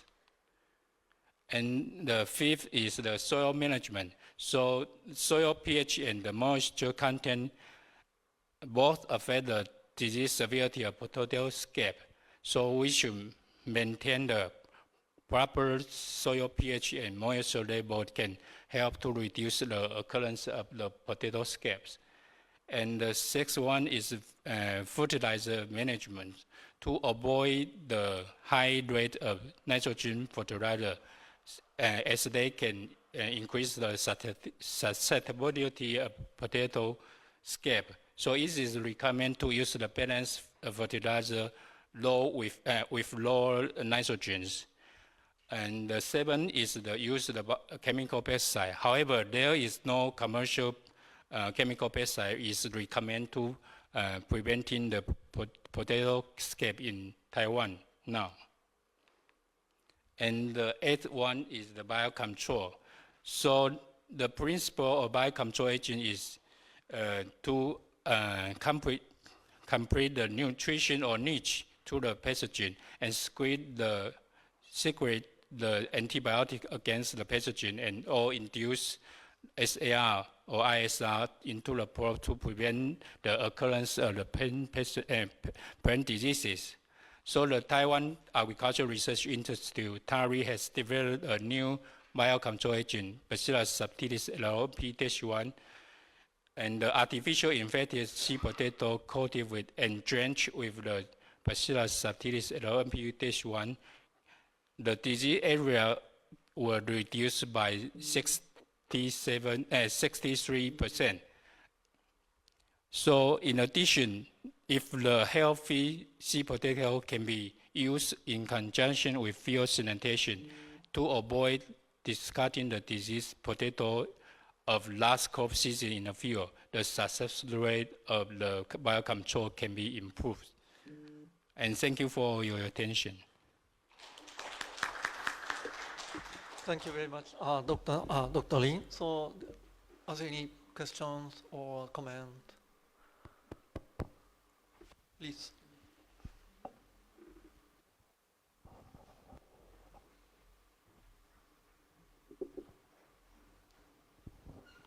Thank you. Just simple question. I seen in your presentation, you saw the picture of how to avoid scab with the like slice, yeah, cutting to making smaller part, and then you add some powder. So the question is when it is 1 month or 2 months after harvest, or when the sprout come after dormant. Thank you. So I suggest the farmer, they will take out the seed potato from the refrigerator and let them, the buds coming out, and they will cut into slice. So in this time, I would suggest, because the cutting press was very big injury to the seed potato, so I will recommend the farmer to coating at this time point to protect the woods of the cutting and to prevent and occupy the niche for the future infection of the potato scab pathogens. Yeah. Okay. Do you have any question? I have one question.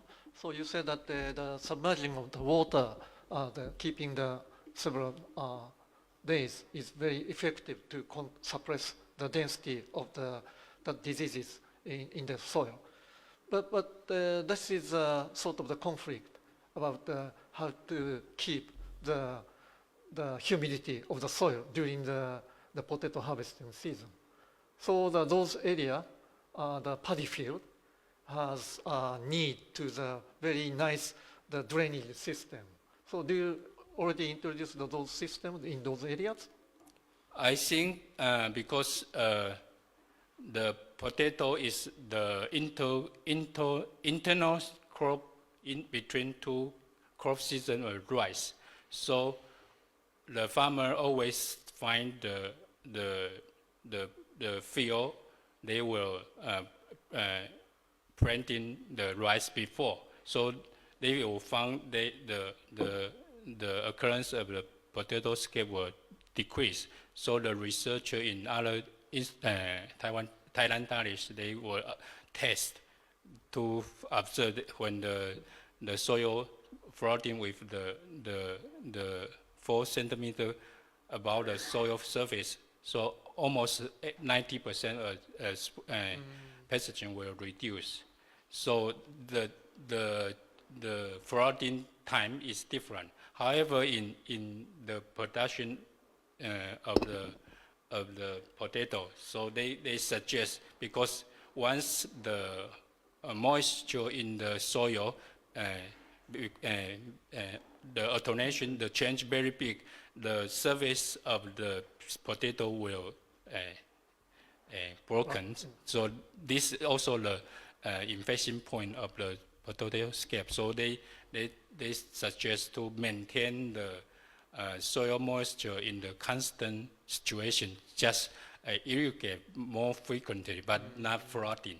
Yeah. Okay, thank you very much. Oh, sorry, so the time is already up. So we will finish the session 2. Thank you very much for the. Thank you very much. Thank you.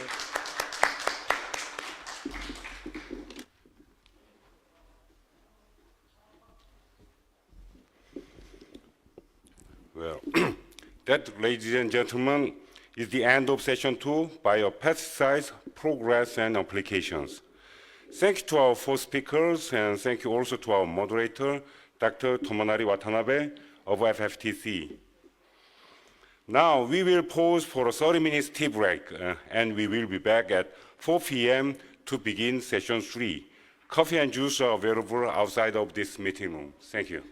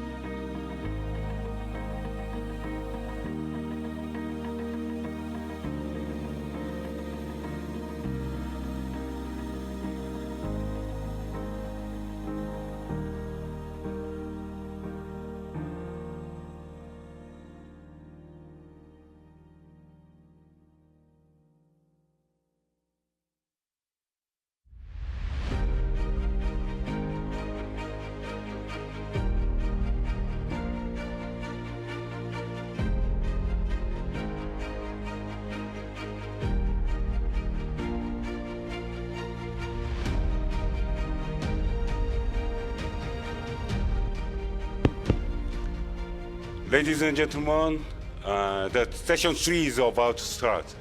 So please have a seat.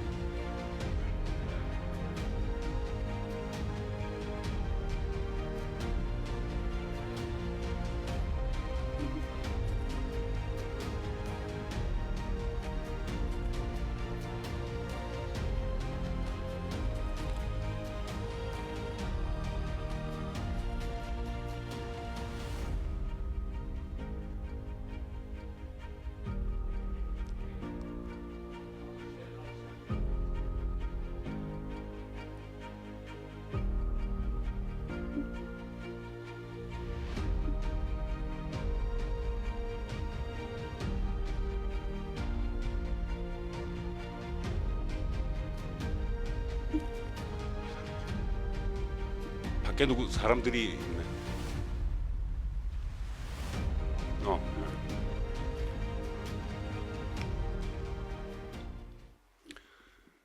Welcome everybody back to the session 3, the last session of the workshop day 1. This session is a poster session. In this particular session, 12 young scientists from 5 countries will present their research works. First, you will watch 12 presentations on video for about 25 minutes. And then you can visit the posters on the walls of the conference room for about 35 minutes. Please understand that any submitted video longer than 2 minutes will only be shown for 2 minutes due to time constraint. For the online audience, a separate virtual poster room was set up. By accessing the spatial chat link, which sent in advance, you can visit all the 12 posters as well as ask questions with the presenters. This spatial chat virtual poster room will be open for 2 days until tomorrow 11 p.m. Okay, let's begin the video presentation. The BioN technology, augmenting nitrogen requirement of rice and corn. The biotech of the University of the Philippines, Los Baños, developed BioN to provide an alternative nitrogen source for rice and corn. It is a powdered inoculant that contains nitrogen-fixing bacteria, or azospirillum, that can convert nitrogen in the air to make it available to plants. BioN can replace 30 to 50% of the nitrogen requirement of rice and corn. The application of BioN is 5 packs per hectare for rice, while 6 packs per hectare for corn. It is applied by seed coating, drenching, soaking of seedlings, or by spraying on the rows of seedlings. BioN can improve the growth and root system of the host plant, thereby resulting in better nutrient absorption that consequently results in better yield that is comparable to chemical fertilizer application. As such, the Fertilizer and Pesticides Authority of the Department of Agriculture has granted its full product registration to be used by farmers. Various BioN mixing plants were established to cater the needs of the farmers. Great potential savings of up to 50% of nitrogen requirement of rice and corn is possible with BioN. Farmers usually use 4 bags of urea per hectare, but with BioN, it can be decreased to 2 bags. The significant reduction of the nitrogen requirement of rice and corn has prompted the DA to promote using BioN to help Filipino farmers. In the Philippines, about 48 million hectares are planted for rice and 2.5 million hectares for corn. The Department of Agriculture recognizes the importance of biofertilizers such as BioN as a nitrogen supplement. Farmers can save a lot by using BioN. It is now being adopted and considered in the rice and corn fertilization program at the national level. For further inquiries, you may contact the following details. Thank you. I'm Emer Hesjada of the National Institute of Molecular Biology and Biotechnology under the University of the Philippines, Los Baños, presenting Biofertilizer Biochar Vermicompost Technology for Sustainable Agriculture and Forestry in the Philippines. The long history of intensive farming, deforestation, and rampant mine explorations has resulted to soil degradation in the Philippines and have negatively impacted food security and climate change. This study aims to provide sustainable biological solutions for agriculture, forestry, biosecurity and bioremediation in the country. The UPLB Biotech is producing microbial biofertilizers, commercially known in the Philippines as MycoReach and MycoVam. They contain spores, arbuscular mycorrhizal fungi, colonized roots, and other infective propagules of 12 AMF species. These are isolated in the laboratory, mass-produced in the nursery, and tested on various crops in the nursery and in the field. Here, the growth of cacao was highest in MycoReach treated UF18 and MycoReach plus Biochar treated K1 and K2 after 5 years in an acidic farmland in Calauan, Laguna. The microbial community, potassium content, and yield were highest in MycoReach treated cacao with or without biochar amendment. The growth and carbon stock of 4-year-old Nara planted in 35-year abandoned copper mined area in Mugpog, Marinduque was highest in new mic plus new NFB when amended with biochar. But with MycoVam alone, 4-year-old Nara had the highest survival. The BBV technology proved to be a sustainable biological solution to address land degradation in the Philippines. Our work plan focused on scaling up the production of MycoReach and MycoVam in collaboration with various funding agencies, discovery and testing of potential plant growth promoting isolates to make a microbial consortium for mine restoration, lobbying among the legislative body the use of MycoReach and MycoVam in agriculture, forestry, and mine restoration in the Philippines. Good day, everyone. I'm Erin Papa, a university researcher at Biotech University of the Philippines, Los Baños, to talk about Acticon technology, a biocontrol formulation for the management of fusarium wilt in Cavendish banana. The world banana industry is a $40 billion industry, with the Philippines as one of the major players, being second top exporting country in 2022. Generating $1.66 billion. Banana remains to be one of the most economically important fruit in the Philippines, with a total production area of 446,000 hectares. Cavendish is the most grown variety in our country, planted in more than 60,000 hectares. This generates more than $800 million annual export revenue and bringing in more than 320,000 direct employments. However, one of the major challenges in banana production is the deadly fusarium wilt, otherwise known as Panama disease. It is caused by Fusarium oxysporum, Forma specialis cubense, tropical race 4, which is a soil-borne fungus. Tropical race 4 is recognized for their pathogenicity to banana cultivars of the Cavendish group, but can also infect cultivars belonging to races 1 and 2. Massive chemical application that endangers human health and the environment is being done to control the disease, but to no avail. Thus, with funding from the Department of Science and Technology and the Philippine Council for Agriculture, Aquatic, and Natural Resources, Research and Development, or PICARD in the Philippines, Acticon was developed. It is a new biocontrol formulation against the devastating fusarium wilt. Good afternoon, everyone, ladies and gentlemen. Before I start my presentation, let me briefly introduce myself. I'm Ngô Đức Minh. I'm currently holding the position of Principal Researcher in Vietnam Academy of Agricultural Sciences, VAAS. It's my pleasure to represent VAAS to have a brief update on biofertilizer in Vietnam.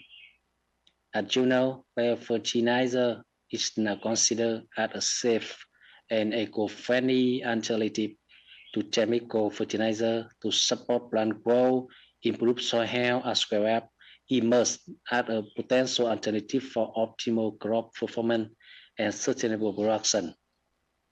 Considering the importance of fertilizers for sustainable agriculture development in Vietnam, my poster today shows the current status of the research development of biofertilizer in Vietnam.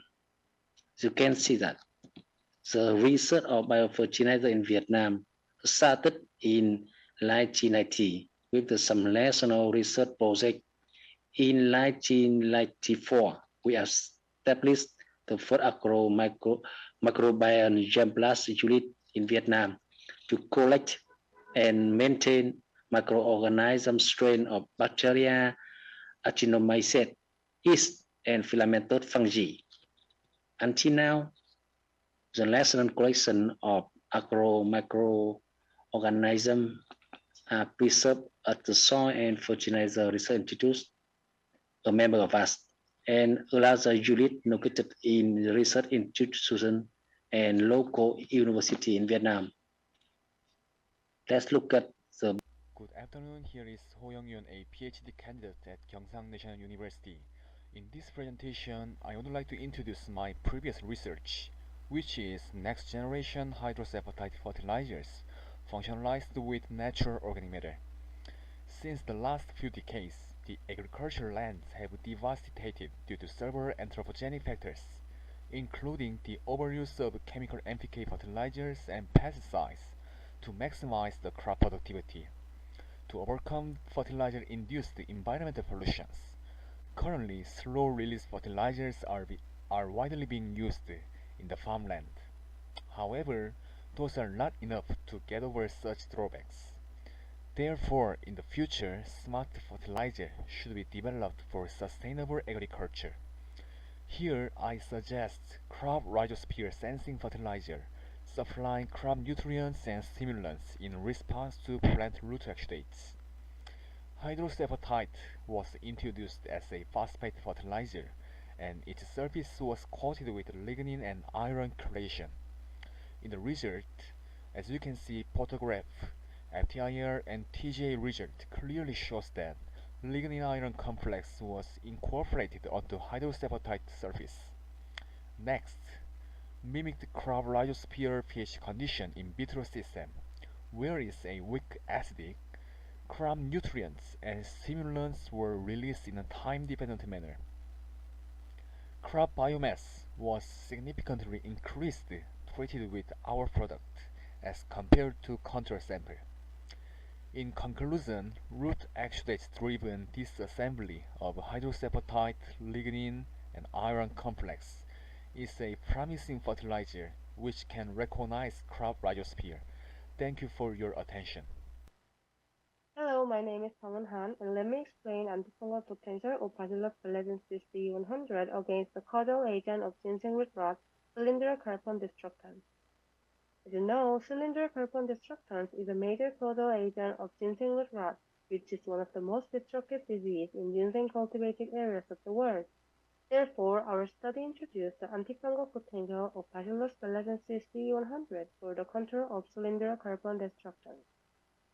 Dual culture and sandwich plate method demonstrated strain C100 as a strong bacterial antagonist against cylindrical carbon destruction, and also abundant bioactive metabolites were accumulated in THC medium at both 30 and 50 Celsius degree by inoculating strain C100.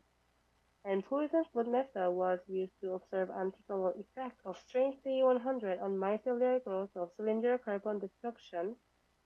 And a result of poison food method, the inhibitory action of metabolite in culture filtrate was concentration dependent on the mycelial growth, and severe distortion and bubble-like structure in hyphae was observed under the light microscope.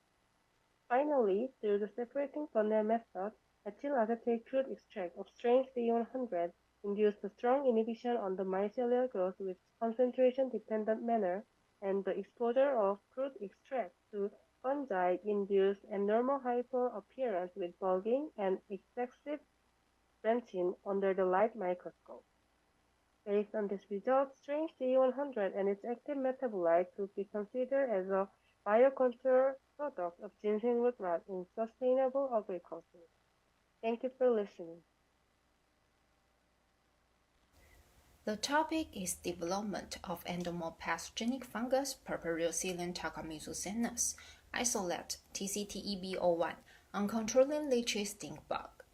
We are Taichung District Agricultural Research and Extension Station of MOA from Taiwan. The pest we are going to control is leechy stink bug. The leechy stink bugs cause damage to shoot, flower spikes, and young fruit of lychee and longan. It can cause a 20 to 30% yield loss and up to 80% in severe areas. In present, there are some control methods, include spraying the pesticides, using actual enemies, and remove egg masses to decrease the population. In this study, the objective include to develop negative and more pathogenic fungi for controlling the lychee stink bug in Taiwan, and to establish the fermentation process and formulation. The native and more pathogenic fungus we isolated from infected lychee stink bug, and it was identified as Purpureocilium takamisucenus. The isolate name is TCT-EB01. It could infect adult and nymph of lychee stink bugs, and causing them die as rhombius on the shoot.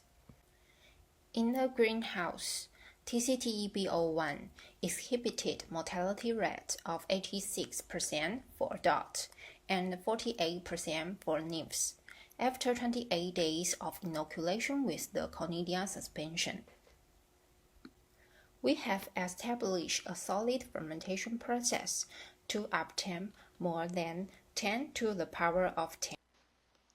Good afternoon, everyone. This is my pleasure to represent Dr. Huang and Dr. Wu to present this research focused on enhancing banana growth through soil amendments and plant growth promoting microorganisms. Banana orchards face some challenges, including soil degradation caused by improper use or poor management, which lead to loss of soil organic matter and microorganisms. Another challenge is suffering from fusarium wilt. This study aimed to explore sustainable methods to improve banana cultivation. This experiment was started in 2021 in Yunlin County and evaluates 8 treatments, including controlled and various combination of soil amendments and PGPMs. Sugarcane compost and dolomites were used as soil amendments, and PGPMs include Phenoliformis mossi, Bacillus valescens, and Bacillus amyloliquefacins (CL3). The results showed soil pH increased in treatments with dolomites in T3 to T8, positively impacting banana growth, such as higher plant height.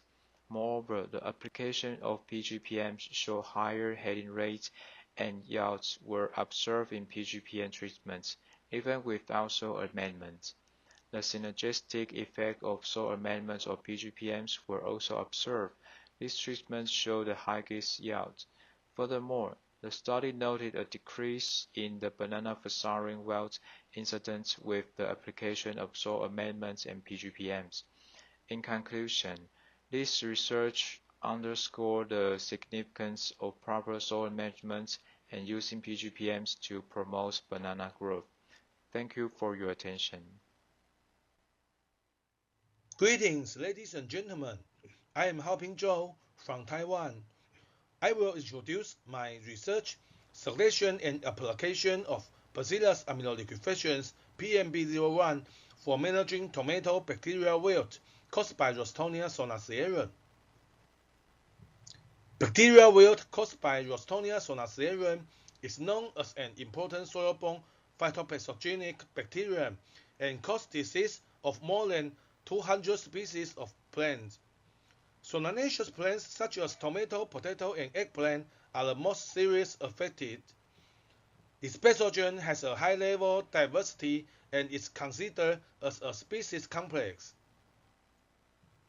In this research, 15 rhizobacterial strains showing antagonistic activity against 3 RS strains were isolated from different vegetable rhizospheres in Pingtung County and Kaohsiung County in Taiwan.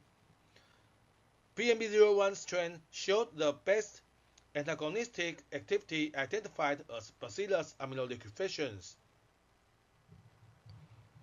Antagonistic effect of Bacillus amyloliquefacins PMB01 strain against Rostonia solanacearum on the TTC median amended with different concentrations of soybean meal. The results showed that adding 1% soybean meal during PMB01 fermentation gave the highest inhibition rate of Rostonia solanacearum. It's the effect of PMB01 for controlling bacterial wilt in the field. This result revealed the use of PMB01 can significantly reduce the disease. Hello everyone, I'm Shishan Zhang, an associate researcher from the Taiwan Agricultural Research Institute. Today, I will be discussing the latest developments in microbial insecticide in Taiwan. The pest control remains a significant challenge in agriculture, while chemical pesticides offer quick solutions, but their resistance and environmental impact are pushing us toward biopesticides. In Taiwan, we have embraced this approach with biopesticides like BT, effective against leptopteran pests in vegetables, tea, and corn. Bovarial Bassiani targets the diamondback moth, while the nucleated polyhydrovirus control pests like spot terror, Ezekiel in scallions and peas. Aligned with Taiwan's goal to cut chemical pesticide use by 50% over the next decade, our research on microbial pesticide has been booming in recent years. We are exploring bacteria like Photoheptus luminis for mite control, and more pathogenic fungi for coffee berry borers, silver-leaf whiteflies, and black rice bug control. Our team in Tari has focused on small and easily resistant pests like mice, thrips, aphids, and diamondback moth. We have isolated and screened various pathogenic microorganisms that show promise in controlling these pests. We are currently working on registering these microbial pesticides, aiming to use them effectively in agricultural pest control. Thank you for your attention. Ladies and gentlemen, it's my pleasure to introduce this poster. This poster title is Biofertilizers and Biological Pesticides Merely Life Bacillus #1 Application and Technology. My name is Dr. Senqi Zhu. I work in Merely Extreme Agricultural Research and Extension Station in Taiwan. This product is the dissolved phosphate and the potassium activity is extremely strong.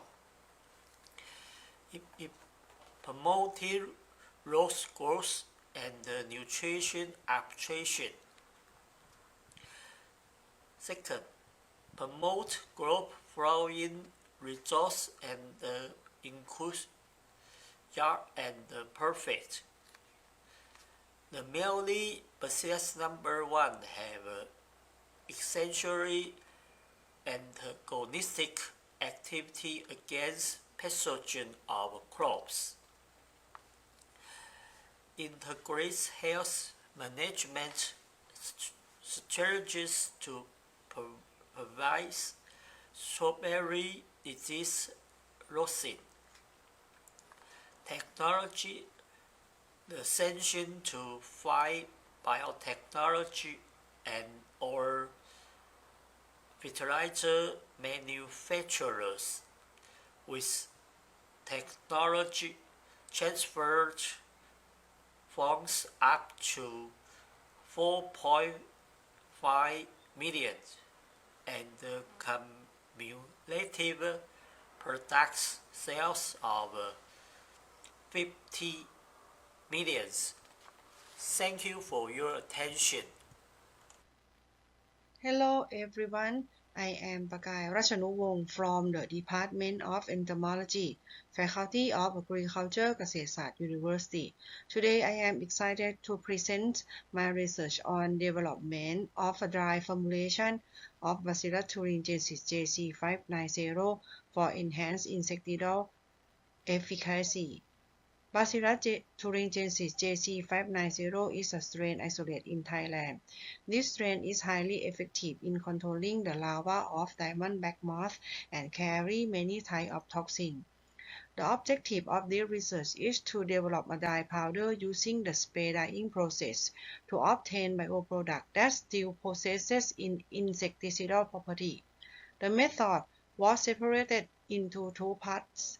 The first part is to study the effect of spray dye conditions with 3 treatments. The second part is to study the effect of carrier. Dry powder from this study was characterized by physical and biological assays including solid yield, suspensibility, moisture content, particle size, and viral spore count. The results show that Bacillus thuringiensis powder obtained from the condition inlet air 160 degrees Celsius and outlet air at 80 degrees Celsius gave high solid yield and suspensibility and lower moisture content. The results from the study of the carrier found that tapioca starch was a better carrier than maize starch because of its higher suspensibility. However, cornstarch showed an LC50 value lower than tapioca starch for armyworm and wheat armyworm. The findings gained from this research will be essential for developing dye formulations with increased toxicity in the future. Thank you for your attention.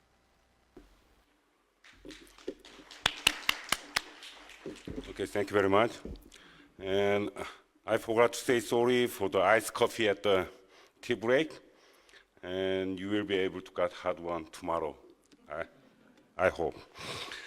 Now, please visit the poster displayed around the conference room. Those who participate online, please visit the Spatia Chat poster room. This poster session will end at 5 p.m. Thank you. So the poster presenters will be stand beside the poster. The poster presenters, yeah.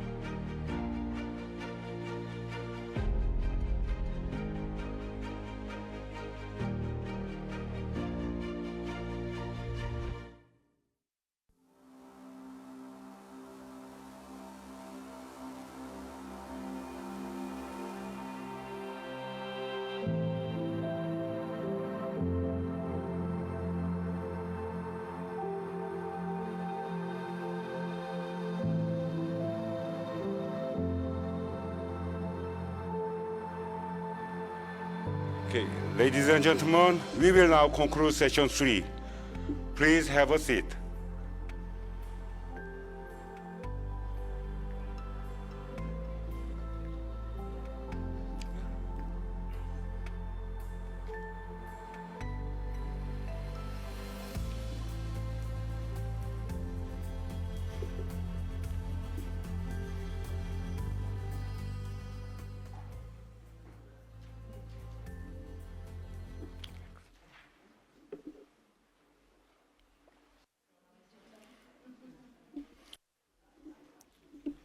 Okay. We have come to the tail end of our workshop day 1. But before we do that, we would like to recapitulate the major takeaways for the day. And to do that, we would like to call the Deputy Director of FFTC, Dr. Tomonari Watanabe, to deliver today's workshop day 1 summary.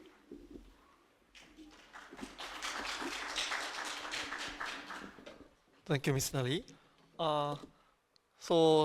Welcome and then thank you for joining the whole day of this workshop. So I'm trying to wrap up today's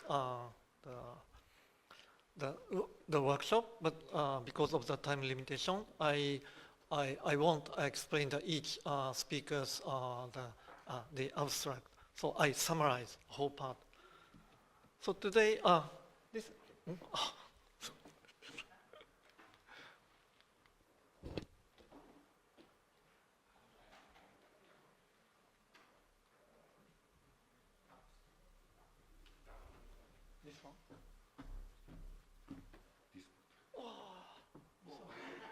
It's okay.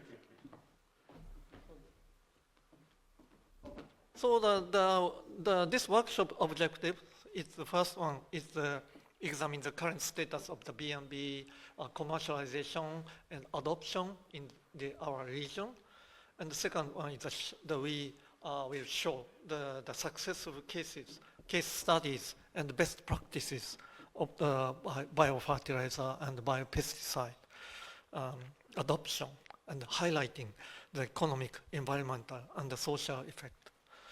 And the third one is to discuss the policy frameworks and the regulatory incentivize and then capacity building the measure. But today's the topics mainly the focus on the first one, the current status of the BNB, the commercialization, and the showcase of the successful successful cases of the best practice of the BNP. And finally, so we hope that tomorrow, so we will discuss about how to promote the collaboration, the knowledge sharing of the topics. So since today's, So we found that today's topics is the sort of the R&D processes of the biofertilizer and the biopesticide, and the speakers that processes were introduced by the many speakers. The first one is how to isolate it to the candidate, the microorganisms, and then try to understand the mechanisms of the effectiveness of those microorganisms. And then effectiveness, the first is of course the laboratory check, and then go to the field and the trial the effectiveness of the field. And then try to change the application form for easy using or prolong the shelf life. And also, not only using that microorganisms, the people try to use the combination with the other agricultural materials, such as amylorine, using the field management, the water saving or something. And then topics is the low-cost production systems. For instance, the Professor Kim showed how to reduce the cost of producing the agent. And I found the very unique, how to say, things of the microorganisms, biofertilizers, and the pesticides. One is those microorganisms has multiple functions, such as nitrogen fixing and enhancing the phosphorus or potassium availability, and some species are living in the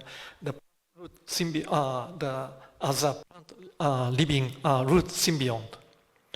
And also, the people explain as a biofertilizer is also the biopesticide, because they can induce the systematic resistance against some diseases. And today, the Dr. Kubota also found that one of the agent, first they found they use as a pesticide, biopesticide, but it also reduces the diseases at the same time. So the microorganisms, the BNB, has some multiple functions, so we have to study more to find their ability to when we apply in the field.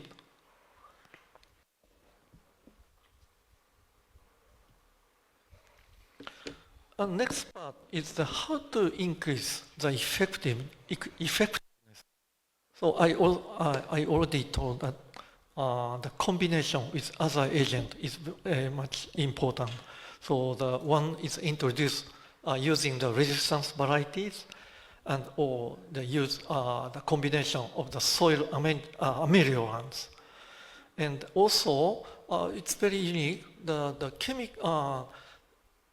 Those microorganisms used with some chemical fertilizers or chemical pesticide. So that is very important, because the organic farming is now the trend. But before moving to the organic farming, the people can use those agents with the chemical fertilizer or chemical pesticide. And some speakers also introduced the combination of the field management, such as the water regulations or the crop rotations. So, as I already told, that the biofertilizers and the biopesticides today that people introduce are of course applicable for the organic farming, but also using for the conventional farming. So the many farmers already can use those the agent if they still the tradition from the conventional farming toward the organic farming.